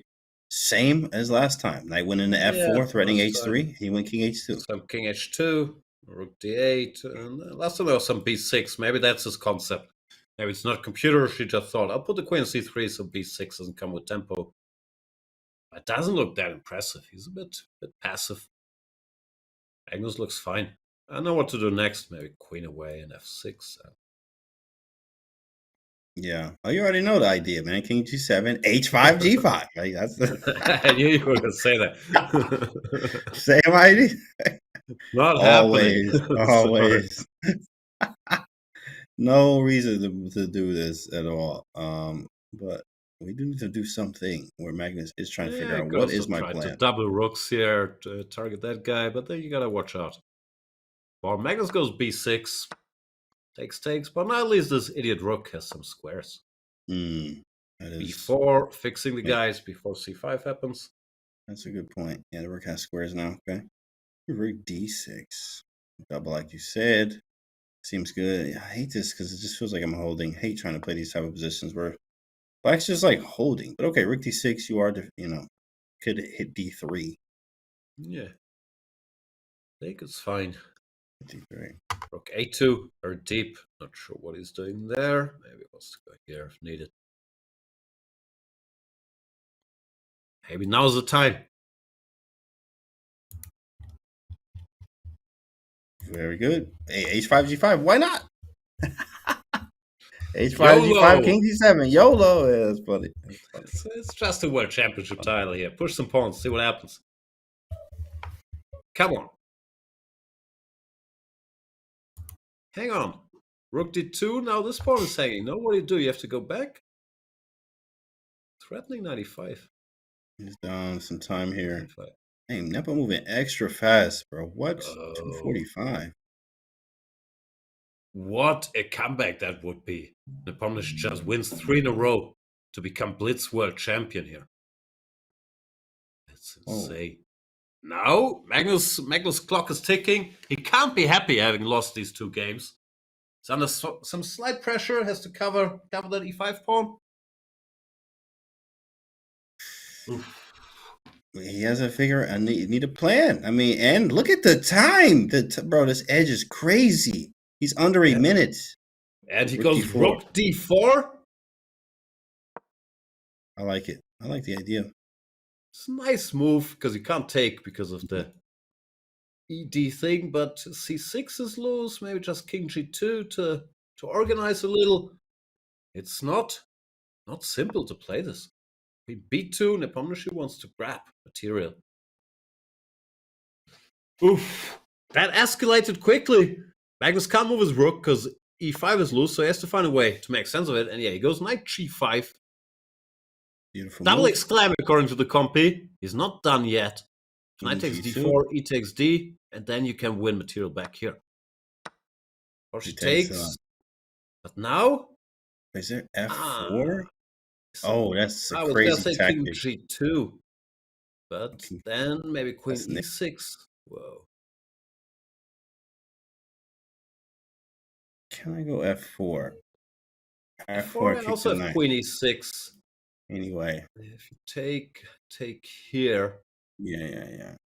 But it looks like it just works what Magnus did. Maybe knight takes d4 was too greedy. What is going on? Computer, I'm cheating here. Computer says h4 is the only way to keep the balance. Wow. Oh, it's far from obvious. Yeah, that's strange. That's a crazy pawn structure you get. You get two And sets of double h4 pawns? played. Both sides on their A game now. Very strong move. Only good move in this position. Nepomniachtchi is locked in. Look at him. Calculating. Not making faces, not shaking his head. He's focused.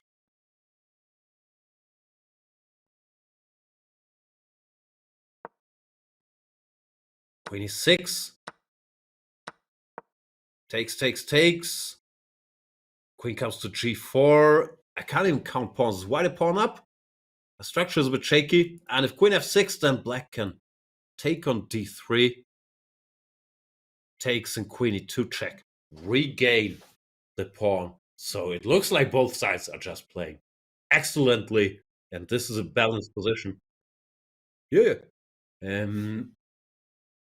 I can't see any way to cover this pawn, because wherever the queen goes, e5, f6, rook takes d3, and then this tactic is going to regain the pawn. And yeah, queen f6 played, rook takes d3, that's the trick, takes queen e2. Not sure if he can, yeah, he goes rook a2. He's going for checkmate. Queen to c8, covering the check, and Nepomniachtchi goes for e5, trying to go e6. Magnus says, okay, enough. Queen d8. Let's exchange. Let's remember, whoever wins this game is the Blitz World Champion. That's it. And this is tremendously complicated. And the ladies, Lei Ting-Jie, Ju and Jun, are still drawing it out. They just draw after draw. This is like 5 in a row. Draw after draw. They're being told, the commentary, they're only talking about the open section. So they'll say, okay, we'll play 17 more games. Let's see who you cover then. More draws there. They are super evenly matched as they're going to go into another sudden death game. Rook d7, this is funny because you're not threatening to take the rook, but you are threatening to take on f6. However, if white moves the rook away, you don't want to take here because this pawn structure would be nasty. Both sides playing incredibly well in this game. Might have to just take the queen and go rook a6 or c7. Goes for it, takes. Queens, that's now he can never win, but probably it's just a draw because he's attacking. Enough pawns to keep the balance. E6 takes, rook c6, rook e3, unhappy. rook e6. Takes, and they're gonna most likely draw. Yeah, a bunch of pawns disappearing. And yeah, handshake. Both sides actually play incredibly well. They'll probably both be shaking their head about the missed chances, but this was an extremely high-level game. Accuracy 98.3 versus 98.6 in a crazy complicated position. No, that was good stuff. It means we get one more game. We get another one on both sides there, and Jan's still sitting down as he was trying to calculate and figure out what could have been done better. I was winning that exchange, and then I wasn't winning. What's going on there? So after rook d2, rook to d4, and Jan, I think he thought he got him with this queen b2, because now the rook can't go away, because then we take the pawn. Not we take.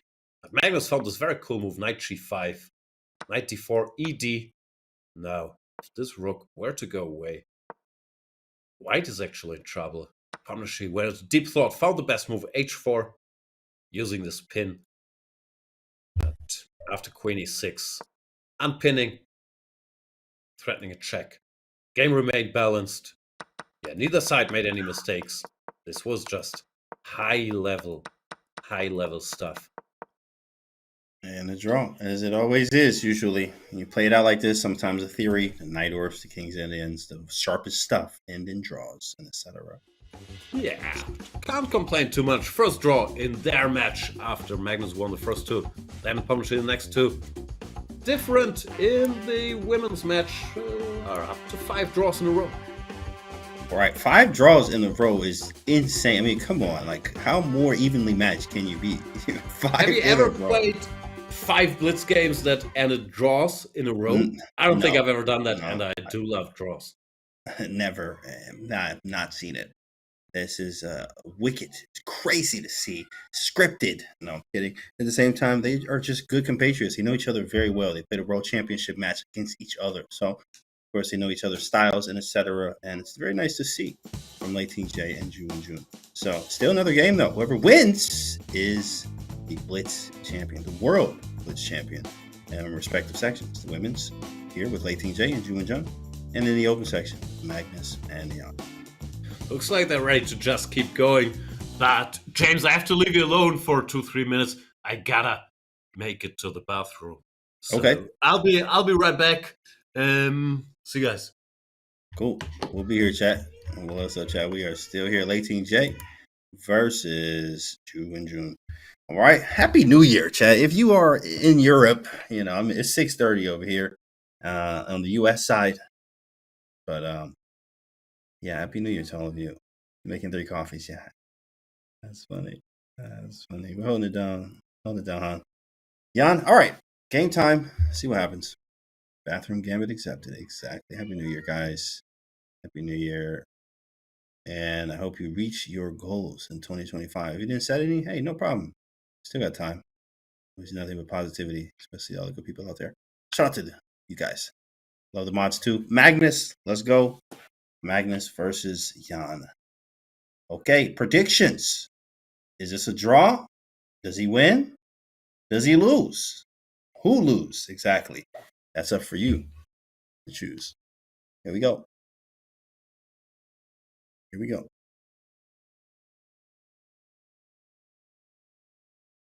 Players getting set and ready. Honestly, Jan has overperformed here. I'm not even gonna lie. He won 2 in a row.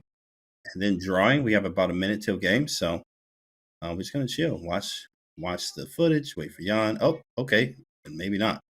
That game was a lot faster. We got D4 Knight of 6 though. Is this a London? Oh no, Knight C3. Okay. This is right. Oh, that's their board. Maybe we will get the update soon, guys. There it is. We can see Magnus's board. It is a London over there. Regular London. Unfortunate, not a Jar Jar Binks, aka Jababa London here.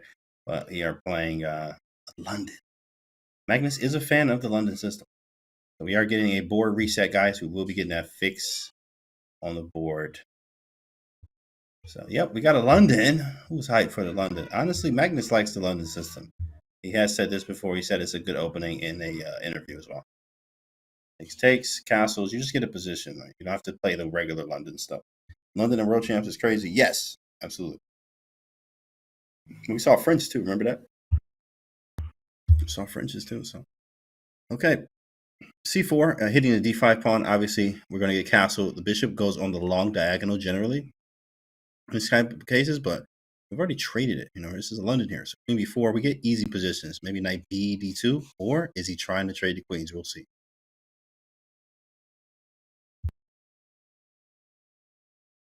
There we go. Knight B to D2. And generally speaking, you will expand on the queen side at some point. He actually stopped that. Very nice. A3 move. Then he's going to take the pawn with the knight, which he does. Castles, because knight D6 was coming, so he gets out of the way. Rook can come to D8, already happening. Queen C2, probably knight C6 from black. And bishop D7 to E8 and rook A to C8 is the general plans. Let's see what happens. What we got? Boring position. Magnus saying, let's make another draw. What? Yeah, we had a London. We had a London, Very dry right now, I guess, to say the least. But, I mean, if you compare the bishops, obviously, white's bishops is better than black. So far, so good. Everything's even. Still some questions to ask before hinting at B5. Black has bishop D7, rook C8 is fine. But before throwing a bit of a spanner on the works there. So you don't want to play A6 with black weakening this square. Unless you have to. Maybe he has to. So this D5. might actually be unpleasant now. I'm not sure I like knight c6. Maybe he could have started bringing the bishop out. Then b4 is not such a big deal. You know what? Yeah, because knight c6 is such a natural move. It's easy to play. And just develop as you're supposed to do. And you did it, but it's like now you got to worry about b5. a6 weakens b6. I guess, yeah, like you said, we just kind of have to do it. How bad is weakening the b6 square? Knight b6, rook b8. I mean, you don't have the dark square bishop. I can't kick you away at some point. And he says, yeah, it's not really that bad. No, he's done it, but also it cost him a minute. So even if it's not that big a deal, it wasn't a fun move to play. It cost a minute on the clock. And it might actually be a big deal. Knight b6 coming, rook b8. And maybe can we try to grab a pawn here? Oh, Can't knight calculate. 6, huh? He takes on d7, so probably not. Rook d1 first. Yeah, but no queen. Oh no, now bishop a6. He doesn't care. Yeah. Oh, night before. Night before, yeah. It's no big deal yeah. anyway. So Night before. g3, making a little luft. Mm-hmm. Same. That's the old Kramnik rule. If in doubt, go g3, king g2. Improves your position a little bit. And here, white. Still for choice. Can't be much, but he's better. This is always a headache. Maybe b5 one day. Mm-hmm. Yeah, maybe queen c5. Just make the pieces a little bit better. I like that idea too. Knight d2 around to the queen side. But guys, I mean, this can very well be a draw too. I mean, things can happen. Obviously, a blunder is possible, but hey, super equal. Not really any imbalances besides the bishop versus knight, which okay, it is an imbalance. Very equal, guys. Maybe another draw. What do you think? Queen b2 hits the knight. What do you do? That's not really hitting it because this is also loose. Yeah, queen d8, nice move, covers the back rank, counterattacks. No, Jan's playing very well now. Like clearly, he shook off the tilt, helps to beat Magnus twice in a row, and then he's just a world class player. Right. Yeah, maybe 3 to c5 type stuff. 2 is well. Not sure, because the king also looks a little lonely. I don't know, if we go knight d3, exchange, might have a check here down the road. Can't be too bad for black. Right. Where does he go? Knight e4, nifty way of exchanging. Cunning. Takes, yeah, but then we can go, we go here? This pawn is hanging. So I guess you just go back and you sit tight. You do have the idea of the Alpha Zero, H4, H5, H6 type of ideas. It's not going to hold up, though, because we don't have enough play yet. My bishop and rook are kind of loose. Like it on C1, there it is. Getting the loose bishop. After takes, you take, and if takes here, then we can take on F2 and get the rook back. That's the point. Well played, Nepomniachtchi. He's sharp now. It's a good tactic. Boy, takes. You might have to go passive there. Rook F1. Yeah, it's on the board. Queen F3 maybe too as well. Queen F3 is tricky, huh? Can I go Queen D2? I mean, if in doubt, I can just go Rook A2. Yeah, I was about to say maybe Rook A2 because I have these ideas of Rook D8 and H4, and then who's mating? Ooh, H5 obviously. Yeah, no, I like Queen F3. I understand. Queen F3 is a nice move. Actually, if we want to bail out, we can do this. We're not losing this, but there's no need either. Rook A2 hits the pawn. Queen B7. There's still his tactic. Takes. And Rook D1 first. Queen E7, nothing. E4. I like this for a while. I feel like I have a small. I mean, pieces are like slightly, I guess, better coordinated. Rook D1, Queen E7, E4, but maybe not much more than 0.2. See it. Even E4, E5. Like, why am I worse?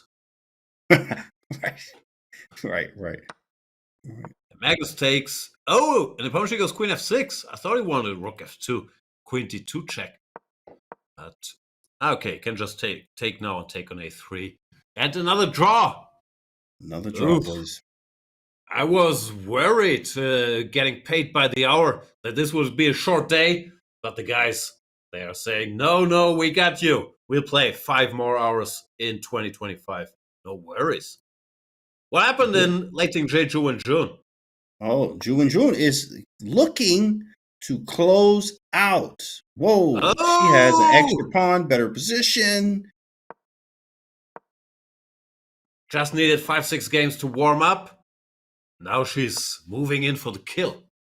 Extra pawn, better position, pass pawn. There's a horsey. What is B5? That's just a move, just to throw out there because I have 4 seconds.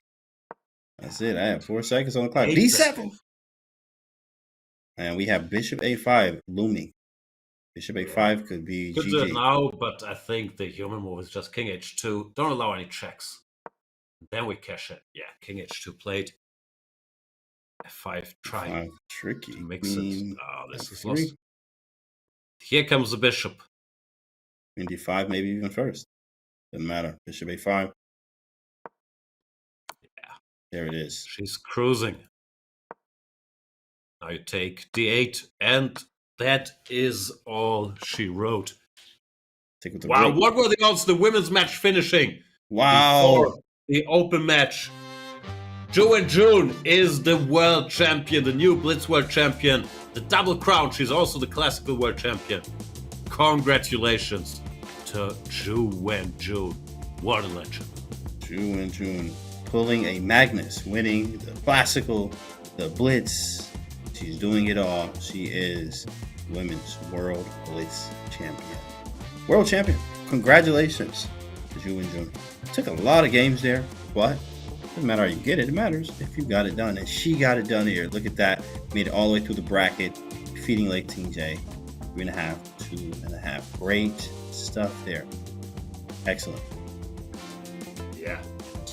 Not easy opponents. She took out the reigning Blitz champion, or the reigning until 2 minutes ago, Valentina Gunina. Then she took out Vaishali, who beat everybody the other day. And now she took out the World Championship finalist, Leiting J. Again, impressive stuff. Absolutely incredible. Great form and well-deserved. Lots of tenacity and being strong and a lot of willpower. Stuff she's used to of being, the women's world champion already. So good stuff to her. We still have another match in the open against the big boys, Magnus and Jan. Oops, sorry. Another draw, by the way. There it is, 3-3. On the screen, as you see, Jan Nepomniachtchi beat Wesley to make it to the final. Magnus cruised to the final against Duda there. And now they are tied up, even match. All right, guys, this is it. This is the only match left. Will it be Magnus or will it be Jan Nepomniachtchi? Who is it going to be, chat? Hey, that guy's wearing that flag. Is that a flag or a shirt now? Like, now it's the guy. It's a 2-in-1. You can use it as a flag, but then you can also wear it as a sweater. That's sweet. That guy was there all along. I've never seen him. I don't know. He's wearing it. He's like, yeah, I got you. Yeah, what's up? What's good, y'all? Y'all, what up? What's up, you guys don't mind me blocking the camera you got up here. I need to represent. As Magnus Carlsen, first at the board for the first time in his chess career. He is the first to arrive at the chessboard. Jan Nepomniachtchi went to the hotel room, took a little nap. Inner Dubov there. Magnus first to the board. This is a rare sight. I don't know, what is going to happen here. I'm always used to Magnus coming to the board late, so this can be completely different. Yeah, no, this is the first time ever. I checked the stats.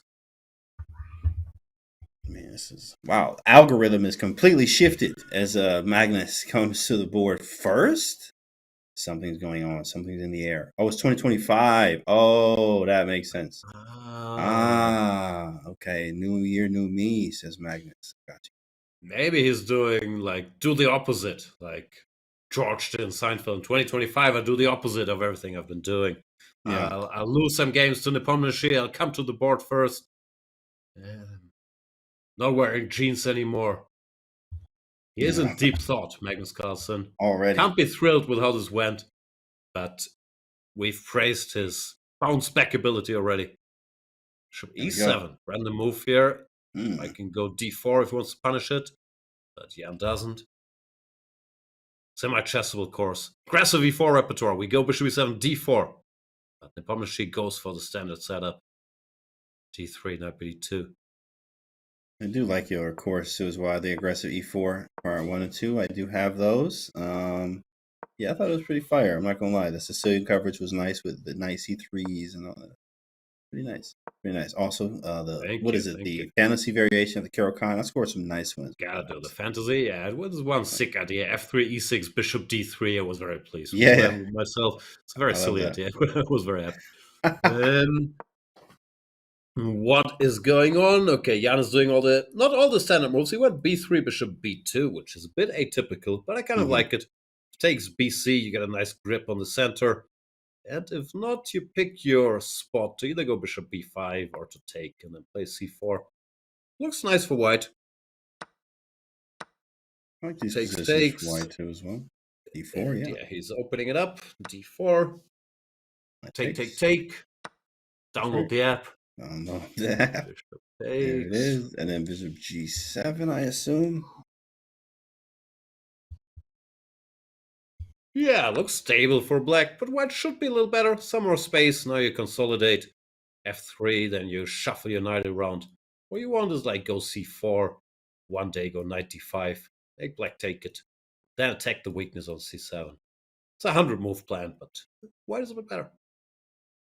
100 move plan, yeah. You can get that Maroxy bind type setup actually. Yeah. Nice. Yeah, C4, rook AD1, and you just kind of hope for the best here. The Magnus can do his Maroxy bind plan already before it happened here. This is knight D7, trade off the good bishop, go knight C5. Pawns generally on C4. Magnus with a head shake there.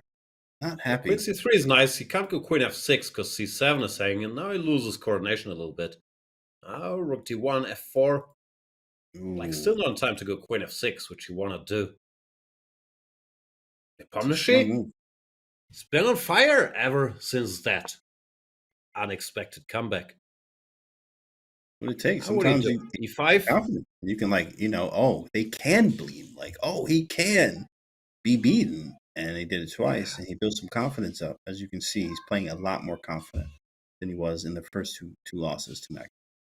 This is a predator situation. If it bleeds, we can kill it. Right. But still far from a kill here. It is Magnus Carlsen. He takes D6 plate. Queen takes. Jan wants F5. Well, on H6 might be bad now. If it was on H7, stuff would be more stable. That's true. Queen takes D6, F5, take. It was just played. It's all happening. Take, correct. And now what? This is the hard part, obviously. Rook D8. Yeah, Magnus playing great. He's giving up that pawn, but looking for counterplay, especially in blitz. D4 check. Yeah, counterplay. So essential. But still, you got to take.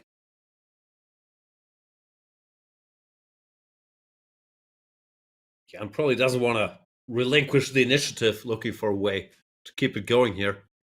But black is centralized enough now, so the only way play for an advantage is to grab that pawn on A5. He's thinking. Yeah, because I don't see the rest. Like, I try to get some tactics to work. Queen takes, Queen D4, King H1, Queen F2, Rook F1, and there's really like nothing. I even tried to get this knight E4 move, try to be fancy there to work, but knight E4 doesn't work. You just take Queen. There's no back rank problems. He goes for it. It's all happening now. Queen F2, there's just like nothing. I guess I get the pawn back. That's risky though. Queen C2 seems really scary to play. Yeah, because C7 is also dropping. And then all of a sudden white has the initiative back. Maybe you have to grovel and go for the endgame. Queen D2, takes, download the app, and try to survive that. But it's a pawn. Yeah, that's tough stuff. Magnus also thinking about it. Down to 1 minute. Nepomniachtchi still has 2. Is this gonna be the year of Nepomniachtchi, finishing 3rd on the Rapid, and then stealing the title? Not stealing, he would have earned it, but taking the title that looked like it was Magnus already away. We're not there yet. B6 played, queen b5, knight e4. Magnus, if it's needed, he just turns into a little supercomputer, makes all the best moves. b6, best move, knight e4, best move. Point is, if you take, queen takes, and you can't take because of little back rank issue. Very strong. Very, very strong. Yeah. 94. Maybe I think you still have to take. Maybe just go rook f1. Yeah, rook somewhere, but then c2 is hanging now. He's that was a 6 sequence. Very nice. Jan is also shocked. Magnus not going away so easily. So he takes it. You have to take back and something with the rook. Maybe there's a queen move available. Yeah, you can go queen f1 or something. You can't be worse with white, but I don't think you're better anymore. Rook f1, queen queen f1 c2. played. Queen f1. Takes. Carlsen got the pawn back. Now some normal move, queen f3, or I don't know actually which move. But yeah, probably queen f3 is fine because rook d3, we can start giving some checks ourselves. Yeah, we're definitely like mating there. h3, okay. Make some love for the king, easy. Now king h2 and rook like e7 type ideas. Rook f8 though? Yeah, that's possible. Queen b5, I guess, yeah. Should be equal. I guess you take white because the black king is a little looser than the white king, but it can't be. Can't be that much. We have a check. Rook e7. You always got to look at it just to see. Didn't work. Queen e6. Doesn't work. Magnus once claimed, I'm not sure if he still believes that, but then Nepomniachtchi was the best player in the world in heavy piece endgames, which is what we got here, like endgames with rooks and queens. Still, Magnus seems to know what he's doing himself as well as safeguard the king, and now this looks very equal. Even queen f6. I mean, it should be draw. I guess we're going to be here again, boys. We're going to be here for another one, guys. Another draw, I believe so. She also understands it's bailout time. What happens if we take the pawn? Is there some trick I'm missing? What, queen b3?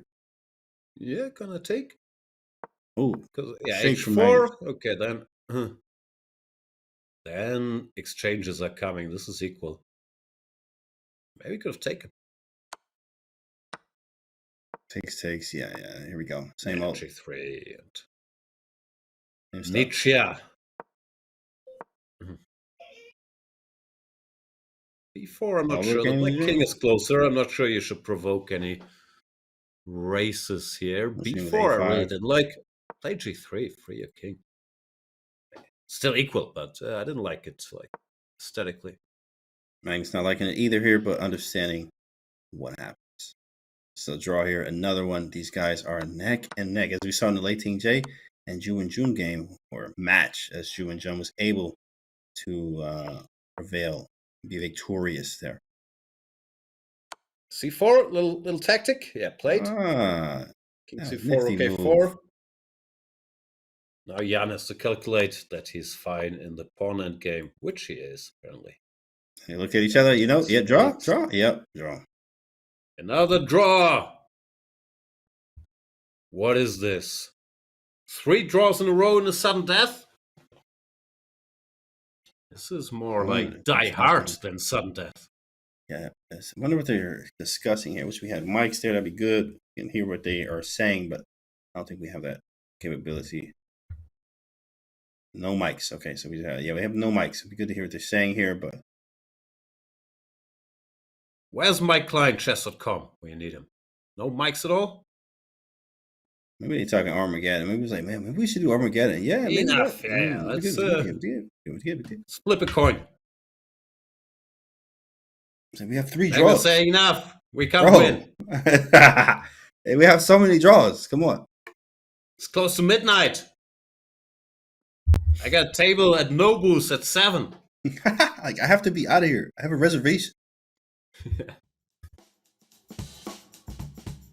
Well, 3.5 and 3.5. They are still duking it out, and of course Magnus tried to wrap it up On the third game, Jan said otherwise. Stopped him once, hit him again, tied it up, draws ever since then.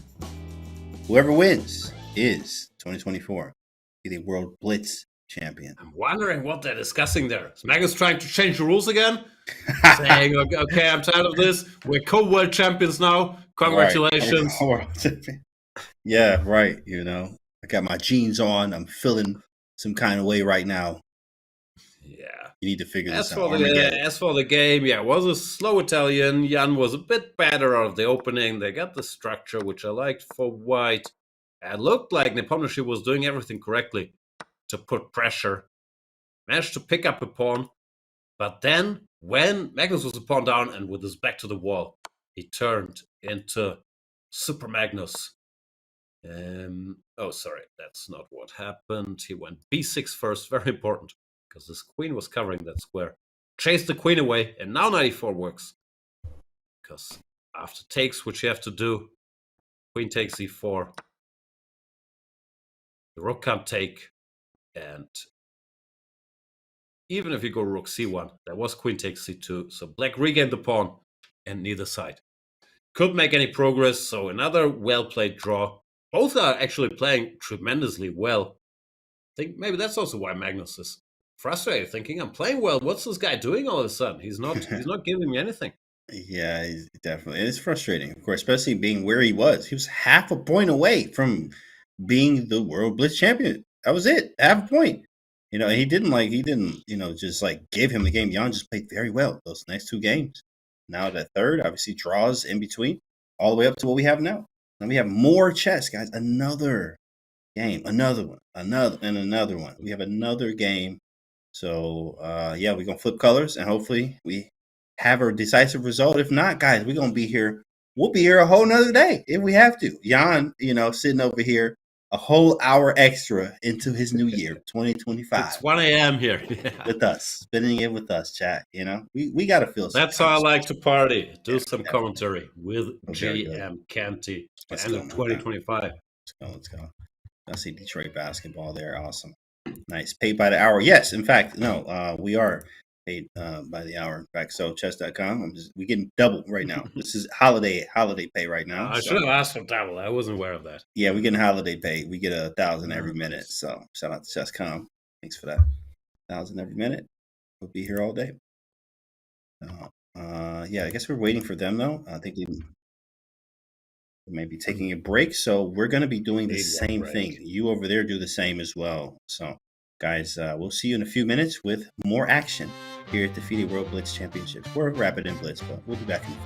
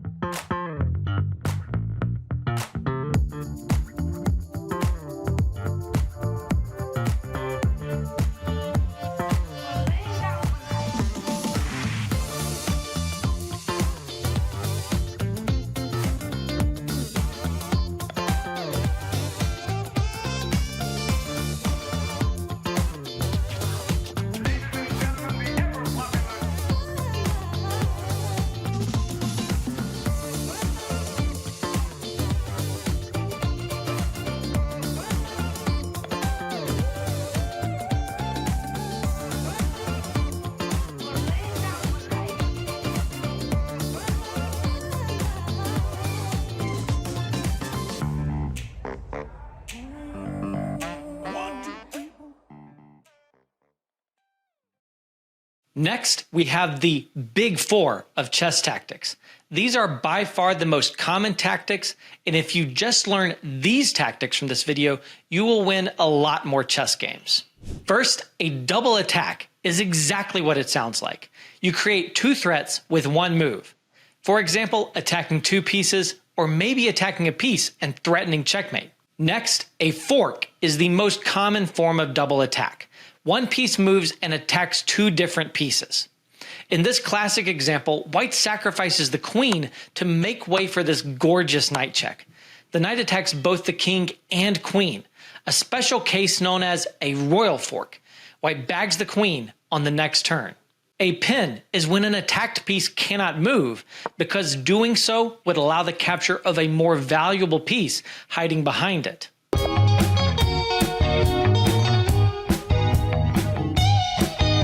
An absolute pin is one where moving the pin piece is illegal, because the piece in hiding is the king, and you are not allowed to make a move that puts the king in check.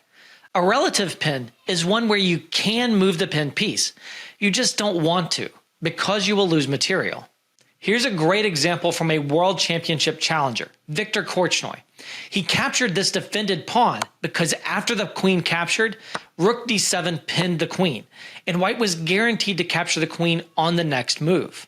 You will also see spectacular examples of unpins, tactics that break a pin, like this one where white shocked black by sacrificing the queen to free the pinned rook on f2 to deliver a checkmate on the back rank.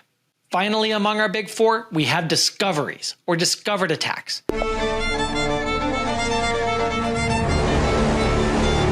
These are when a piece moves out of the path of another piece, unveiling a threat in hiding. Our previous example of a double attack included a discovered attack, as one of the threats, bishop takes f7 check, is a discovered attack to win the black queen. Discovered checks are special types of discoveries, where the revealed attack is a check, and double checks are the most powerful form of discovery. Both the piece moving to reveal the attack and the attacker give check. Double checks force the opponent's king to move out of the check, allowing you to follow up by executing any threat that the opponent wishes they could have stopped last move instead of moving their king. I used a double check recently to finish a spectacular forced checkmate. After sacking my queen, I gave this double check, which forced my opponent's king to the h-file, where I was able to checkmate it.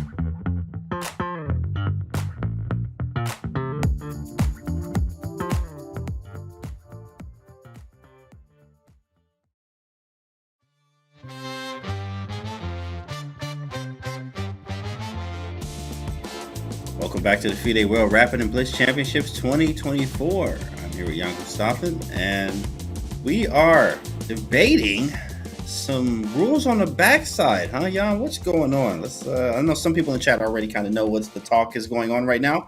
We're all waiting because of that talk and debacle that happened right at the last round.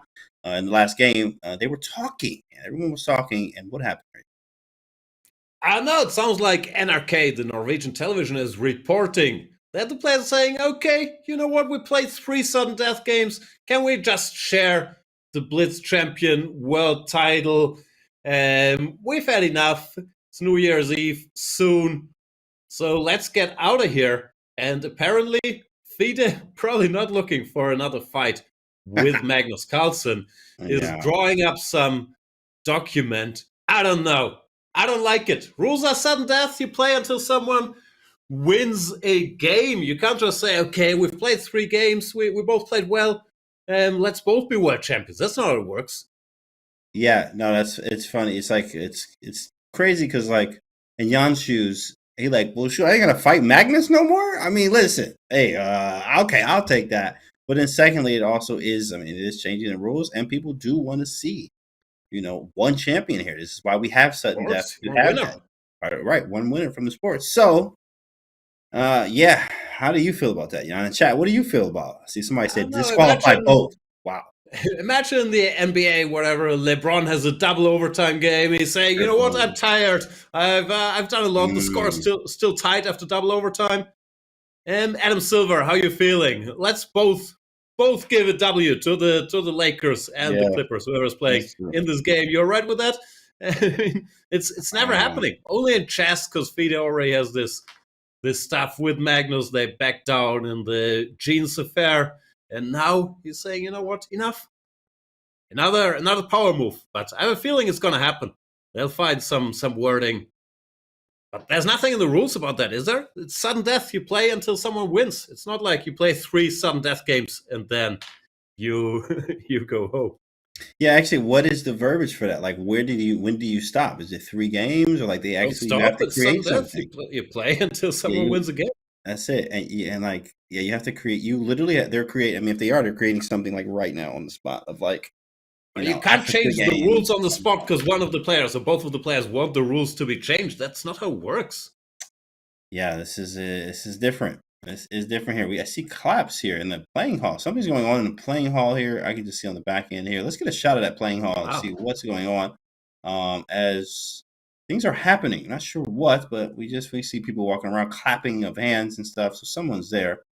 Maybe they only got the venue till 8 p.m. Maybe that's why they gotta get out. Oh, okay, y'all got to go. Exodus to the left here. Yes, NYPD is coming, kicking us out. Oh, everybody out.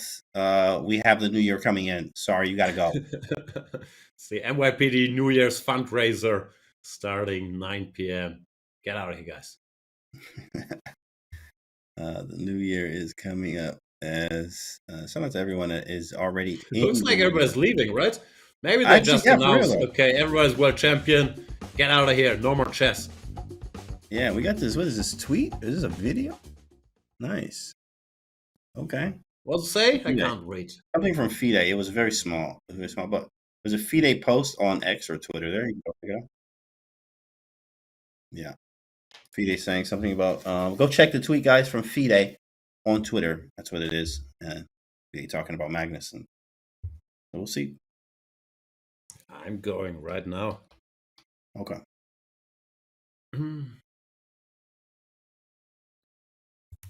We should mention, even though this seems like a strange and tremendous tournament by Magnus and Nepomniachtchi.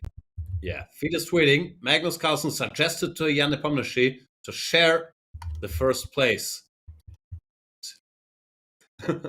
No, Magnus is making clear. I make up the rules that I feel like both have been playing well, and not sure if FIDE is going to pick another fight there. Don't think so. I mean, they've already had some ups and downs, some rough times between each other. So, hey, I probably will be like, you know what, Magnus? I guess you're right. It can be 2 winners here. So we will see, guys. We're just kind of waiting on that. Will there be more chess? will there be 2 champions? Who knows? Oh, I see chess boxing 12 rounds. That's nice. But I mean, they can't just throw them out there. Like, what if I don't have any skills in the ring yet? Oh, depends. It's lots of. It looks like they kicked everybody out. It looks pretty clear. There's not gonna be more games. That's a bit anticlimactic. Wow! Confirmed. They share the title. Congratulations to the 2 winners. Only in chess. In chess. Like, imagine any other discipline where this happens. Yeah. NBA Finals, Game 7, double overtime. Nah, let's share the title. No, that's it. That's confirmed, guys. There are 2 champions. First time we've ever seen it here. But it's done. The World Blitz Champions are Magnus Carlsen and Jan Nepomniachtchi, shared title there. So I guess next year, they both hold it? That's going to be different. But we'll see. We'll see what happens there. And of course, for the women. Both get half a title? Yeah, half a title. All right, how does this work again? Do they make another trophy? I know, do they split the prize? There's just a lot of questions here. But the women's Blitz world champion is Ju Wenjun. So congratulations to her as well. And she was just in time. Imagine they would have played 3 draws in the sudden death. Like, do they have to split them too, or can they keep playing? Like, how do we handle that one? But she managed to win the first sudden death game. Dang, man. I wonder she probably was like, maybe we could have did the same thing. They had 5 draws or something crazy. Just draw. But they only made 3 draws total. We made 5. Like, what is it? We made 5, right? Yeah, Lady J there made 5 draws with Ju Wenjun. But as we see, guys, it's over. The winners are Carlsen and Nepomniachtchi share the World Blitz Champion title. So congratulations to both of them. Yeah, they both played amazing chess. Magnus just completely dominating, made this comeback against Hans Niemann, dominated Duda, and looked like he was cruising against Nepomniachtchi too. But then, sick comeback by Nepomniachtchi, winning 2 games, being down 2-0, forcing the overtime, and 3 very, very high-level games in the sudden death as well. Both sides playing well. And yeah, apparently they're both world champions. Congratulations. Yeah, I got a title, Mom. I got a title, right? As Jan there, he is finally a world champion. It's nice. Oh, yeah, that's true. This might be the first world champion title for Jan Nepomniachtchi. It's been so cool. Yep. First one. Half one, and it still counts. Right, it still counts. Exactly. It still counts, guys. But it happened. Maybe not the way that we wanted it to at home, but it happened. Happy New Year to everyone. Enjoy your new year, 2025. Hopefully it starts off amazing for you. We're signing off here. This was the World Rapid and Blitz Championships 2024. Hopefully you enjoyed it. We've enjoyed you guys. You have a great one, and a Happy New Year to you all.